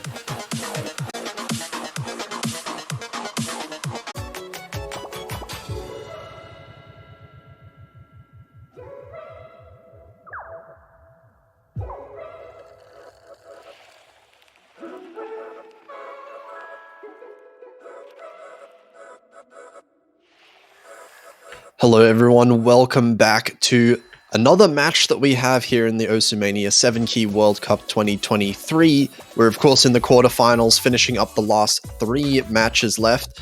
And the next one is one that I'm sure a lot of people have been very much looking forward to here. It is going to be Team China versus United States. I'm Potassium F, going to be casting here today with Cryolian. How are you doing? Hey, doing well. And yeah, as you said, China and United States, yeah, I am also looking forward to this one like a whole lot. Yeah, this is one that's definitely like one that I immediately had my eyes on when I was looking at the matchups. Of course, China being seed number 4, USA being seed number 5. These two teams are very close together in skill overall. It's going to be interesting to see kind of how this match plays out, because I don't think there's much that people can predict in the way of, even as far as picks and bans go. I would expect China to be avoiding those chord streamy picks for sure against United States, though. Yeah, I can definitely see that as well, with United States having the likes of Stupid Man, like really insane Rice player, really insane on chord streams, mostly pretty much most of the Rice picks is going to be in US ballpark.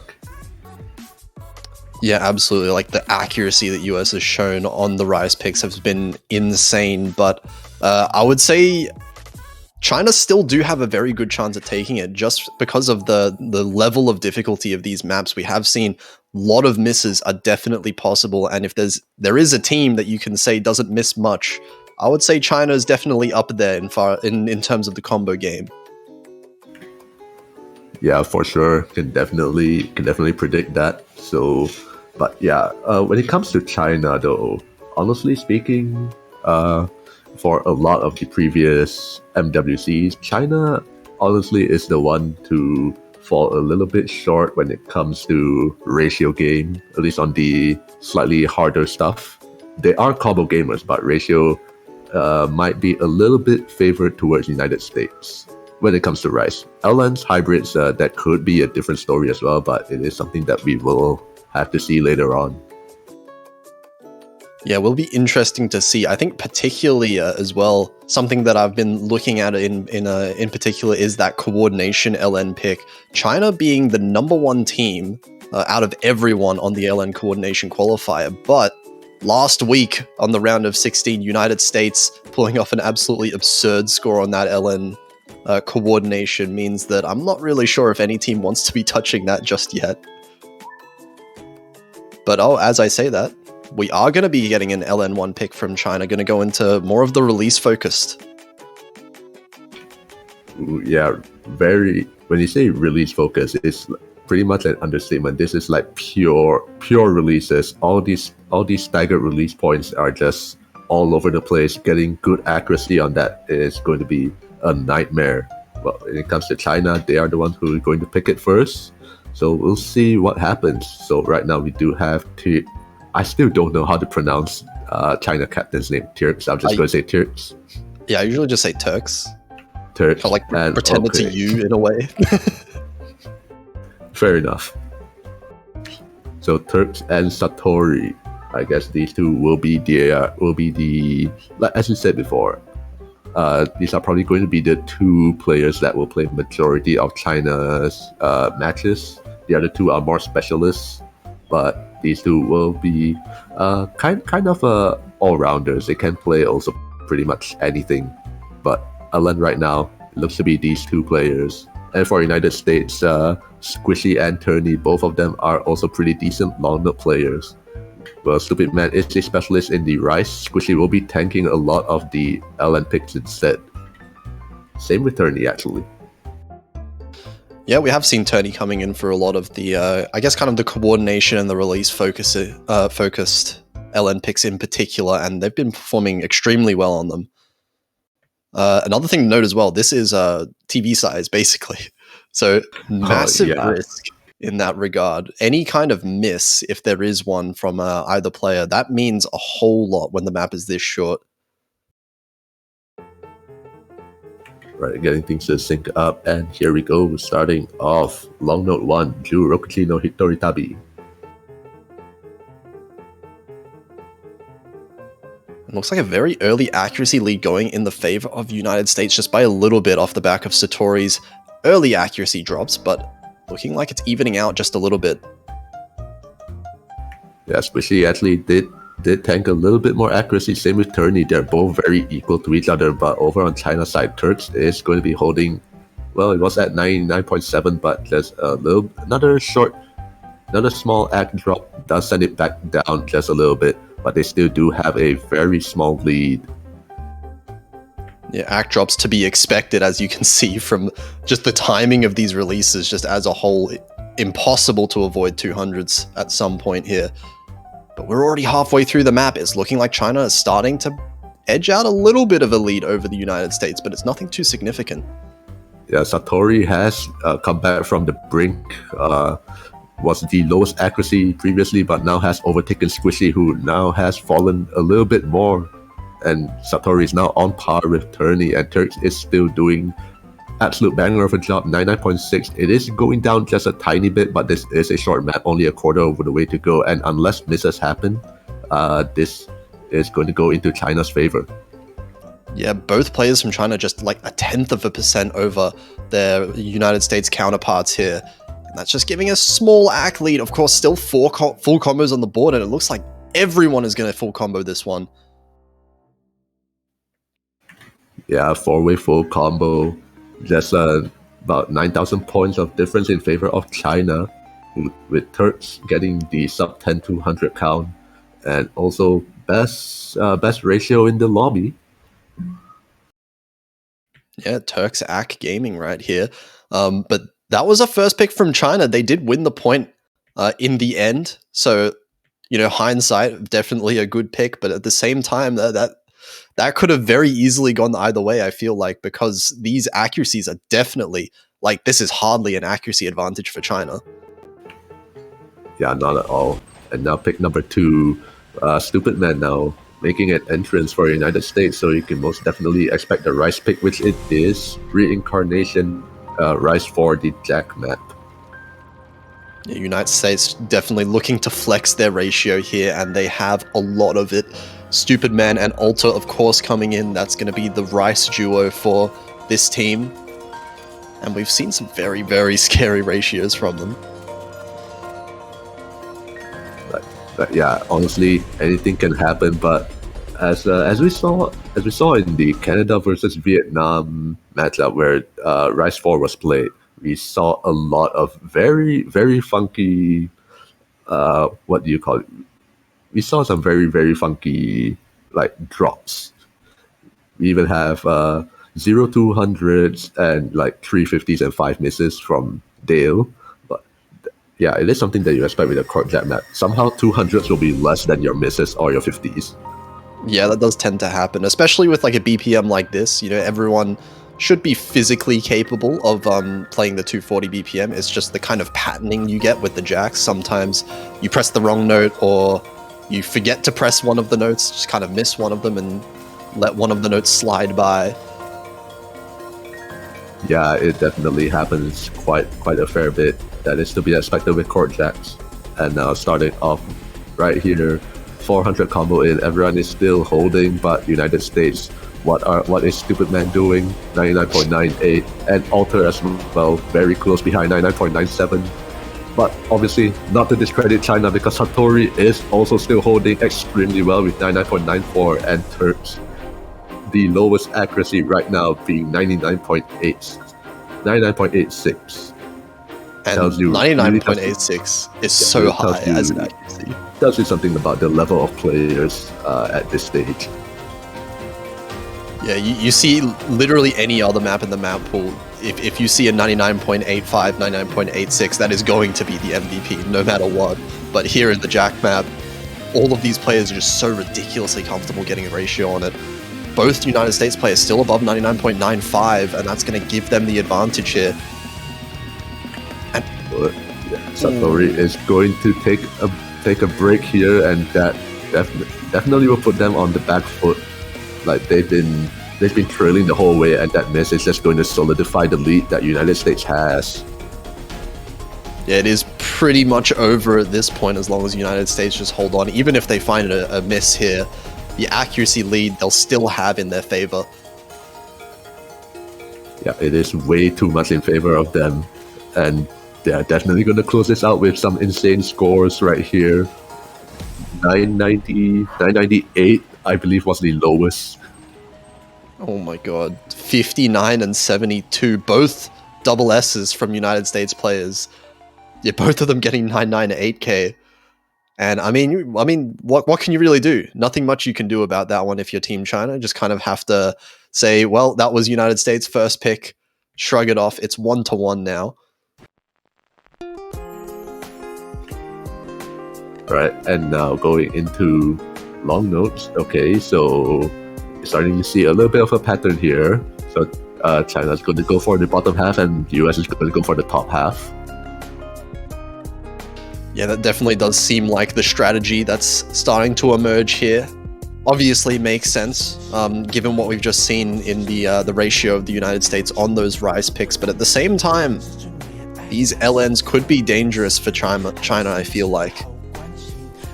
But it's a Chinese song, so definitely China has the advantage. Oh, of course, you're right. Yeah, no doubt about it. This is China's pick, just because it is from Jay Chao. Yep, also by the Chinese mapper Wilbin Chan as well. So yeah, of course. All signs point to China here.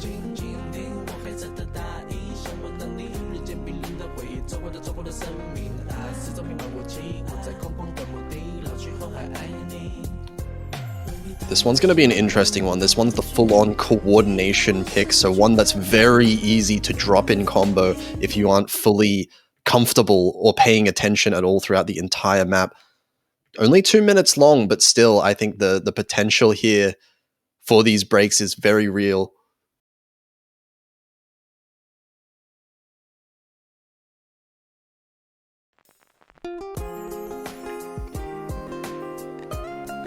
Okay, and also with this long note map, the coordination pick, from what I've noticed, you are holding at least one key throughout the entire map. You do not get to release at any point. That is rough. That means you have absolutely no, like, it's the mental stamina as well at that point, right? You cannot let up a single moment of focus. Ooh, Satori finding a break. Satori looks like could not focus well enough.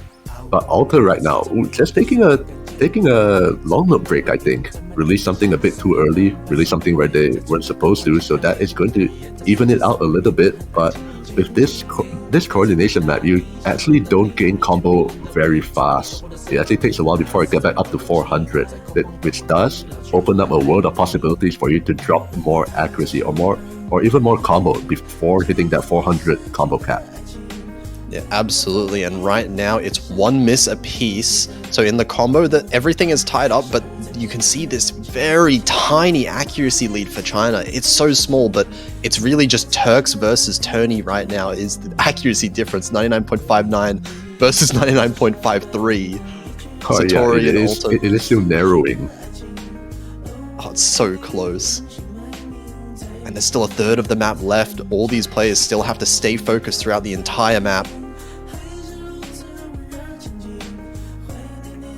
Yeah, and also with these, it's not purely long notes. There are also like some rise notes interlaced. So yes, if you're also not prepared to handle like rise notes in between coordination long notes, you could find yourself dropping quite a bit of accuracy or even combos. But so far, with both teams having above 1500 combo, only breaks coming from Alter and Satori, and they weren't even big breaks. That is going to be it. The only breaks that they had was they only had 2 breaks apiece. These accuracies are so close. What, Satori, huh? Oh, okay, Satori, that was just a long note break. Really something that they weren't supposed to, but that was almost okay. a V1SS, okay. Wow. The V1SS that could have been. Very close there, but at the end of the day, that is the accuracy that managed to pull China just a little bit ahead in that pick. So 2-1 now, and United States get the next pick. You could have to imagine they're going back to one of those rice picks. Aratanaru, we've seen this before a lot of times. The faster court stream pick. Definitely, once again, in US's ballpark, Alter and Stupid Man unexpectedly will be making an entrance once again to play out Rice Tree. While China, will they be switching out players? They still do have Turks and Satori in the lobby.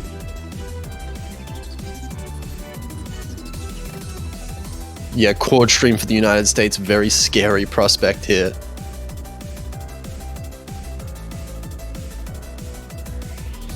This one's going to be a lot faster than we've seen in the previous round though, 189 BPM. And also very short, so any kind of misses that we're going to be seeing will have a massive effect, but I think if all 4 players manage to pull off the full combo, United States should have this accuracy advantage theoretically. Yeah, on paper, it definitely looks like US will have this point in the bag, but we still do have to see if they pull off the full combo first.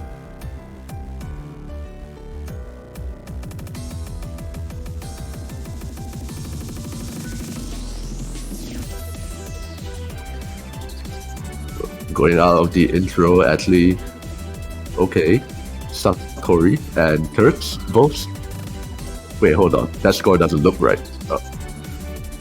US has the better accuracy, but somehow the score is still flickering. What is this? Yeah, I mean, these accuracies are, tiny bit better for the United States, but this is so close. This is, like, I think 1/200 from the United States probably completely ties up this accuracy. And actually now, looking at this, Satori is now caught up with Alter. Turks is even higher than Stupid Man. Okay. But it is still going to be anybody's game halfway through, and nobody has been short of perfect. Right now, Stupid Man and Turks finds itself at like 99.80, 0.84. It is still really close there. Alter holding up with that 99.9. And Satori also very close behind, 99.86. Turks dropping down to 99.8 flat. That is putting the lead in United States. Satori actually dropping a little bit down as well. So now Alta beating Satori, Stupid Man beating Turks, but both of those 1v1s are very close.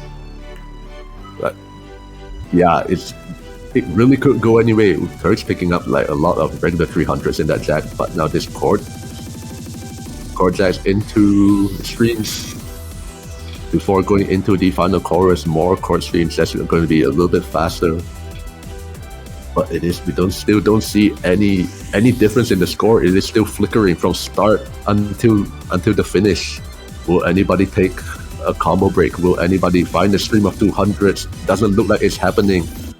And to the end, United States, they do take it with like a 4,000 point difference. Oh, that is close. That is really close, all things considered there. So, I mean, Satori and Alta's ratio is identical just with the two 200s. Yeah, but still, with United States being the rice oriented team, they definitely felt a little bit of fear when it comes to China. It is way too close. Yeah, we can definitely see, once we start getting down the line with these picks for both teams, I think towards the end of this match, we're definitely going to see some picks being contested. Absolutely. And here, this is the very last LN pick that China have. Yeah, Dive With You. And probably going to be China's last favorite to win the point pick. We'll have to see how this one goes though, because although they did win the other two LN picks, this one is pretty far different from the other two that we've seen so far. Yeah, it is density, so there is less of a coordination or release focus. So I guess we're still going to be seeing Alter and Stupid Man play this one. So we are seeing Stupid Man staying in for one of the LNs here. China still having the same two players. Yeah, Turks and Satori have played every single map that has been picked. Where United States they did swap out here and there. Turney and Squishy did come in previously, but now once again we are going to be seeing Alter and Stupid Man taking on a long note pick.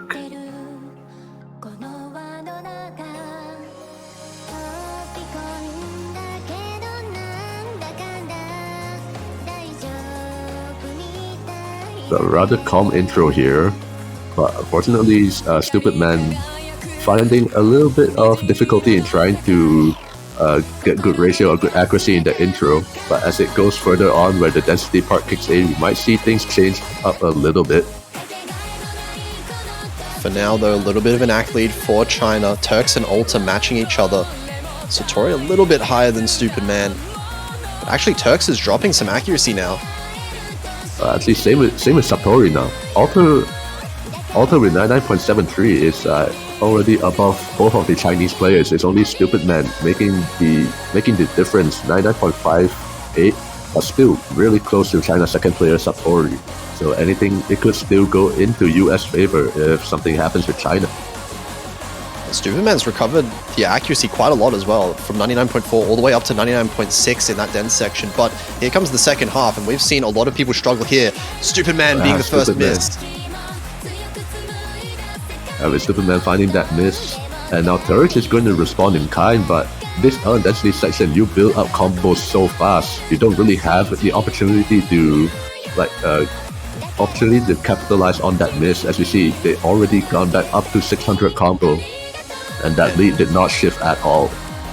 Yeah, because even though that was one miss each, theoretically that should have been an even trade, but it's the kind of the cleanliness of those hits, those misses. Stupid Man with that miss kind of missed multiple times, dropping a lot of accuracy, but Turks looked like it was just a singular drop. Accuracy still very high, and it looks like China is going to win with this act lead.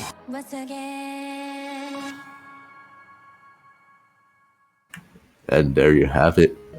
One full combo apiece from Alter and Satori for US and China respectively. Turks though with a only 9 200s and just that one miss. Like you said, it was a very clean break. Unfortunately for Stupid Man, his break was a little bit on the dirtier side.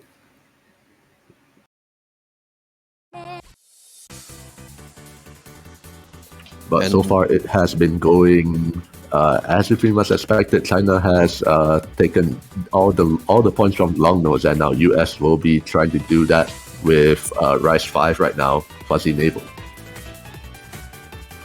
Yeah, US wasting no time with their picks. They know what they're picking. They've come with a game plan.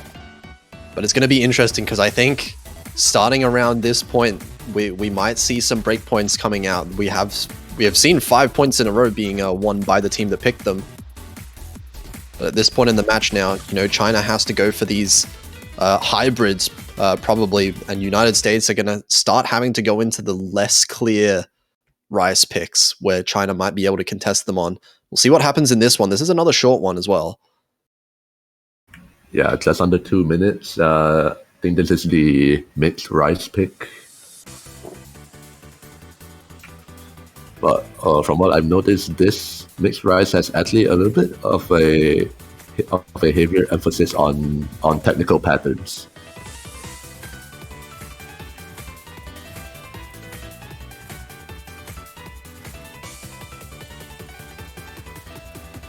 Alright, intro here right now, as it has been previously, pretty equal all throughout the intro, the first quarter right here.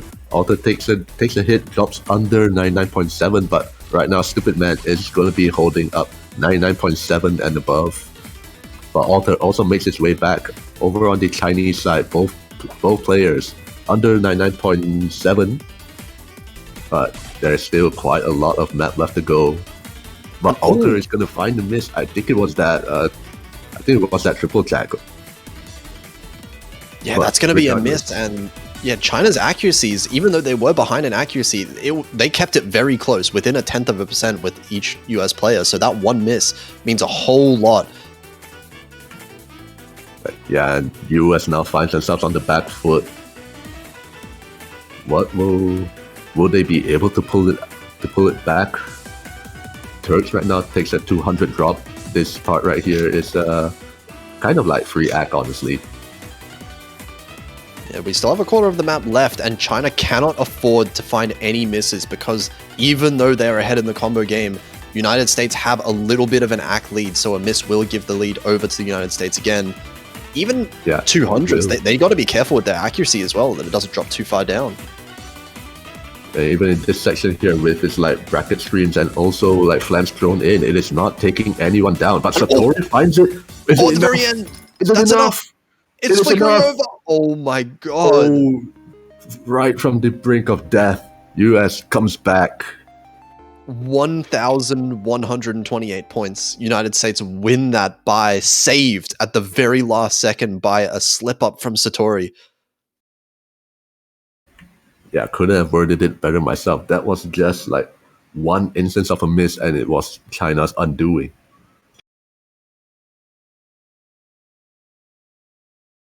These ratios really being the savior here for United States. You can see actually China getting the better 200 counts, but with these ratios, United States definitely ahead in the overall accuracy. And oh, that was really close to being the first break point, but instead we get a tied game yet again, 3-3, and now it's the dangerous part for China. What do they pick out of the hybrids?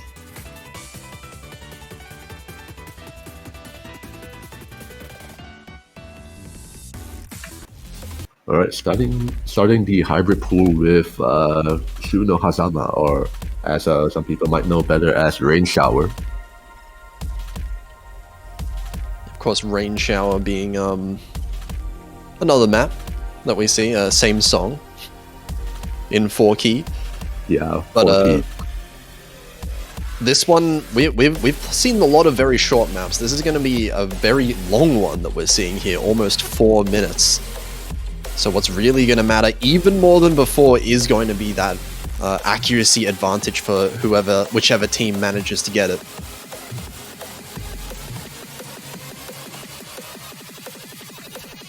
So far, haven't seen any swaps from China at all.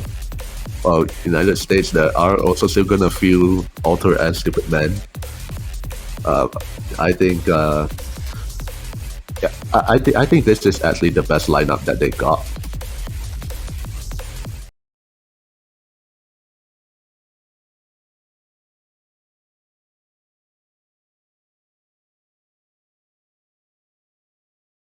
We'll see how both teams perform on this one. This is one where now I think it should definitely not be that comfortable of a win for China if they do manage to win it. United States can absolutely take this point, and I think they're going to be looking to try right now.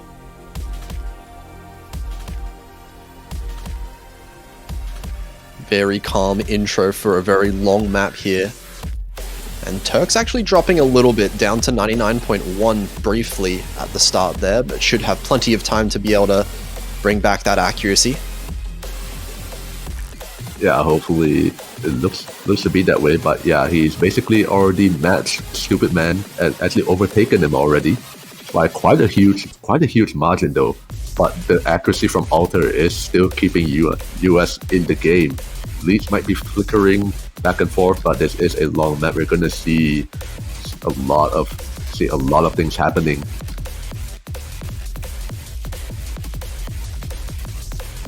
Yeah, accuracy game seems like it's just barely being won right now by United States. Superman is recovering the accuracy back up to 99.6, matching Turks once again, and Alter just has a slight lead over Satori.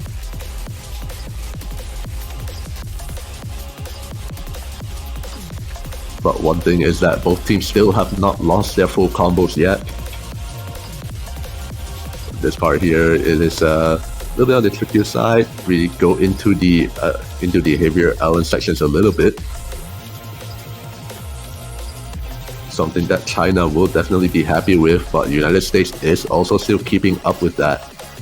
But Turks is going to be the first to drop, and that lead is just no more. The United States has taken the claim. Yeah, this is now a definite lead for the United States. Still 2 full combos on their side, 1 miss for China. But the accuracy lead is also in the United States' favor, so they are going to take the bit of a lead, but at the same time, there's half the map left. China's going to need United States to find a miss at some point if they want to come back in this. I think the best chance that China has is if United States falls short on the long notes. Where will they pick up breaks or not? At the moment, it doesn't look like it at all.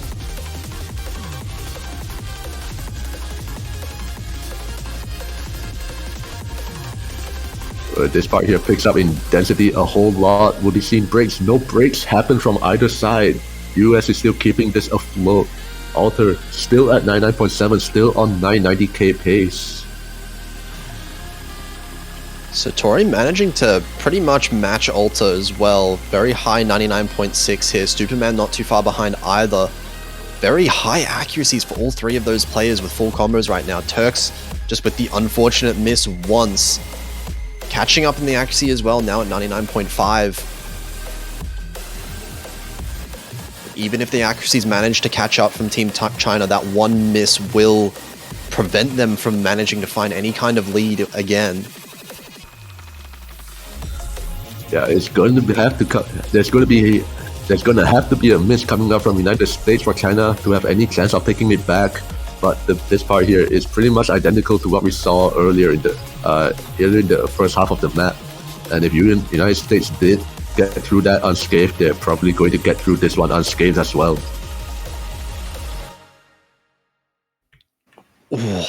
And that's actually close in the score. What a score, yeah. There was some accuracy drops at the very end by Stupid Man. It didn't matter in the end, but 1,000 points yet again, 1,687 in the favor of United States. Alright, yeah, this was not close at all. The first breakpoint has been had in favor of the United States, but also shout out to Satori, topping the lobby. 989.8, just 300 points above Alter. But yeah, really, really nice 200 count. Ratio still goes to Alter though. And looking like the accuracies between the 2 scores, that 1 miss would have given China the win if it didn't happen. And now China in a bad situation, 3-4 after missing 2 picks in a row by less than 2,000 points. In the United States get to pick their own.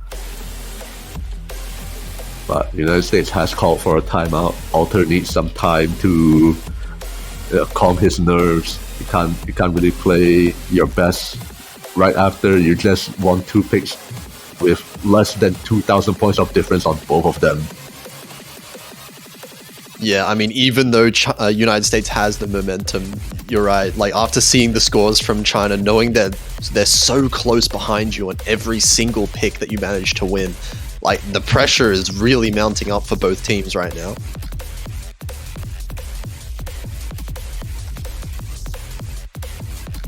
Yeah, and also this being United States, it's their pick right now, which probably imagine it is going to be either Rice 1 or Rice 6. They are both not easy at all. So yeah, play with nerves on the stream delay map or the really insane 4.6 star tech map. That's a tall order. That's a very hard ask. Yeah, these last 2 are the 2 maps that United States obviously feel the least comfortable with, and we've seen at this point now. I definitely think China can potentially break point on either one of them. So a big decision for United States as well here.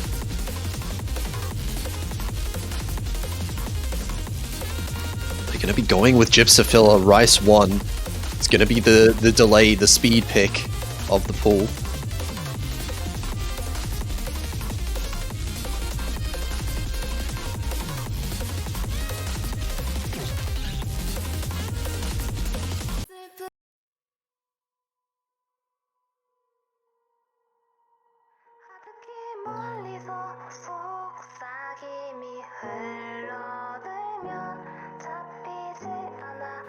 Yeah, I don't think there'll be any swaps coming out for United States, but China though, they still have only fielded Turks and Satori.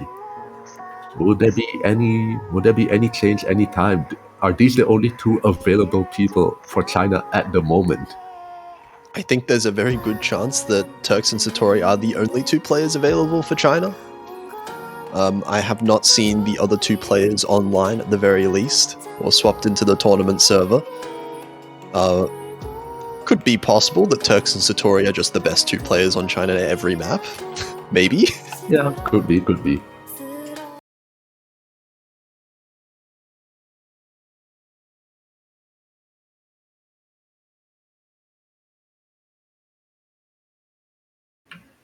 Right, about to start. Just getting things synced up, and we should be going right about now.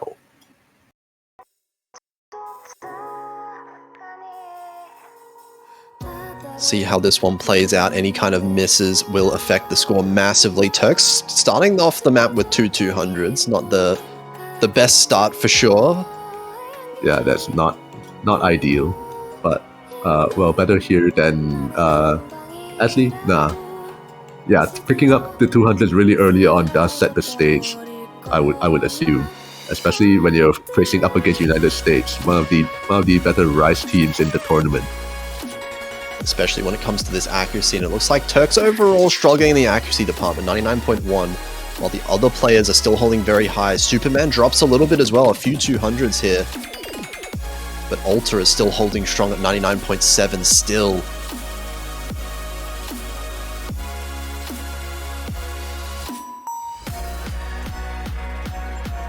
Everyone getting through that speed section just fine in terms of combo, but it is United States out with a clear accuracy lead after that. Yeah, will China be able to mount any sort of comeback here? A little bit of a build-up with just some trivial chords here. And the burst, it takes nobody. Everybody is still gonna hold on. But ooh, Turks finding a miss. Turks is gonna find the break, and once again China finds themselves on the back foot on the Rice map. Not really something unexpected though. but Satori is still gonna hold on. Only a quarter of the map left. It's gonna need to be breaks coming out from the US, and doesn't look like it. Doesn't look like there's going to be any. It's nearing the end, but the United States is not the Rice team for nothing. You have to imagine, even if there is a break, if it's a clean break, that's not going to be enough for China at all. This accuracy lead's still in United States' favor.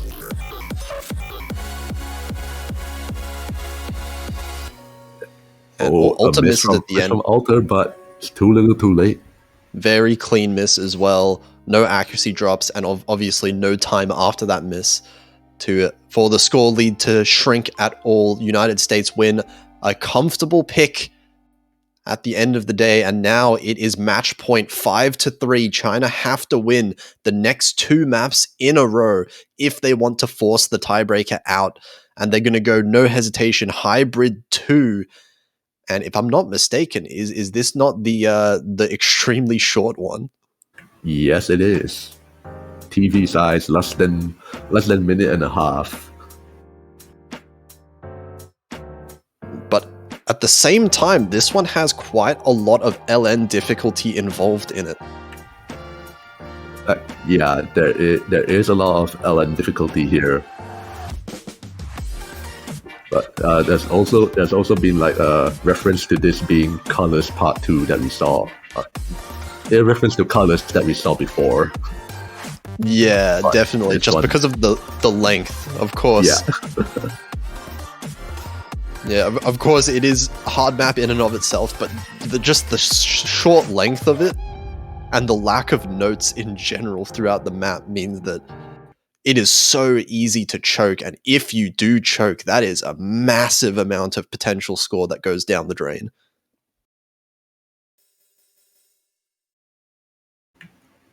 Alright, potentially the last pick if United States wins, but this is China's pick, so they are probably going to have some inkling of confidence. Yeah, they are probably going to be banking on that really difficult LN section coming up, seeing as it is still Stupid Man and Alter over for United States. Oh, Stupid Man takes a rather uncharacteristic break. It's really early on though. It is very early. The accuracy is still not that bad for Stupid Man as well.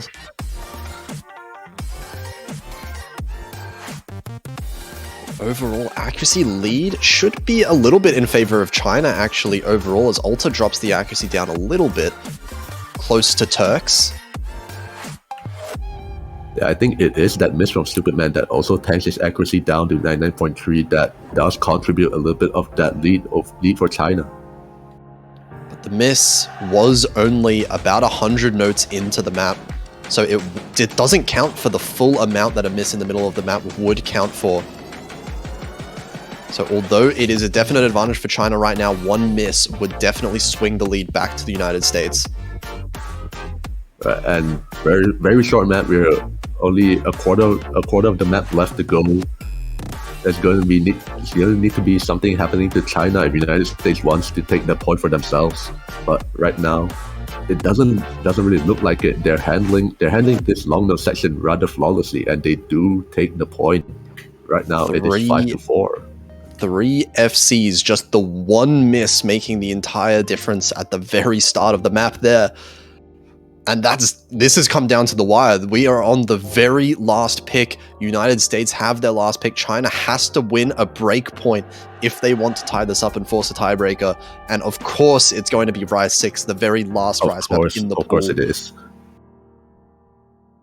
But this is dangerous. This is really dangerous for United States. But it is a Rice map, and this technical stuff right here, I think United States can definitely out-ratio China though. The question is whether both teams are able to maintain a decent amount of combo.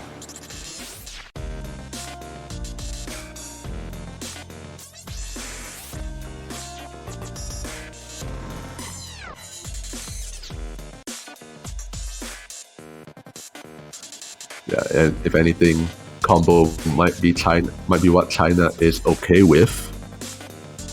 But yeah, still, it is a Rice map. United States' bread and butter. Will China be able to take down the Rice team on the Rice map and force a tiebreaker?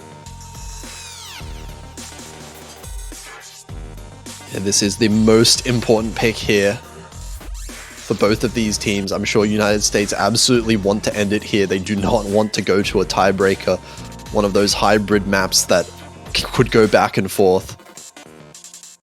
But this one, United States should, in theory, have a small advantage. Yeah, on paper, this does seem like something that United States would win on, but Rice 6 is really, really unpredictable.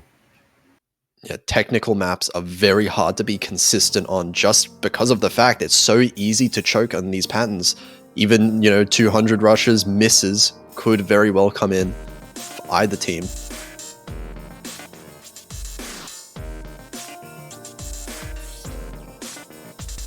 Turks having a little bit of trouble getting good accuracy though, also picks up a 200 on the way, dropping down to 99%. Satori still doing the best they can, but Alter is the one that's going to find the break, and that sends the lead over to China. They just That's have a really, really big break as well, down below 99% briefly. Yeah, and also that break came like even before hitting that 400 combo, so he's not going to be able to enjoy that combo bonus up until now. And Turk's actually recovering a massively the amount of accuracy he has now, actually almost the tying Superman for the best in the lobby. It's a big recovery. Alter misses again. Already not looking good. US is now finding themselves on the back foot on the Rice map. Alter taking 2 misses right now. Already not looking good. Over halfway in. Will China be able to take down the US on a Rice map? I think United States definitely do have the accuracy lead still. This accuracy lead is actually quite significant because Alter and Turks have the same accuracy. Satori and Stupidman very well in favor of Stupidman, but Alter keeps finding these misses. It's the combo game. It might be too far gone. The combo for China, 2 full combos still. Superman still holding on a full combo as well, but this is 3 misses nonetheless, and they were all separated out far enough so that each one of those hurts massively. Alter just unfortunately couldn't mount decent combo before finding breaks, and that is ultimately what sends China 5 points, tying it up with the United States, and you know what that means. It means we're going to a tiebreaker. We are going to machine gun size style. Oh my god. These two teams, both 2 of the best teams in the tournament we're seeing here, playing the very last map to decide who continues on to the semifinals in the winner's bracket. I'm so excited to see this.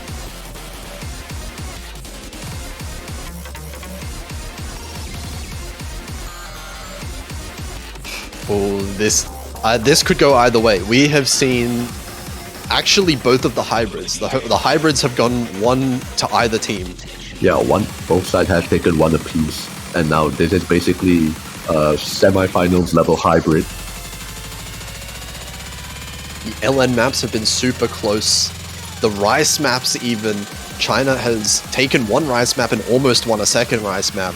I don't think there's been that many kind of categories or skill sets that either team has really truly dominated on. I think it's been contested almost every single pick, and I don't think it's going to be any different for this one. Yeah, it really goes to show you the level of play that these 2 teams have put out. Absolutely, and of course it's going to be Turks and Satori, the 2 that have been playing the whole match so far. Alter and Stupidman, who have been playing most of the maps. I think it's been a very long time actually since we've seen a switch out from Team United States now. Yeah, I think it was basically in the first 3 maps where we did see Tony and Squishy come in for US, but after that it's just been Alter and Stupidman all the way. And here we go, 5 minutes long. This is a marathon. This accuracy so far actually basically dead even between the 2 teams. Turks and Satori 99.6, Alter is ahead of the pack. That's giving United States maybe a little bit of an advantage, but we are so early into the map, anything could happen still. Alright, a build up here, a lot of the bursty parts here. Nobody misses on that, reaches 1000 combo safely, but another build up. The BPM is rising.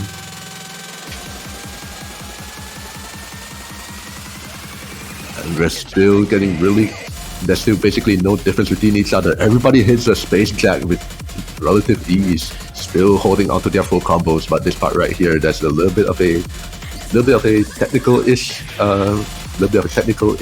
patterns. A lot of screens and also like mini jacks thrown in there. We are seeing United States starting to go further ahead in terms of this accuracy lead, though. Superman increasing the accuracy, but actually dropping down now, down to 99.3, matching Satori. It's all Alter, and Satori finds multiple misses. Yeah, multiple misses, so that does give United States a little bit of breathing room.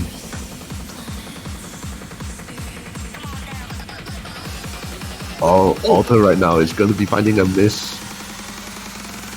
And that might just tie it up just about. The accuracy lead is still in United States' favor, we can see, but it is not by much at all. Alter has to make it back up to 400 combos, but in the meantime, China will be taking a little bit more, capitalizing a little bit more on that. So the lead is still going to be close, but Satori throws that away. A miss right now is that lead is going to go right back into the United States.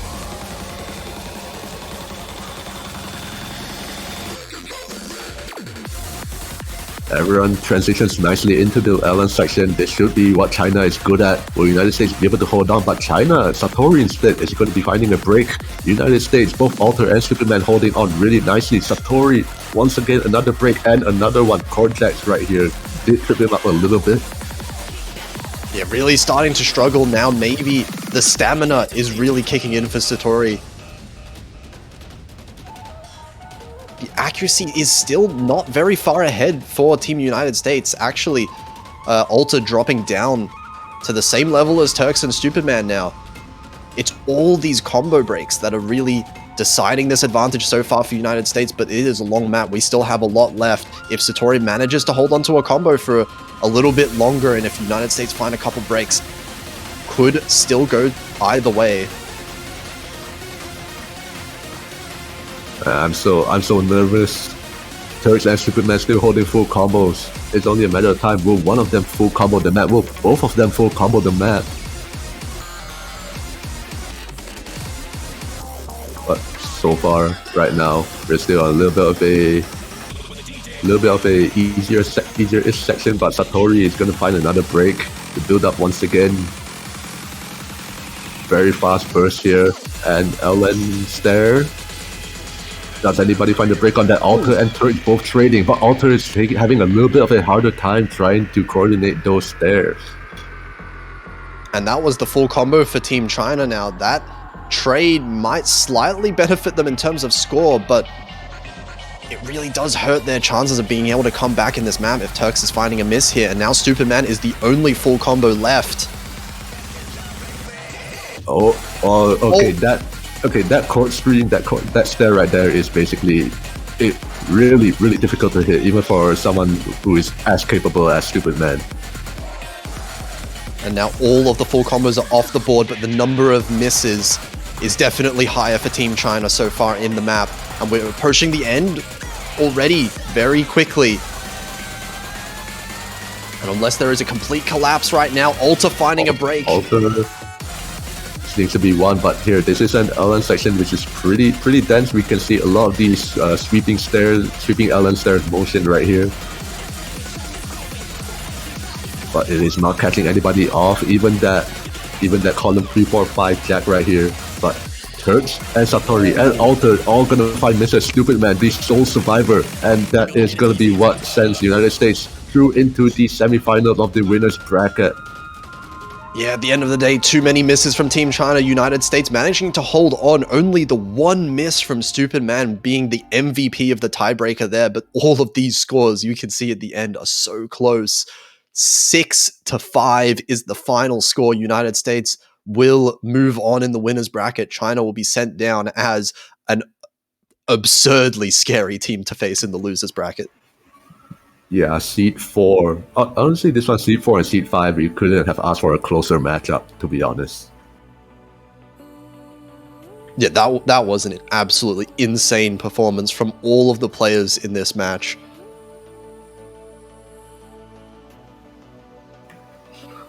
Well, there's nothing left to say, but GGWP, thank you both, United States and China, for once again giving us a banger of a match to watch, going all the way to tiebreaker, kept it exciting from start to the end. Absolutely. But I believe that will be the only match that we have for this particular block. Last two matches of the weekend will happen at a later time. We've still got Malaysia versus Spain and Korea versus Brazil, both of those being winners bracket matches, I believe. Yep, those are indeed winners bracket matches, and we are going to be signing off. But before we do that, we wouldn't be a tournament stream without our moment of shilling. So as some of you have already know, banners are available on the O Store. $2.50. Support your favorite team. Absolutely. So go to the OSU store, buy one of those for your profile, makes your profile look very sick, and you will of course be shown to support whichever team that you want out of these 16 teams in the tournament. So make sure you go check that out and come back in about 4 hours where we're going to be having another exciting winners bracket match, Malaysia versus Spain. So until then, we will see you later.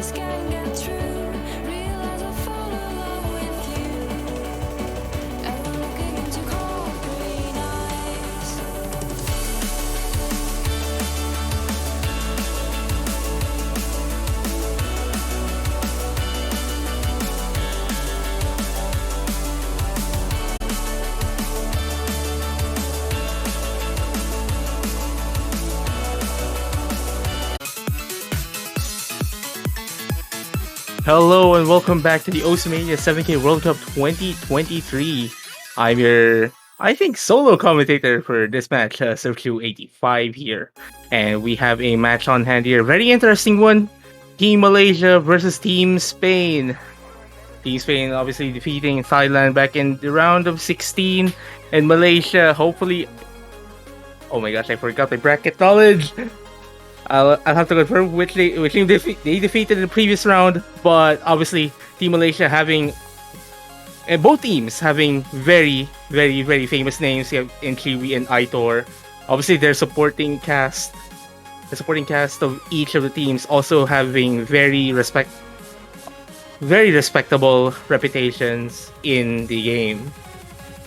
So I think we are almost ready for the match to start.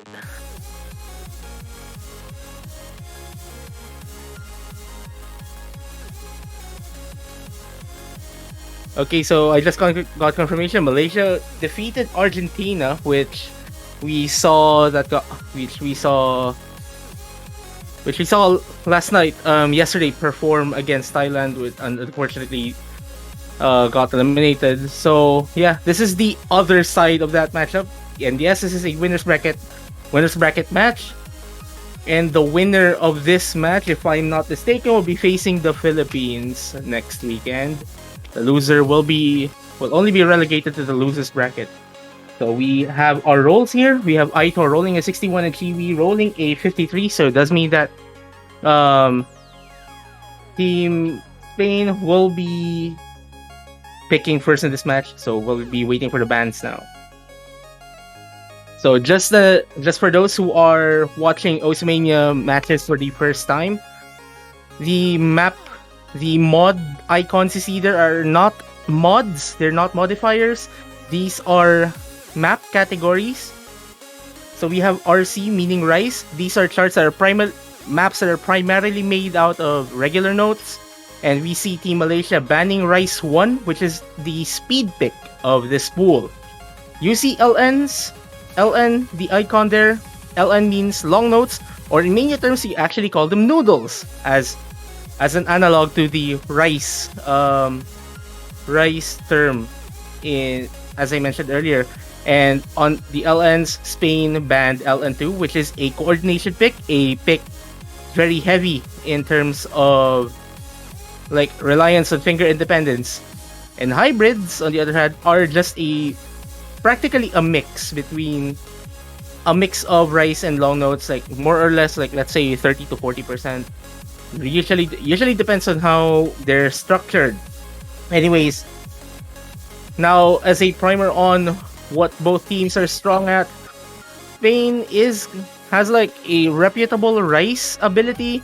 Malaysia is known, as with most Southeast Asian nations in the 7K World Cup, to be more leaning towards the noodle side of the game, especially with history with O2 Jam and all of that stuff. Now let us wait for the first pick in this match, which will be done by Spain. Will be done by Spain.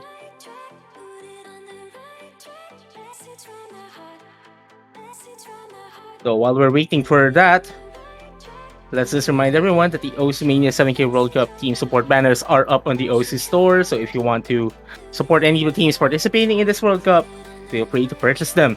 And now Team Spain will be picking Shuno Hazama as their first pick, Hybrid 1.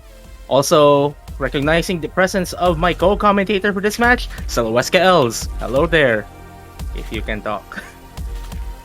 Hello there. Wait, I didn't miss that much, right? You didn't miss that much. I was just introducing like only the bans. Spain banning LN2, and then Malaysia banning Rice 1. I see. Which are kind of. Wait, did I say Spain banning Rice 1 or Malaysia banning Rice 1? But regardless, I mean, it's kind of expected for both of these teams to ban those kinds of things. I would feel like Malaysia's the team to ban Rice 1 because Spain's really good at Rice. Like, judging the scores and the statistics, Spain's Rice was like not too far from Malaysia. In fact, if I'm not mistaken, Spain even beat Malaysia on a map, which I think is Rice 3 or Rice 2, something like that. But yeah, they did beat Malaysia in one Rice map. Anyways, statistics from the previous match can only tell us so much.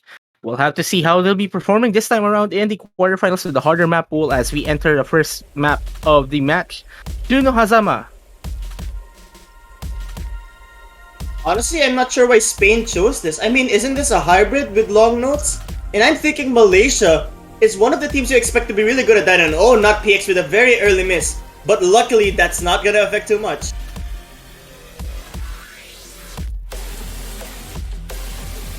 Well, I guess this is probably just Spain trying to, as I mentioned, that double miss from both of these players.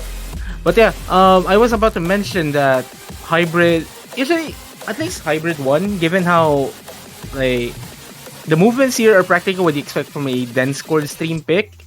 It might be just Spain trying to gauge how they'll be dealing with Malaysia's long notes at least. Or maybe if they could see if they could do something about the Rice as well. At least if they could keep up. I mean, you do see the score caps are still pretty small, despite despite the double miss earlier. That's true, but remember the last match that we commentated where they had Law School? Look at Chiwi right now, 99.9 on a map like this. Yep, it's Chiwi being Chiwi. He's decent at the game. Yeah, very decent.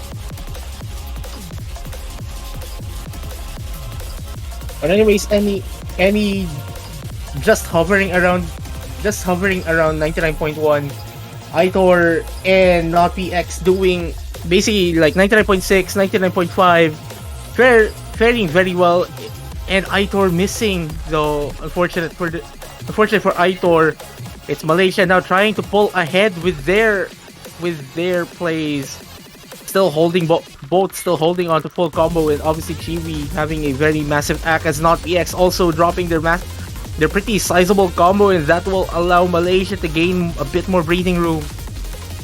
When it comes to the accuracy, Spain has the better average, and oh, Annie missing, but not PX is Not gonna PX trade it creates. back. You've been Trades saying to a lot. favor the team in the lead. Yeah, there we go. That's the line that I was thinking of. The thing is, if you were to get the average axe, I think Spain naturally has a slight advantage. But it's those misses that's giving Malaysia the edge that they have right now. Which is kind of unfortunate for Spain's side, but again, this is still early on in the match as Aitor gets yet another miss. This is still super early in the match. This is still the first map. Maybe trying to get some of the nerves out, but you don't really want to open a match at a break point though. As not Yeah, that's PX true. dropping his combo or their combo on these long notes. As of this moment, yes, Aitor is now in the combo cap, but hey, this lead isn't an impossible one to come back from, but it is not like, it's not a 3v3, so you'll have lesser chances of people missing here. And considering that we've known Right. Chibi to be really consistent at these kinds of patterns for how many years already, I'm not surprised that the lead would probably not change at all. And he is also known to be more of a combo player, not really that much on the act, but I mean, carrying 99% is still super respectable as not PX getting yet another drop in this section, in that transitional section. And now here's a part where we'll be starting to see more of the LN chords things transitioning into two-handed trills, which are not exactly the most fun pattern to hit if they're long notes. Yeah, and I think that should do it. Malaysia's gonna take the first point. I'm pretty sure Spain would not want to start the match this way. But hey, on the bright side, when it comes to the accuracy, that's 81 200s on the side of Malaysia, and for Spain, only 77. I mean, that's not too big of a difference. Oh wait, no, 67 actually. If you think about it, Yeah. it seems like Spain actually has a minor act advantage in comparison to Malaysia, but those combos are really hurting Spain's chances. Yeah, and they don't really want to commit those kinds of mistakes, but again, that was still the first map. There's still a lot of opportunity to gain points. But again, you don't really want to like start with the wrong foot forward. Anyways, now let's see what Malaysia is going to be picking. Might be I expecting think- any of the long note picks as their opener. Yeah, I mean, I would kind of hope for.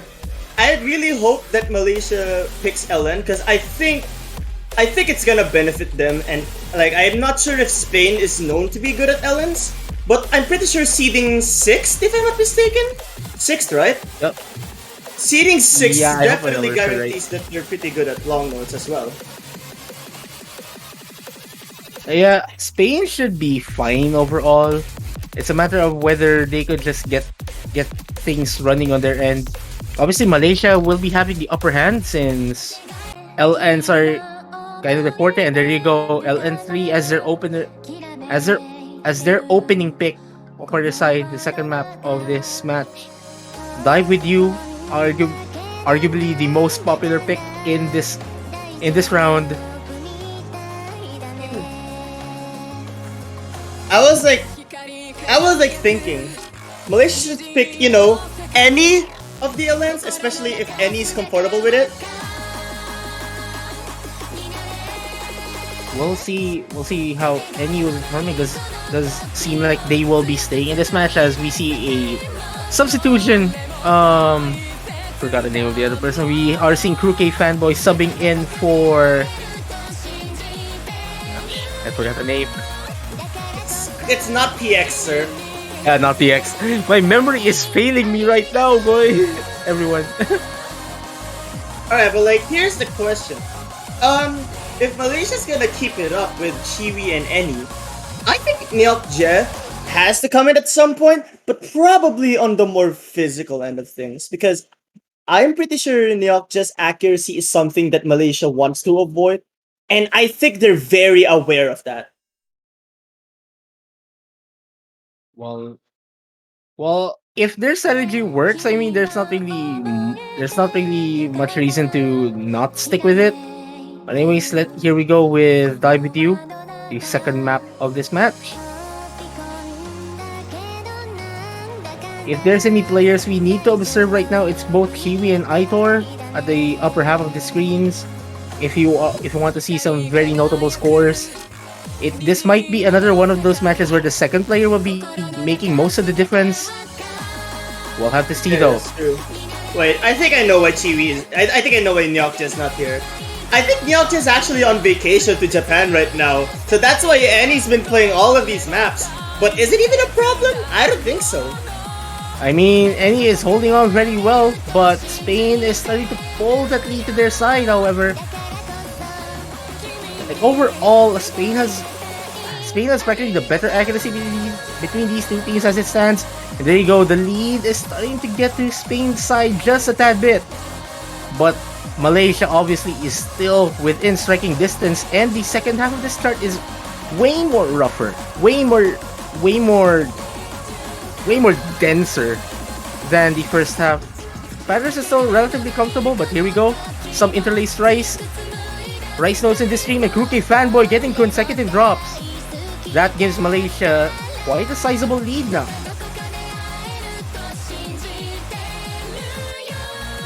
Now those misses from Kruke Fanboy are really hurting Spain's chances. I mean, look at the accuracy right now. Kruke Fanboy is a little bit behind from Annie, and Aitor is also a little bit behind from Chiwi. Those LN density sections are certainly not helping Spain at the moment, as it's increasing the accuracy gap that Malaysia is eventually going to be having. And UK Fanboy really struggling with these long notes, and as we are about to end this chart, Malaysia will be picking up their second point.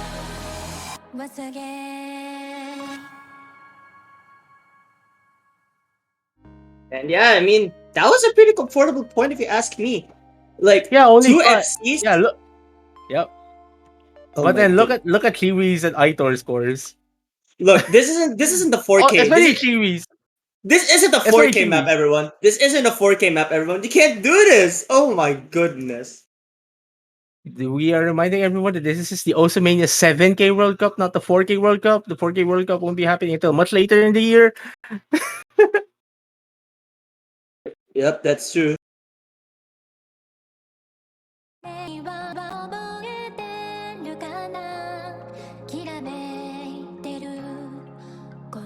Anyways, now it's Spain's turn to pick.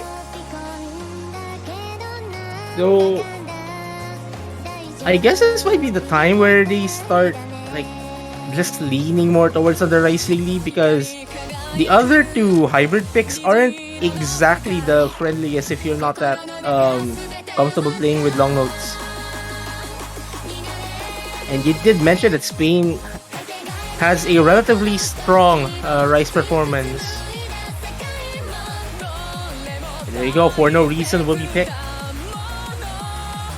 Yeah, I mean, we'll just have to see what Spain chooses. I think Spain should pick something like Milan. Oh, it looks like they're going for Hey, No Reason instead. they went for No Reason, as I mentioned earlier.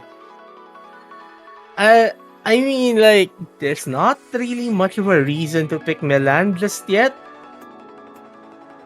Like, I think it's that one pick that you might want to delay as much as possible, considering how uncomfortable it is.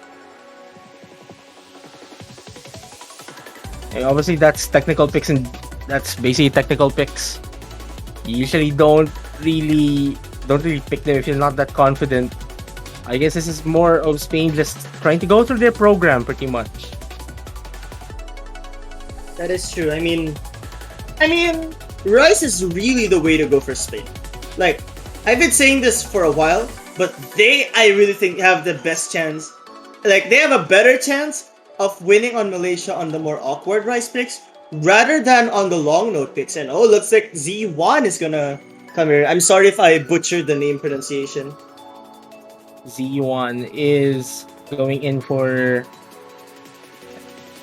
Wow, whoa! The second player just left and I already forgot the name. Oh my gosh, what the heck is with my memory right now? Okay, you forgot any? You really forgot any? Yeah, I forgot. Oh my god. Wait, Yeah, okay, my memory is fading. I really hope Spain, but like, that being said, I really hope Spain chose the right Rice. But I'm sure that considering that they probably know what their opponent's good at or not, there's definitely no way they're picking this just for no reason, right? Yeah, there's not really much reason to pick this if they're not ready. That's kind of obvious. Also, I know you were trying to say that just to make a pun out of the title, but anyways, here we go with the third map in this match. And Yeah. I do say though, like this won't be like LN3. Like LN3 does lean towards your core team ability, but at least like given that this is Rice, Spain has a bit more of a leeway to start maintaining that accuracy throughout the entire chart. As we do see, Malaysia is kind of keeping up with accuracies. We see though Yuan getting a few 300s, maybe a 200 even. So, but Aitor kind of dropping their accuracies as well. So the scores are flickering, ladies and gentlemen. Also, Kiwi getting a 99.9 just for no reason. Yeah, this is what? This is 166. This is probably like 166 jump stream to him, am I right? But this isn't. Yeah. This isn't 4K. This is 7K. So I guess the best way to say it is 166 BPM chord stream, or something like that. But here's the thing. It looks like Spain is doing a little bit better than the second player overall, like both of them.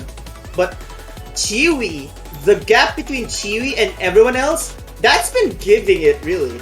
And now that the patterns are getting slightly denser, Z1 Zack is getting a little bit lower, but Aitor and K Fanboy have been consistent despite the difficulty of these patterns. But the score is still flickering between these two sides. It does appear that Malaysia is kind of maintaining that just a tad bit more over Spain, but Spain really trying to pull that lead on their side. Oh man, Aitor has these score seams are getting a bit more denser. It looks like Malaysia actually has a little bit of the lead. Wait a minute, never mind! Dropping. Wait, that's two Ooh, drops! that's brutal. That is so That's unfortunate! brutal. And now that the map is not gonna get dense at all, looks like Spain's gonna secure this point. Unless we see a massive breakdown, which I don't think is going to happen. And there you go. Spain getting their first point on the board. Only two 200s from Aitor and Chiwi getting 169 misses. Oh Yeah, my that's a V1 god. double S. Yeah, of course. But like, Crookie Fanboy isn't even too bad from that. Too far from that either. That just goes to show how well balanced Spain could be in Rice. Oh, wait a minute. What? Mage of Violent? I think that's LN4, right? Yeah, that's Or- LF4. I mean, it's a good pick to have. Immediately for Malaysia, get the momentum back on their side immediately. Like Mage of Violet isn't the most straightforward LN pick as well. So they want to get that. They want to abuse some stuff on Spain's side so that they get their third point on the board immediately. And he will be going back in for this pick from taking over from Yuan. Something tells me that Spain chose Rain Shower first to like kind of run out Malaysia of some probably comfortable picks. They're probably just waiting for a time to strike back with a break point, in my opinion. That does make sense now that you mentioned it. I mean, you did mention Neo probably should have been the other person playing partnering Kiwi, and maybe that would have made the match a bit more straightforward. Like, obviously everyone would think Kiwi would be performing, and we are already seeing that. For Spain, like their two players are holding up very well. It's really most of a battle between the second players if they are managed to keep up that consistency. And we already saw some crack at it on Yuan, but Malaysia was super close in getting that point. Anyways, here we go. LN4, we have Mage of Violet. Yeah, here we go. Mage of Violet is, well, like what you said, this is one of the more awkward LNs. Though when I think of awkward LN maps, I would actually even argue that Hybrid 2 is one that Malaysia could go for, considering the structure that it has. But for now, we'll be going for Mage of Violet. Well, Malaysia is having the initial advantage here. Though look at Any's accuracy already at 99. Ooh, okay. They dropped their combo, meaning that they drop below 99% as well. Giving Spain the lead immediately. And what Spain needs to do here really is to make sure that they are able to keep consistent with these charts. And this is considerably harder than than rice picks for them practically. But looking at how they've been performing, they're actually holding on very well. Any having better accuracy over Crooked Fanboy, and they already have sizable Crooked Fanboy dropping their combo, so that gives the lead back to Malaysia. Yeah, that's bad news because now Crooked Fanboy's accuracy is lower than Any's, which means that the break right now actually matters so much more than what happened to Any. So luckily, the lead isn't actually too big. In fact, I think it's kind of getting a little bit lower. So we'll have to see because, I don't know, this lead is really not safe by any means. Because right now, Any's continuing to drop some more accuracy. Crooked Fanboy actually overtakes Any now. So this could go back to Spain if Malaysia's not careful, but never mind! Ooh, Crooked Fanboy dropping. So, Wait a second. and Any will be trading. So, and it's and like the drop is relatively the same in terms of cleanliness for both. Like they're super similar right now.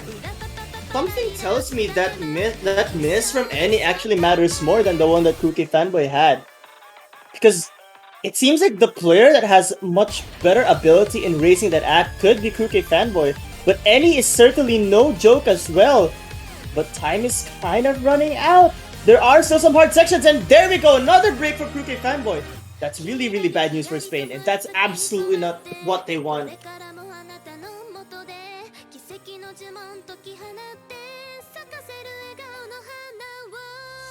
Alright, here we go.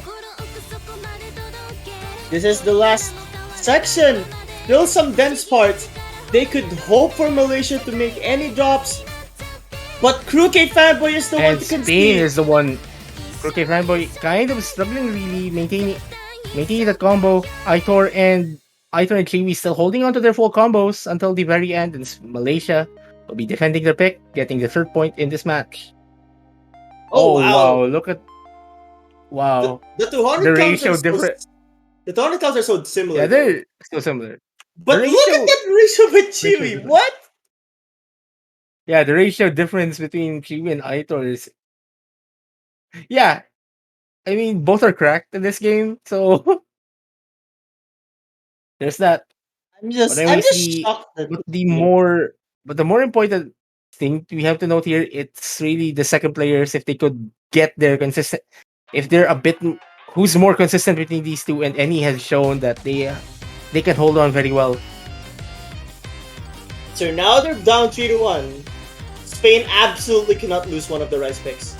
And looks like they go for Aratanaru Ketsui. I mean, anything rice really is a good pick for Spain in my opinion. But if you want to delve into those LNs and hybrids, even though you know that you potentially have a weakness of those, I think that's when it starts to get really bad. I have to see though if that's going to happen. Now, this chart is the lighter chord stream pick here, and we saw Spain performing very well in the denser chord streams. But then like the main difference really is that this is a different kind of chord stream. So I'm not sure if like the choking potential will be different as well. But obviously, like with the amount of notes, or at least the patterning here, you kind of have to be super careful. You have to be super careful to not commit any mistakes still. Again, we saw Malaysia almost grabbing that point on for no reason just earlier. Spain, and it was just a choke at the end, giving Spain the point. Anyways, here we go. You know, you did say this is lighter chord stream. I do think plays like that could favor Spain. Because if I were to pick a team that may have a higher ceiling when it comes to physicality, I think Malaysia has that on a slighter margin. And now that this is potentially a little bit less dense, I do think Spain could use that to their advantage, and it seems like they really do know what they're choosing. But never mind. a super rough start. That's a rough that's start not the indeed. start you really want. Especially true, with but- a chart this short. This is only 2 minutes. I mean, again, luckily that was very, very early on. Z's AC is not too high, but so is Aitor's actually. In fact, it's lower than Z's. Never mind, actually, because Z1 starts to drop some 200s. Aitor and PX are carrying pretty similar accuracies as Kiwi is being Kiwi right now, still getting that mid 99.9. Z1, like it's practically the combo that's the full combos Malaysia has been holding since the very start of this chart. Giving them an advantage, and does appear that the accuracy as well. Like Malaysia has better accuracy in this pick overall. What is going on with Chibi's AC right now? This is Kiwi, this is not inhuman. 4K. What are you doing? I mean, I get that this is light chord stream, but what in the world is this? Wait, this is 999k territory right now. 99.97 is around that. Yeah, this is 998k territory. What? I mean, let's try to not give much attention That's true. to that That's right true. Because I noticed something. Look at Aitor and not PX's AC. It's now. Yeah, they're both at Eyes of- 99.6. Yes, it's higher than Z1's, so this isn't impossible. But look at how high the difference with Chibi is to everyone. But the thing is, it's not over yet. Well, never not mind. PX. Because not PX finding a drop. That is very unfortunate. The AC lead, I think, is only because of Chibi's 99.92. But Aitor and not PX are not doing a bad job at all. They're just having clean misses here and there. But Malaysia securing the double full combo is the reason why they're winning this. By Let's only see a how. little bit. Let's see. Oh yeah. Wow. That wasn't even a V1 double S. And it's 99.92. Alright, everyone. Yeah. But other than that, Spain actually wins the 200 count battle. Yeah. Like, if not PX did not miss, this would We have might have had a probably different been- story. Actually, no. I think Malaysia still wins this. This would have only been an increase of like 10k, and I don't think that was Okay. enough. Yeah, I get. That wouldn't have been enough. I get you. Yeah, even probably even if Spain have like V1 double S's on both of them, like if you won, let's say more or less like had the better 200 count as well, then yeah, Malaysia would have still gotten it. Yeah, but like it would have been like only it would have only been a 3-digit difference. That's the thing. Yeah, that would be super close. It would have been super That's- close, but Now, I don't know, if I were Malaysia, I would pick hybrid too. At this point, you're up 4-1, right? So I do think the best way to go for it is to take a risk. Because if you Yeah, take remorse. that risk, yeah, I think remorse is the way to go. Because if you take a risk now, and you're no up remorse 5-1, later. Exactly, yeah, no remorse later. Yeah, that's the best way to put it, right? Yeah. Okay, but for real though. For real. If you were to take a risk now and win that pick, that would be huge. Because you still have one LN pick later. Oh, it looks like they're going for the hybrid. Still taking a risk. I like this selection, actually. Oh, going for hybrid 3, which I'd say is like one of the. Actually, it's a pretty decent hybrid to transition to out of like the 3. Like Remorse is a bit more on the wackier side, as I mentioned so many times in the previous matches. So this is a bit more straightforward. They can take advantage of that, like get their combos up. Obviously, Kiwi being Kiwi, Annie being holding on very well. So I guess Malaysia is already probably should have already noticed that Spain's second player problem right now, because obviously they will be expecting Aitor to perform. But we'll have to see though. Spain could probably manage to mount a comeback, but they have to start doing it now.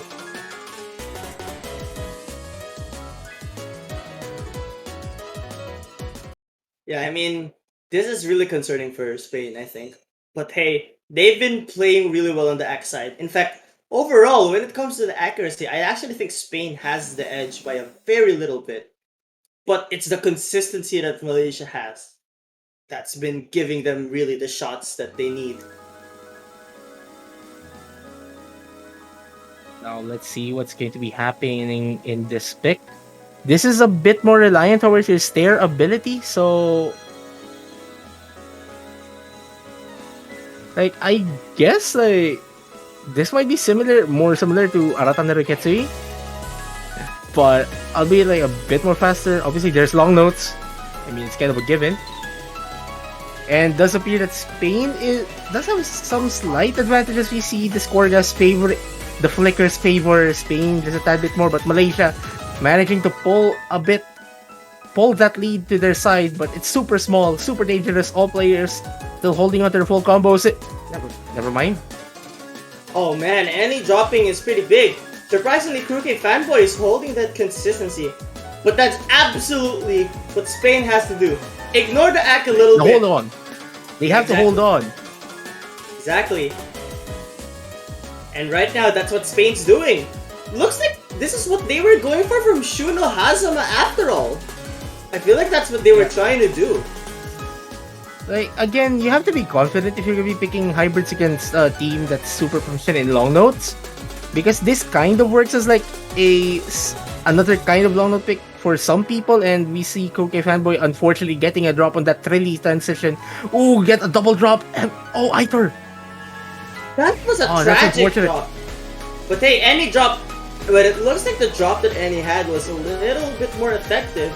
Like, I saw a bigger drop when Annie missed. So that's kind of concerning for Malaysia.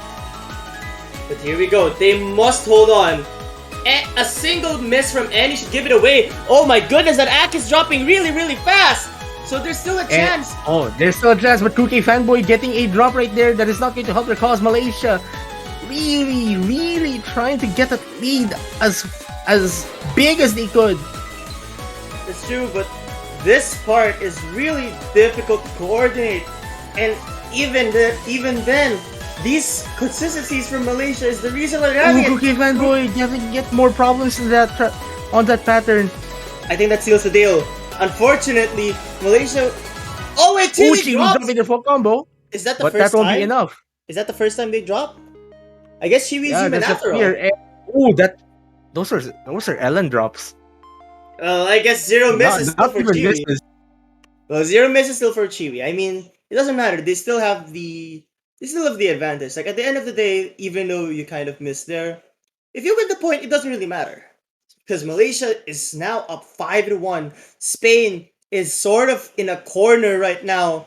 Yes, there are still a lot of rice picks open, but Malaysia still has one LN and one hybrid to capitalize on. Well, now it's really a matter of could Spain get their consistency back up and start mounting a comeback. They have to start from this point on, like one map at a time. But obviously, it will be getting harder and harder from here.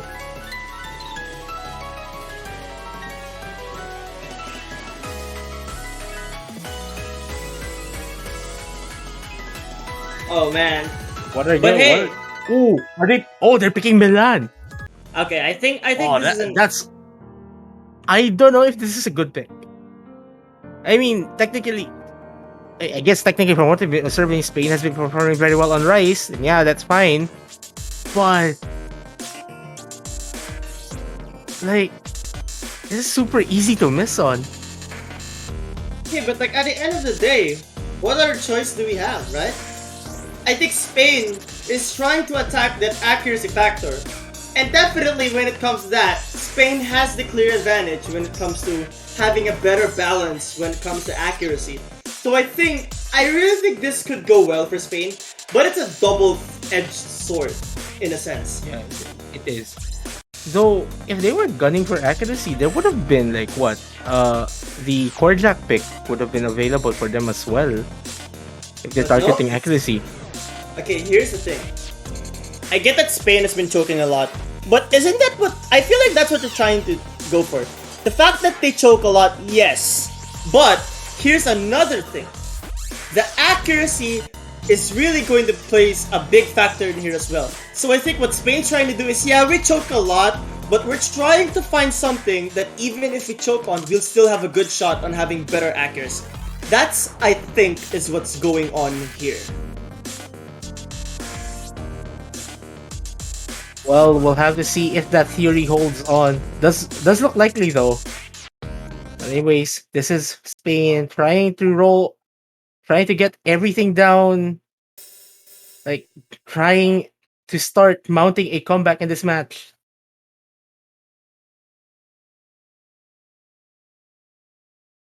Well, we'll have to find out.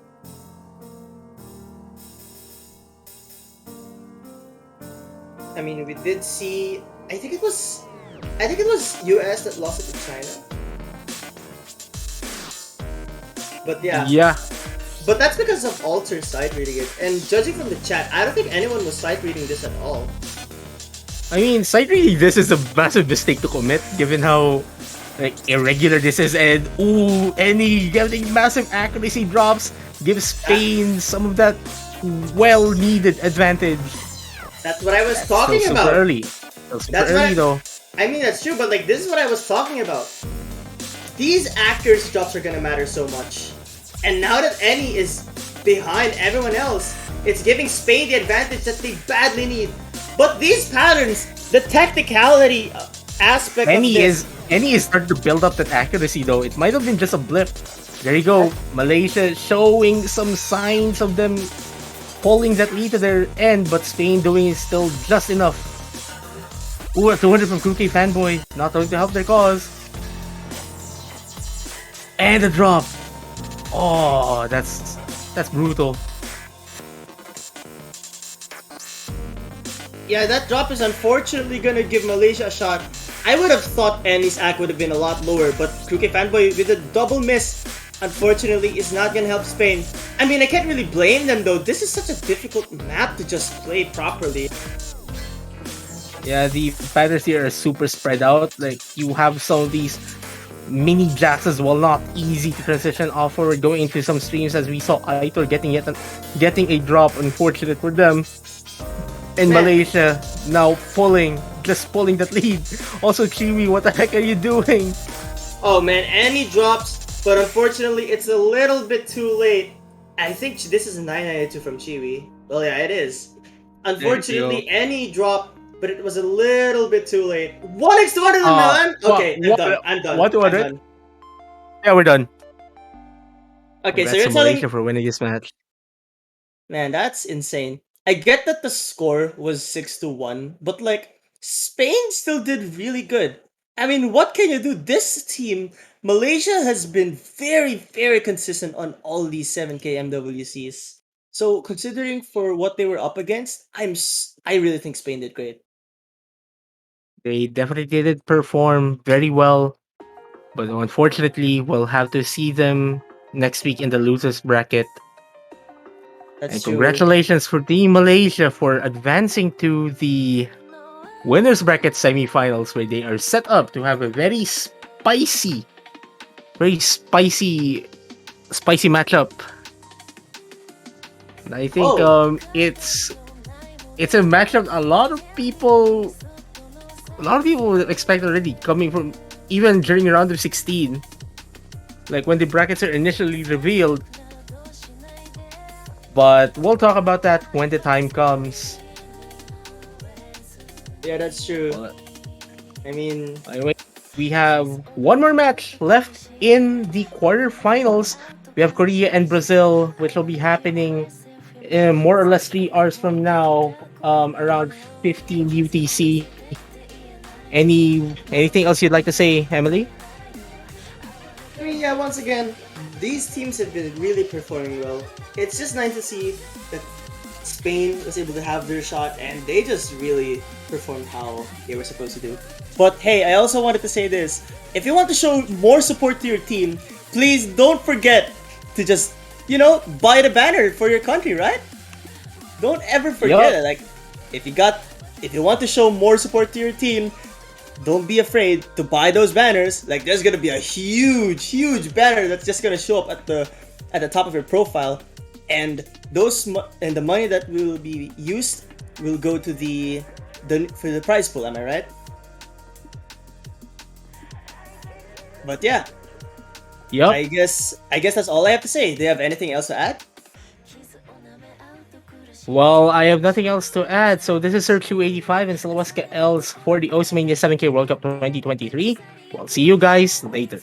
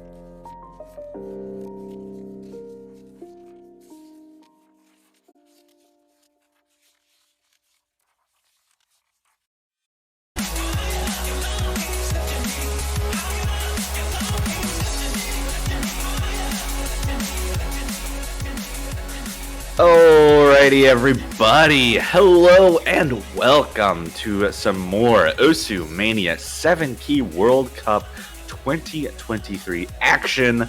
We've got quarterfinals coming up, and we actually have the final match of our quarterfinals weekend here. We've got South Korea versus Brazil, Seed 1 versus Seed 8. I am one of your commentators, Toph Daddy, and I am joined here by Mifa. How is it going? Yo, hello.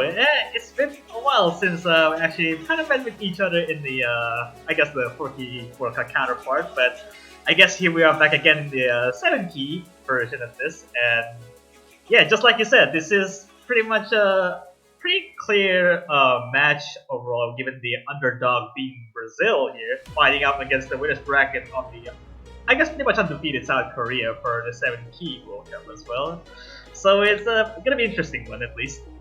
Yeah, been a long time since we've seen South Korea lose one of these tournaments. I think, if I had to remember, I think like 2016 may have been the last time South Korea did not take the #1 spot in the 7K World Cup. So definitely a big wall to climb here for Brazil, but we did see some incredible scores coming out of Brazil, especially on those rice picks from last week. Actually snagging some #1 scores out of all of the teams. So I'm really excited to see if their accuracy is going to be able to hold up against a team like South Korea.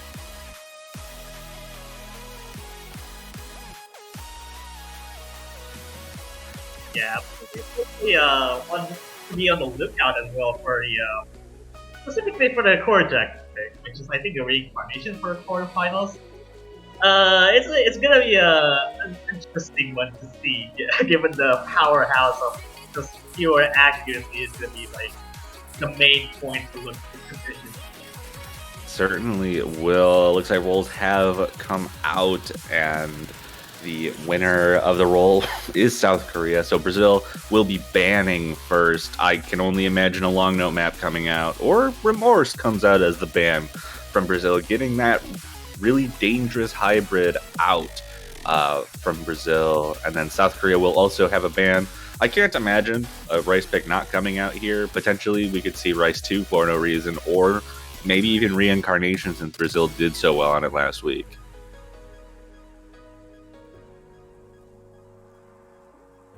But no, Milan comes out as a ban. So getting rid of the tech pick, I think Brazil might be happy that that's the Rice ban that's coming out from South Korea.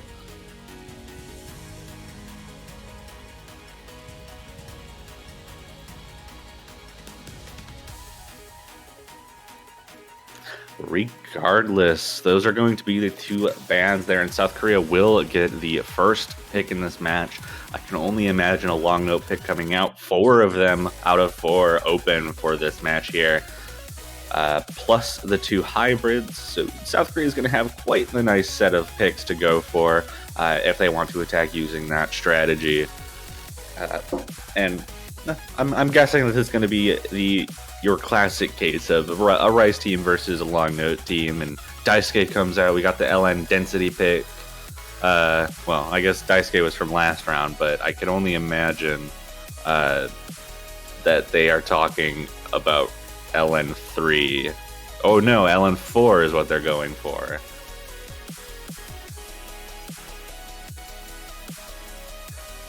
But regardless, it's still a long note map. No problem here. Pretty expected to see this kind of pick come out first for South Korea. And, you know, maps like Major Violet, I can't imagine South Korea feeling uncomfortable with. So hopefully they're going to be able to start this on the right foot and get their point started in this match.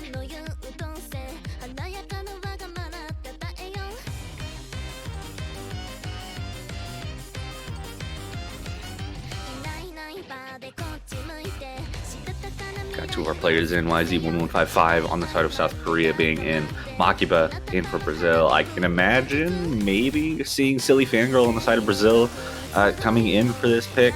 And I'm not sure. Okay, Dresser, if that, I mean, maybe I should have expected that to come out of South Korea. Yeah, especially given how versatile the roster for South Korea. It would be no surprise just to see basically any player from South Korea can actually play this. So, yeah, that's kind of the thing too. Is that like South Korea is not only just really, really good, but their entire roster is pretty much capable of everything in these map pools.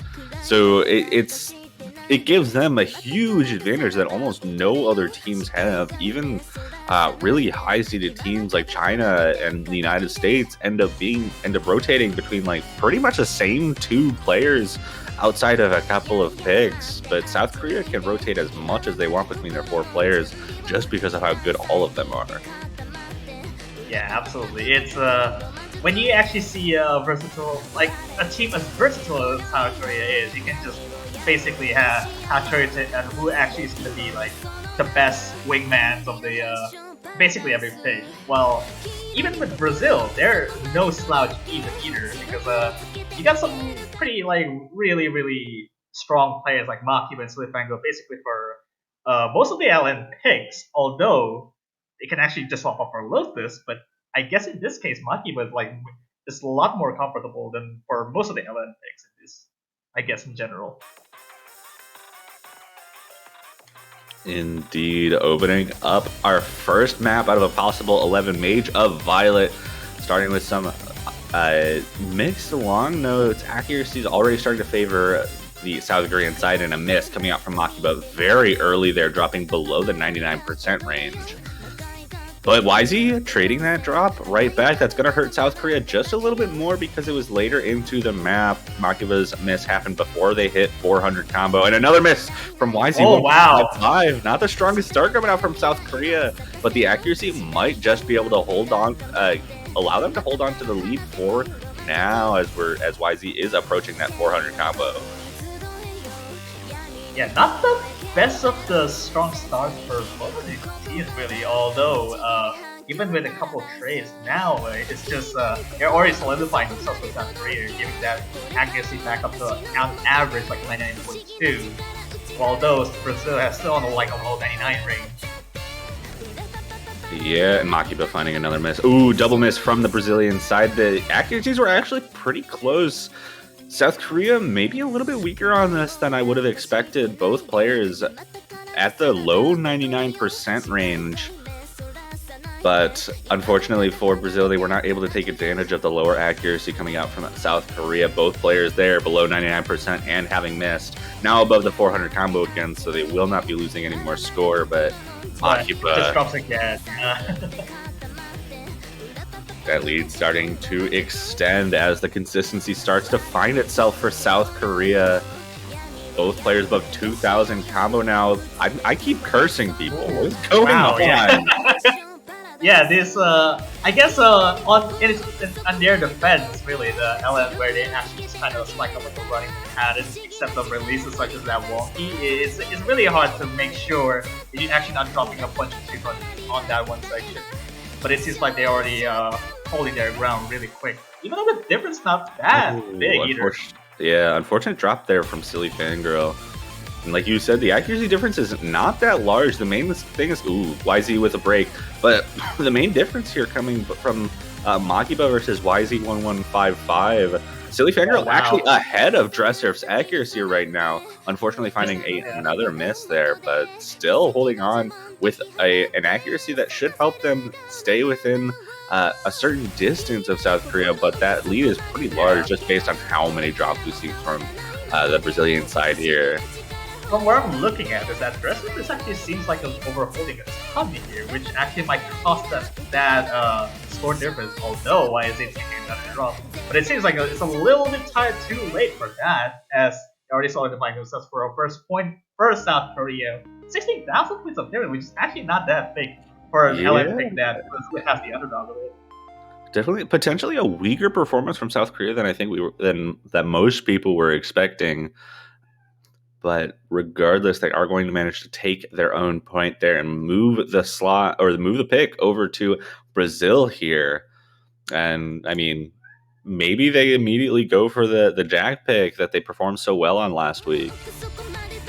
Yeah, it's either they're gonna be doing the highest risk of everything, which is Milan, or they're gonna be reincarnating just to flex a little bit on how good actually they perform on ratio battle, or they're gonna be going for just a Vilna, just delay speed pick. Actually, also, it looks like in chat, Dressurf was having some lag issues, which doesn't fare too well for those rice picks if they continue to appear. But hopefully they're going to be able to fix those problems and put up more expected performances out of the South Korean players. But yeah, Gypsophilia, the speed chart coming out from Brazil. See, Makiba and Silly Fangirl still both, and I imagine Lothus is going to be coming in for Makiba for this map. Something tells me that Makiba seems like probably gonna be making this as well. I'm not sure if they're gonna actually swap out, since it's actually kind of gone long enough. Although we're still waiting on. There you go. There's Lothus. And Dresser's coming back, and hopefully the lag issue will be resolved in this case.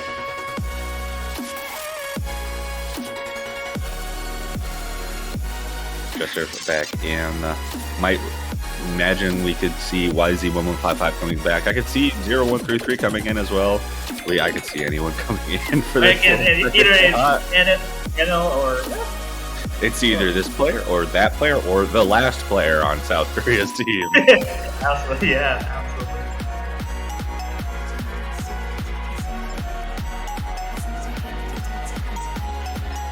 Although for Brazil, I think it's just the key players for Brazil is literally what they can come up with for every single rice pick, which basically Silly Fangirl and Lothus. The two players that are just outstanding out of every rice pick. Indeed. Both players on the side of Brazil here in the lobby, just waiting on the second player for South Korea before we can get into this second pick for the match. Brazil's first pick.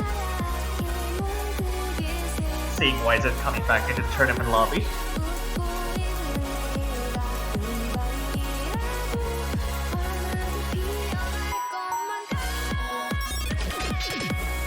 Indeed, so I think we can expect to see YZ1155 to join the lobby shortly once they're able to get the invite.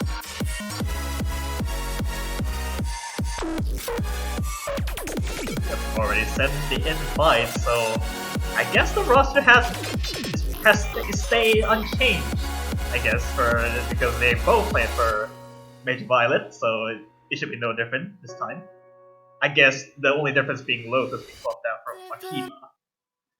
Indeed, so not too big of a difference on those rosters there. Just potentially tightening up that accuracy on the side of Brazil. And hopefully we'll see a good match here for Brazil's first pick.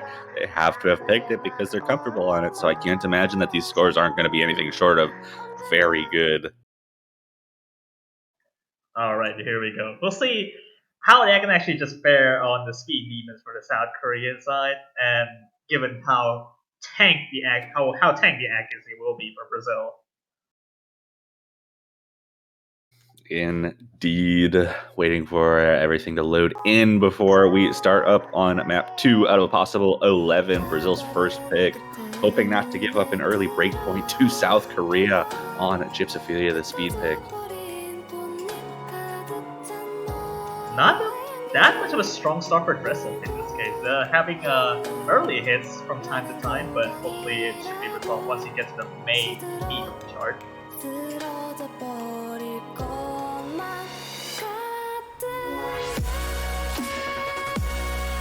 Yeah, early accuracy lead for Brazil, though the streams are starting to come in and those accuracies are dropping just a bit. South Korea is staying relatively consistent. Dresser hovering around that 99.65 range. YZ just above the 99.7, but Silly Finger and Lotus both ahead. Both ahead, but they're dropping a bit to 200 for the South Korea, mainly through YZ, which having just a tiny bit below Dresser, but Silly Fango actually fine. Basically matching YZ in this case. So the lead is basically nothing. Yeah, it's like 0.05% overall accuracy as we hit the halfway point in the map. Brazil holding on to a very slight lead, but they're going to have to hold on to these accuracies as well as they can going into this ending, which gets a little bit harder. So maybe we'll start seeing a little bit of accuracy drops, but oh my goodness, Silly Fango and YZ, it's so close. Lotus dropping a little bit of accuracy below Dresser now. Tanking that, and although it's still, there's not a lead whatsoever. YZ is tanking. This is not okay. This is still on the edge. Lotus dropping more accuracy than anyone else right now. Dresser holding on for the South Korean side, and the lead is firmly in their corner now. No misses so far. 4 combos across the board as we hit the final section of this map. Oh god, there's still about a buffer fight getting Lotus taking the drop right there. Right at the end, and it looks like South Korea is going to be able to take that break point. It was looking like it was Brazil's point all the way until that final section when Dresser's consistency just took over. Yeah, with only 500 points of difference between both of them from YZ and Dresser, basically just almost tying up there. Although Silly Fango with impressive FC overall, but it's unfortunate just Lotus having that one miss. It might have been actually costing the lead. Indeed, but that is going to be a break point for South Korea, bringing it to 2-0 and moving back to their own pick. They have 3 long note picks to go through. They've got 2 more coordination and release heavy picks. They got the density pick still available to them. And then they still have 2 hybrids as well if they want to go into that zone. But I mean, that Rice pick was so close that I don't know if they would, the Rice pick was so close. I don't think they'd ever want to even touch the remaining Rice pool if they could help it. Yeah, we'll see how it goes because they have a plethora of picks they can go with, and South Korea will probably spending their time to make sure that they actually have a decisive advantage overall. And even Major Violet has been 16k point difference is not that big of a lead. So yeah, you are right. 15k, it wasn't that much of a difference. And Rain Shower actually comes out, so we're gonna see a hybrid before we move into any of the other long note picks. Seems like we're going on the long game, since this is basically almost 4 minutes, and the test of consistency of everything is actually gonna be something that South Korea has it overall, but Brazil is no slouch at that too. Yeah, this also is quite long as well, 3 minutes and 42 seconds, so gotta be more consistent with this kind of map for a longer period of time. We'll have to see if the combos are able to hold on, and especially those accuracies with some of those really complex long note patterns that happen throughout.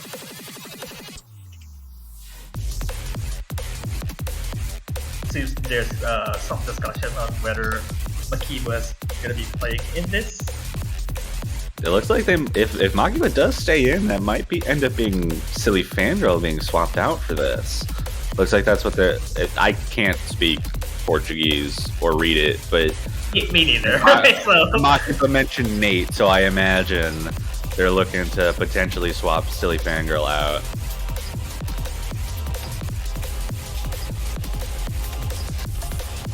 Just having a few discussions between teams. We see Tart BTW come in as well.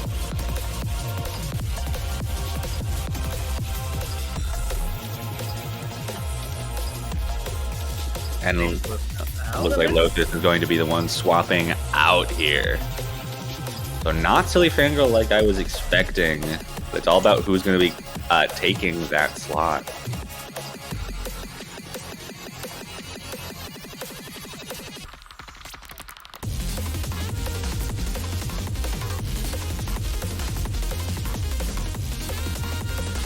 And given that Tart PTW joined the lobby, maybe Tart is the one that's coming in. I haven't seen them play too much in this tournament, but yeah, actually, this is actually seen playing on qualifiers either.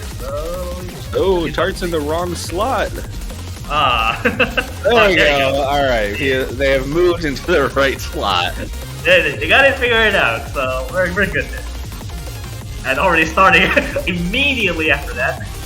So potentially the stream debut for Tart BTW here in the quarterfinals match. I'm really interested to see how they perform here on the first hybrid of this match, map number 3 against South Korea.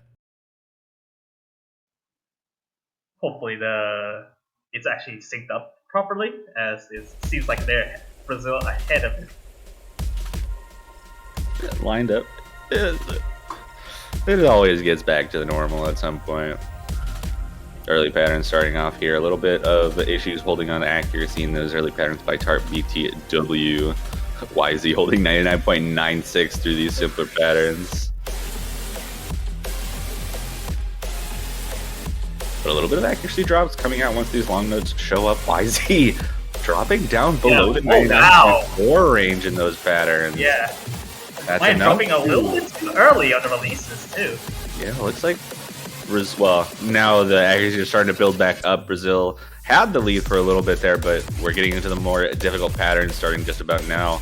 But it's not really, I don't think these patterns are really going to matter quite as much as the patterns that are like pre and post chorus with those really difficult long notes. And like those complex patterns start coming in a lot more heavily. Yeah, so I guess the entry is at least a little bit trivial in comparison to other sections, although there's some more of the finger coordination, although Tart taking the first drop for Brazil, and with also a bit of an accuracy drop as well. Bit of an accuracy drop, but overall that was a pretty clean miss there from Tart BTW. Dresser absolutely demolishing this map in terms of accuracy so far, but we haven't hit the really difficult long note patterns. We're starting up on them just a little bit here, but no one's blinking on these patterns quite yet. YZ just ahead of Silly Fangirl, so the accuracy advantage firmly on the side of South Korea, but that is going to be a miss from Dresser, Yeah. So it's all about accuracy now. 1 miss to 1 miss. Silly Fangirl and YZ both still holding on to the full combo. Oh, wow! As we transition before into the the snack section. I told you it's not really, that beginning part's not going to matter quite as much as this chorus. We are now seeing 2 misses from the side of South Korea. Still full combo apiece for each team here, but Tart BTW bringing themselves back, but Silly Fangirl Silly going to is break down that as full well. combo. Only YZ's left in the just to get the full combo on this piece, but it does seem that lead is actually just pretty much growing for South Korea. The accuracy, it doesn't even change at all, even with those misses by Dresser. Yeah, it looks like the Brazilians are starting to have just a little bit of trouble. A double break there as YZ manages to continue holding on to their combo here. Oh no! Oh, YZ! Right after the chorus. No full combos on Rain Shower today, but still incredibly impressive accuracy. Silly Fangirl and Tart also trading that miss back right after the chorus. Dresser, the only player with combo left. All 3 other players missing during the break section. Yeah, especially with this slower LN releases, just to make sure you're on your nerves. But thus, I mean, the lead is basically established for 40k already. It's already really hard to come back from that. Indeed. Just one section left, but this last section's a little bit on the easier side, I think, for these players. Just some more of those slightly complex long note patterns, but it's nothing they haven't seen so far. Looked like Tart actually had a bit of another drop there towards the end, but it's not going to matter too much. A much more dominant victory for South Korea on Rain Shower here, about 50,000 points. Oh wow, that's a full drop on the ending though. But regardless, what is the ratio for South Korea is basically the same. Wow, Just yeah, like 734, 733. Brazil not too far behind. Silly Fangirl at 899, Tart at a 1316. Good scores all around. Just 984, 985 is a tough set of two scores to beat for any team. Yeah, even also a really great job for Silly Fangirl trying to match head to head against the two powerhouses South Korea. Getting pretty similar to 100 count, but the miscount is actually what makes it cost that score lead further. It's now on Brazil's pick now, so they have to go with something a little bit more on the riskier side on the core jack pick if they want to go for that too. Yeah, I could see them going for the core jack pick. I could see them going for pretty much any of the Rice picks. I would guess that Rice 2 or Rice 4 comes out here. One of the two. I can't imagine them going for tech. And the speedier core stream pick seems a little bit more risky in my opinion than either of the the denser core stream or the jacks.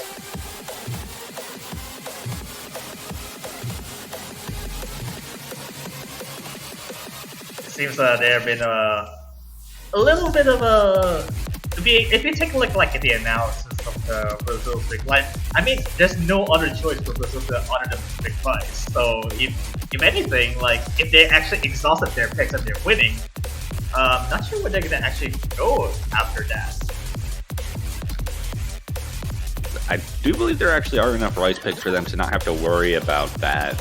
Each team gets 5 picks if this goes the distance. And no pick has come out. Timer has ended. Oh, and there we go. Okay, Rice 4 comes out. Perfectly expected. Coming from the there. Alright. Take your dice rolls to see how many 300s you're gonna get for all of these players. Bancho bot exclamation roll. And that'll be the sum of each team. And if anything, South Korea will probably switch out to NLN0133 because they basically want the sharpshooters for projects. Yeah, I mean, can't blame them, right? Yeah, exactly. It's just lighter, but faster. So it doesn't look too hard. Much less focus on those anchors that we saw in the previous round on Rain as well. So it's going to be potentially easier for these players to hold consistently on a map like this. Just waiting for those two players to come in now. It's no doubt for Brazil they're going to be having a load of this. So there's absolutely no doubt in my mind that Lothus is going in. Lothus is extremely good at these kinds of accuracy picks. And like I said, last week, they got the #1 score on this, or at least on this category, beating out South Korea's score on it. Yeah, just by a fair, 1,000, 2,000, basically, for it. South Korea brings in Enil as the second player there. Just waiting for Lothus to jump in, and there they are. Oh boy. So it seems like they're solidifying for South Korea having aggressor in this pick. Although Enil being the most reasonable one to actually just play Vortex in general.